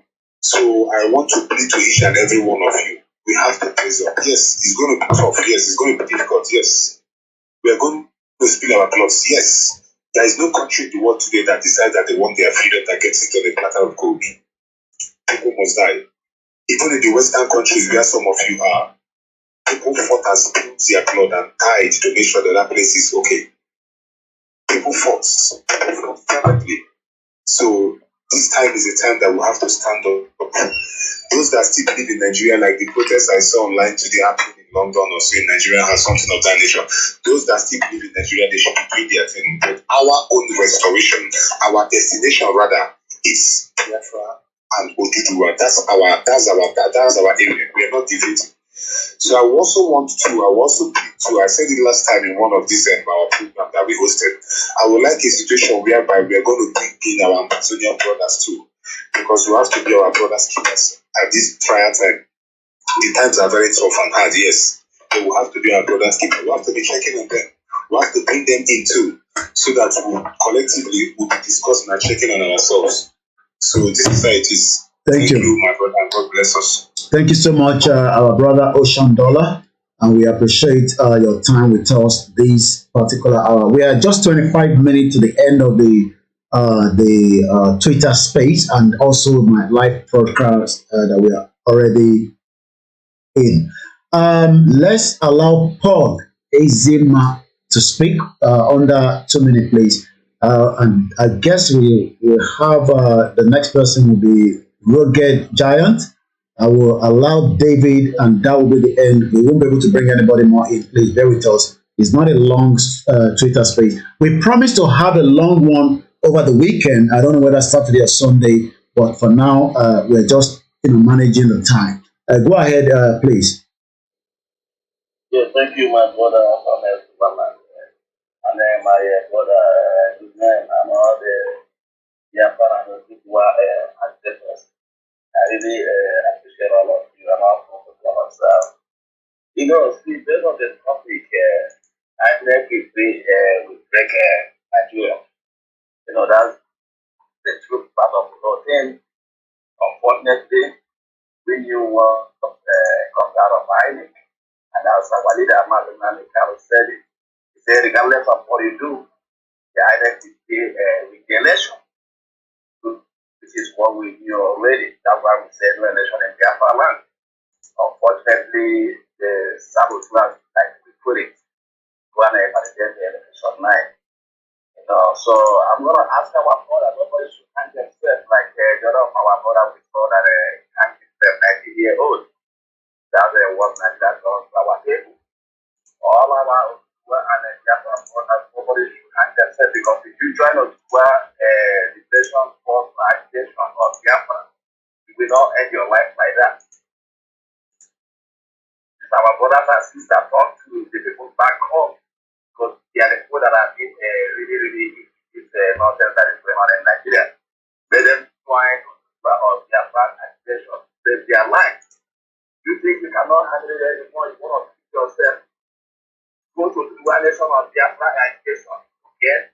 When the liberation forces, like our ESN or the liberation forces, help them chase down the Fulani out of our land. Instead of hiding yourself, you guys are very important to us. You don't want to lose any more people. Let's deal with this terrorist uniform once and for all. I just give you a comment. Thank you, everyone.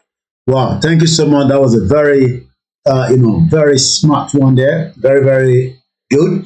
Let's bring in Rugged Giant. I love that name. Then Mr. David Ngozi, be ready. And then my brother Goodman will help me as usual to close the Twitter space. Like I said, it's not a long one, but one thing is, whatever time we have, even if it's 10 minutes, we want to communicate.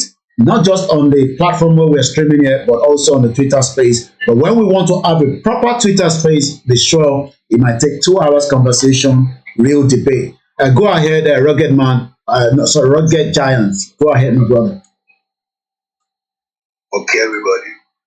I just want to pass one message so everyone can know. Who will kill anybody we believe in democracy, or who kill them. This is not us now. It's the gods that they are fighting. So who kill them all? Thank you very much.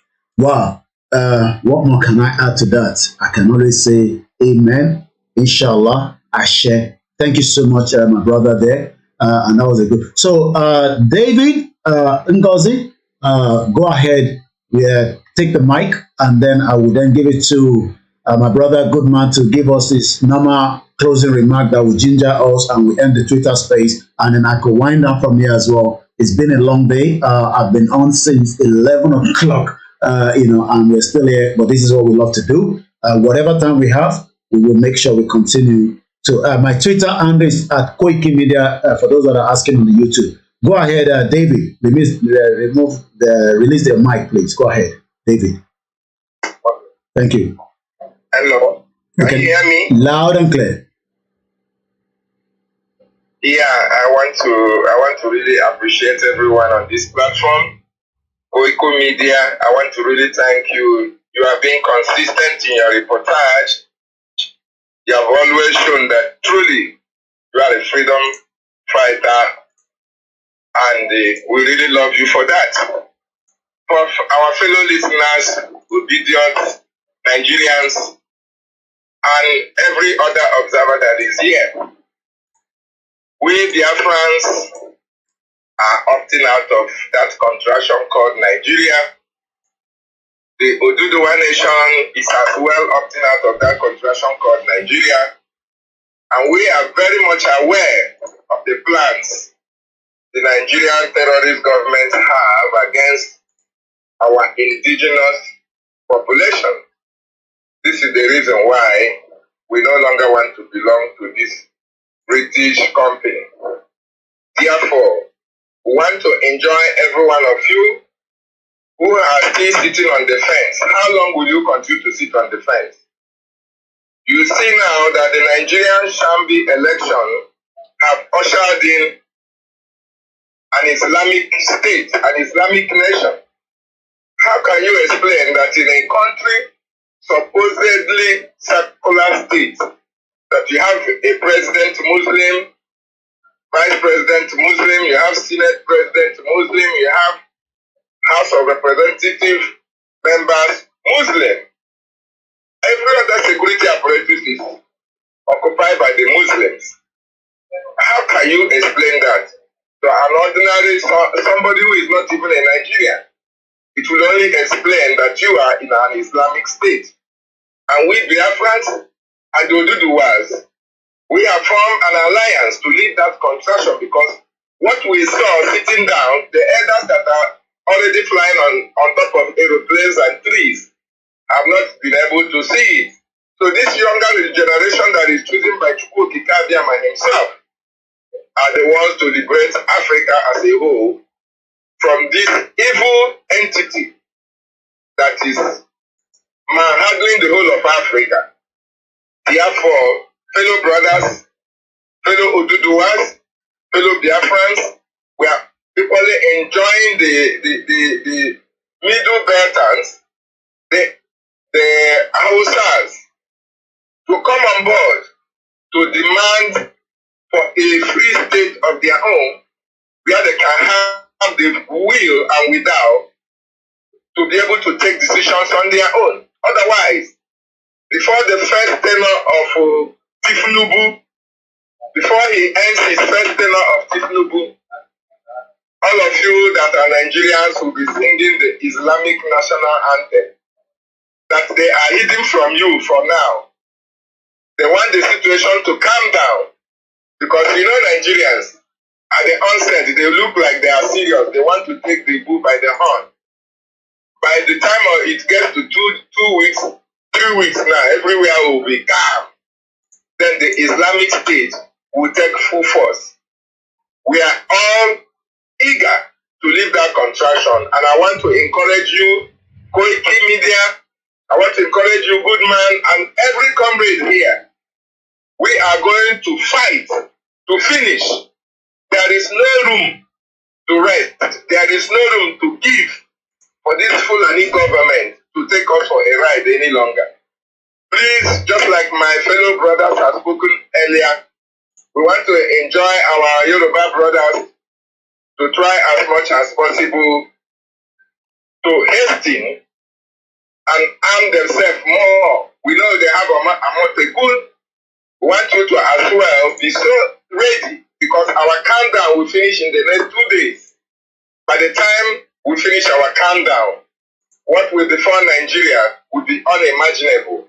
I want our brothers from the other side to be as well prepared for what is to come, so that together we shall exit that evil contraction and go to our separate nations, where we'll be able to live our life to the fullness, the way God wants us to live.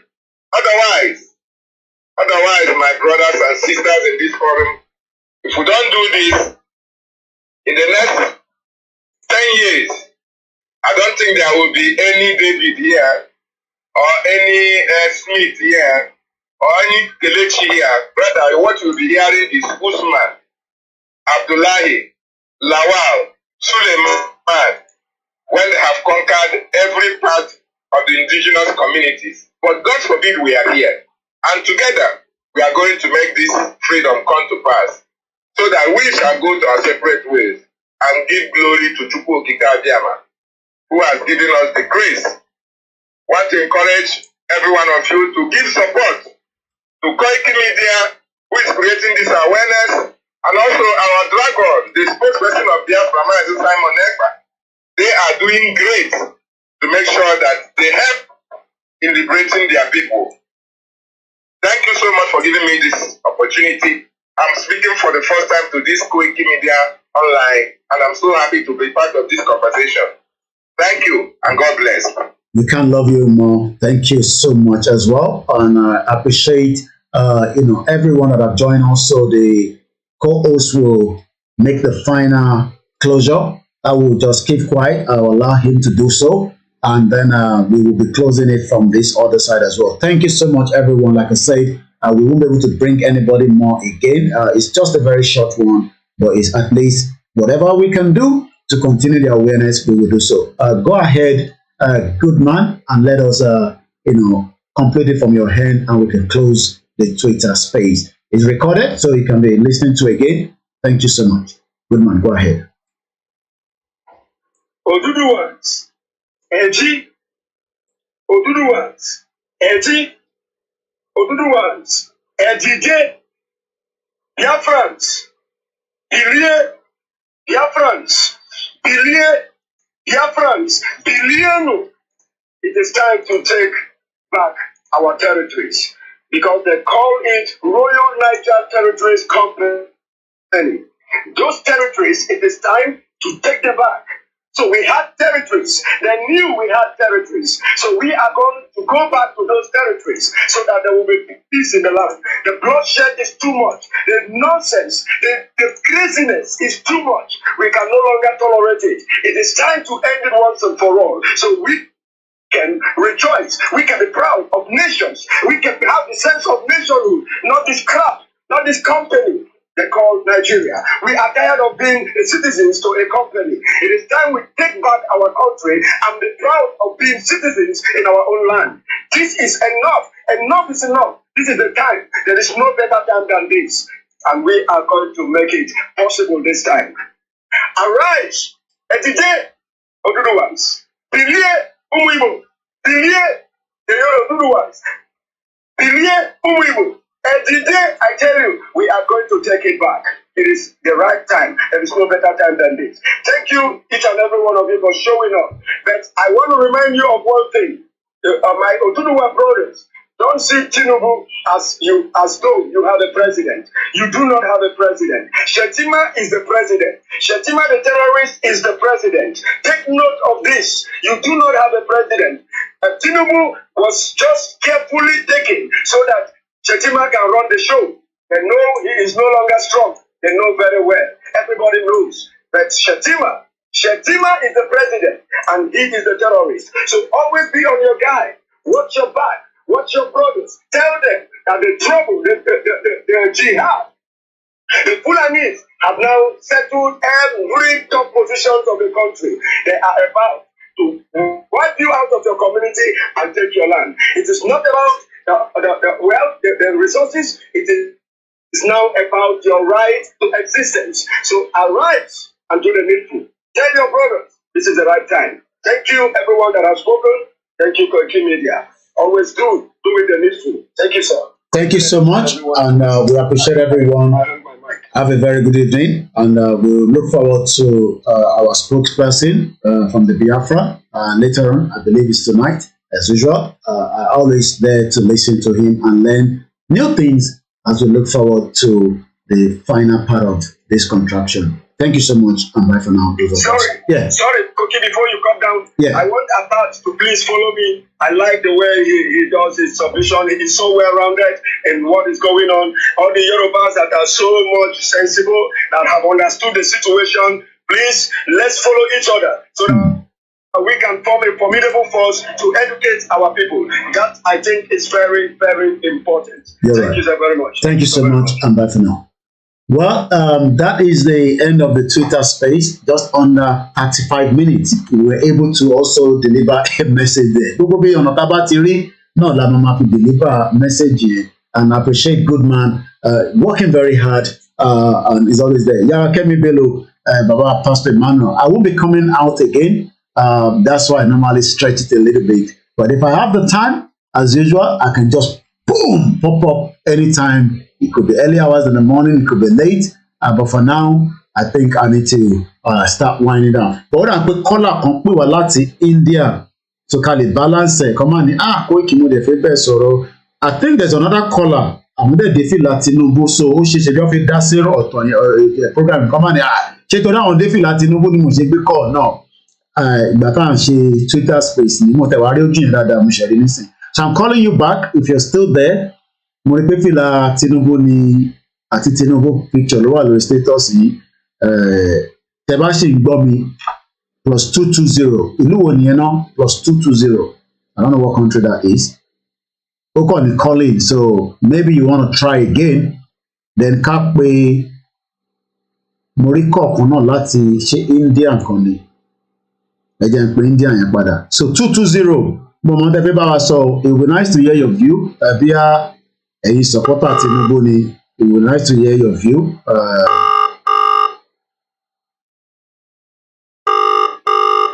So caller ti India lele. Ó yẹ bá wa ṣe briefly. Ẹgbọ́n sókè sá. Yeah. Àgbọ̀n yín. Ẹ bá ní àwọn tó sọ pé Yorùbá ọ̀dàlẹ̀ àbí Yorùbá, especially àwọn tó jẹ́ pé wọ́n dúró ní Yorùbá àti Nigeria nation. Bẹ́ẹ̀ni. Ìdílé Yorùbá nation kò ní sọ pé Ọbásanjọ́ ọ̀dàlẹ̀. Okay. Yoruba have never produced any presidential as a Nigerian candidate. To the point that Yoruba gidi. Okay. Látàrí Ọbásanjọ́, látàrí Ọbásanjọ́ àti Abiola Tinubu was a good candidate for Yoruba. Okay. Oh, he's a good candidate. Why a good candidate? I think something from Yoruba lady. Tí Bọ́lá Ìgè bá ní opportunity láti rise up. Tí Awólọ́wọ̀ bá ní opportunity láti rise up. À ń gbọ́ yín. Tó bá ní opportunity láti dìde lónìí. Bẹ́ẹ̀ni. Gbogbo Yorùbá ló máa tẹ̀lé ọdún tó wọ́n ti rí sẹ́wọ̀n ilé wọn. Okay. So gbogbo ẹgbẹ́ wa gbọ́ Ọbásanjọ́ ní ọ̀dàlẹ̀. Ẹ jẹ́ ká bèèrè lọ́wọ́ gbogbo wọn. Pé ta ló tẹ̀lé Ọbásanjọ́ ní 1999? Wọ́n support politics o. As far as Yorùbá nation. Ó yé mi. But ọlọ́fẹ́ yóò lọ Ọbásanjọ́ láti jẹ́ kí Yorùbá nation ó ti kí ni. Okay. Ó yé mi. That's why we against ara wọn. Ó ti yé mi. Okay. Láti against ara wọn, gbẹ̀rẹ̀ náà bá yẹ against ara wọn, it can never be possible. Àwọn tó ti wà lọ́wọ́ mú náà rí. Àwọn tó ti wà lọ́wọ́ mú náà ti kọjú ìjà sí àwọn yìí. Àti ọ̀dẹ̀ tó ó ti di ìjà lọ́jọ́ pé àwọn méjèèjì ti fọ ọkùnrin sáré ara wọn. Èèyàn kọ́ ló máa wé mi. Ẹni pé níṣẹ́ Ọbásanjọ́ ṣe àti ẹ̀bá Adébájọ́, we don't know the conversation between the second time time. But we still have Ọbásanjọ́ láti pé Yorùbá ti sọ̀rọ̀ fẹ́. Ó yé mi sọ. Because they are government. Ó yé mi. All fight wisely. But don't believe when the election nobody Yorùbá ti sọ̀rọ̀ fẹ́. All the rope pé olùfẹ́ ló gúnlẹ̀ as a government because it's a part of them. But they fight wisely. Níṣẹ́ ó ti dúró sí pé òkè o, nígbà tí pé fún òbí o, kọ́kọ́ máa sì wàhálà máa ṣẹlẹ̀ o. Ayé Adébájọ́ ló sọ pé òkè, we don't be more Nigeria and these two persons they are one. Ọ̀dà ẹ ṣé gan-an ẹ̀gbọ́n mi, thank you so much. Mo like àríkù táyì fi bá wa gbé yẹn. Àmì ọ̀dà hold on Frank ẹ̀gbọ́n mi. Bẹ́ẹ̀ni. I'm to play more of that video as well. Ẹ ṣé gan ni ẹ bá ń kí àwọn èèyàn wa ní India ọlábàndó tí gbogbo wa níbi tó lókàlùkù wà níbi tá a ti wà nǹkan tá a máa jẹ tá a máa mọ. Ẹ̀gbọ́n mi Frank ẹ bá wa tètè ṣe ká lè mọ́tò ẹ̀ wálẹ̀. Ẹni tó bá fẹ́ tẹ̀lé mi rà pé mo mọ bí TikTok ṣe ń wọ́pọ̀ ẹ máa láti lọ fọ́lù wa ní o ká fi lè máa ṣe live lórí ẹ̀ koikimedia as well náà ni. Àtìgbà lórí Twitter. Mo mọ̀ mo dá voice ẹ̀ mo mọ̀ pẹ́yìn mi. Bọ̀bọ̀ yẹn ó yẹ pé bọ̀bọ̀ yẹn ń bèrè good man àbí ó yẹ kó ń bèrè àbí or something like that. No, ó kàn ní pé kẹ́ follow òun lórí Twitter ni. Ó ní kẹ́ follow that's fine. All right then. Ẹ ṣé gan ni. All right. Thank you. Okay then. Ẹ ṣé gan ni ẹ̀gbọ́n mi. Mo kí gbogbo èèyàn olólùfẹ́ wa Gambia ní 220. Ẹ ṣé gan ni ẹ̀gbọ́n mi. Ẹni tó pè wá láti Gambia bí èèyàn Tinubu ní tẹ́fẹ́ bá wa dá sí mo ti pè yín padà ọ sí ọkẹ má ní àdẹ̀pẹ̀ orí ètò Koiki yẹn kò gbé kọ́ọ̀lù àwọn iṣẹ́ yẹn níbí báyìí ó kàn calling ni bẹ́ẹ̀ àbẹ́ ìtẹ̀yìn náà máa ń pa data níbẹ̀ yẹn ní African country kókó ni hopefully if you call before I end I will pick it up if otherwise no war no peace wọ́n ní ká connect pẹ̀lú Russia government Ìkọ̀tún Moyo David thank you so much.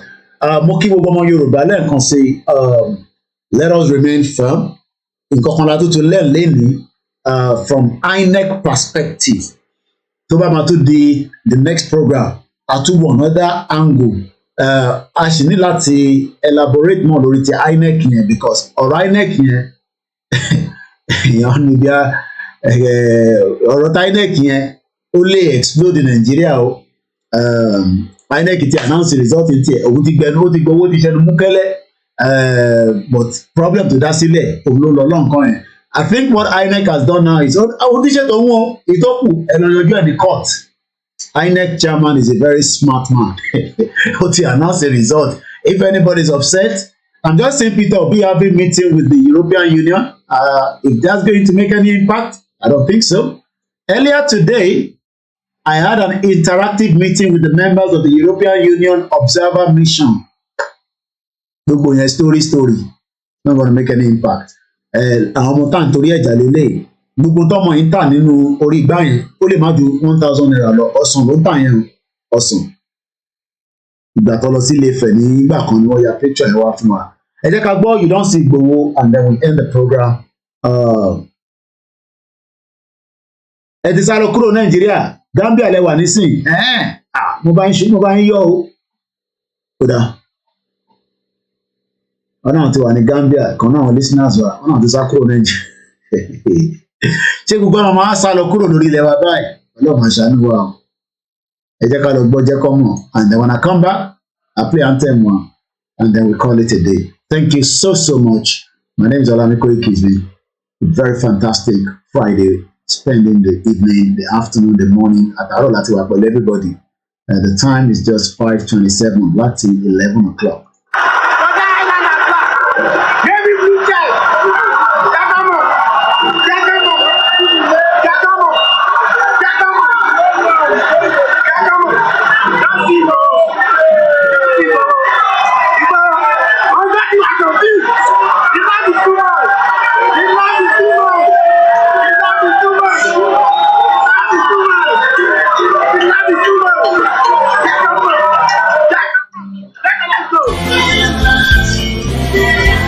Orílẹ̀-èdè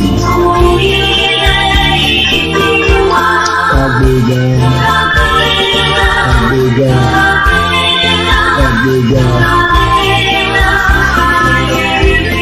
ìgbàgbọ́ láti bẹ̀rù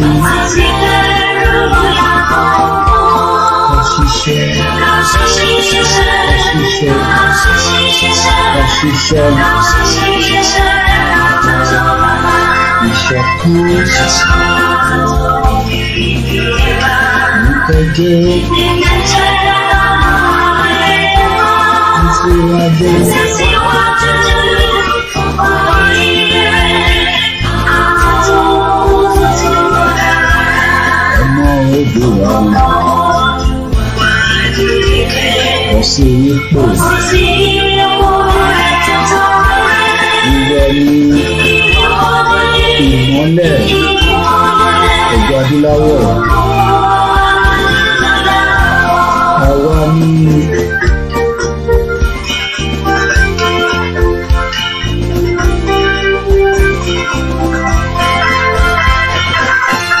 Thank you so much. Bye for now.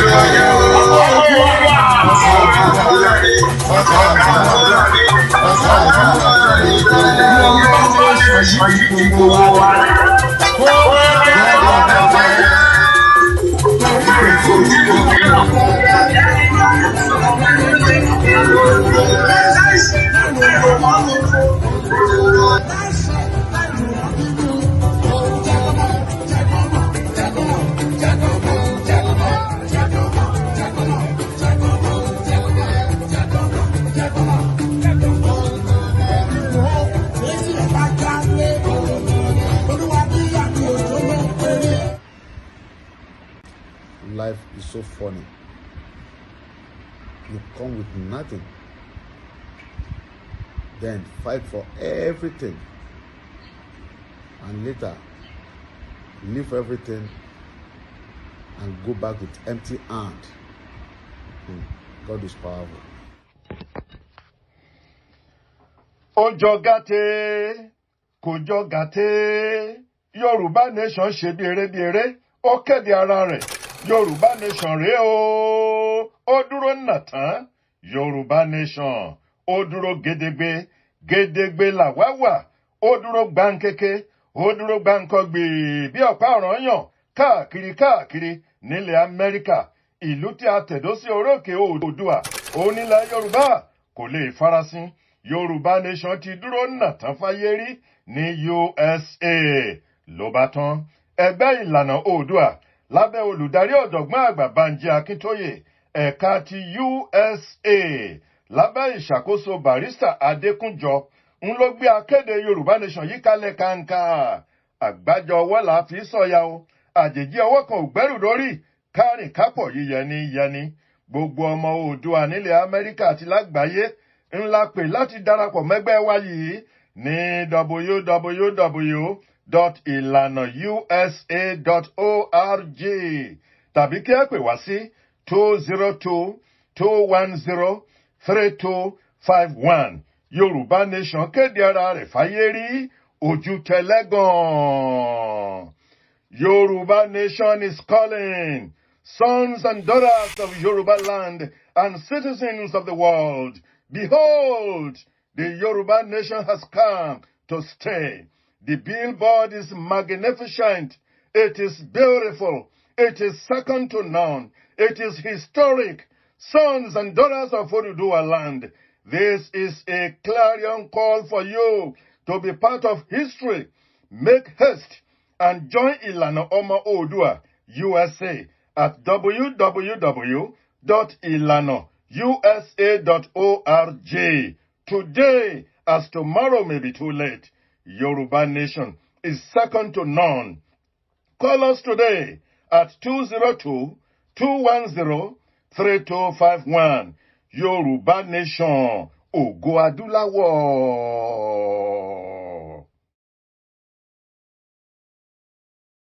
Bye for now.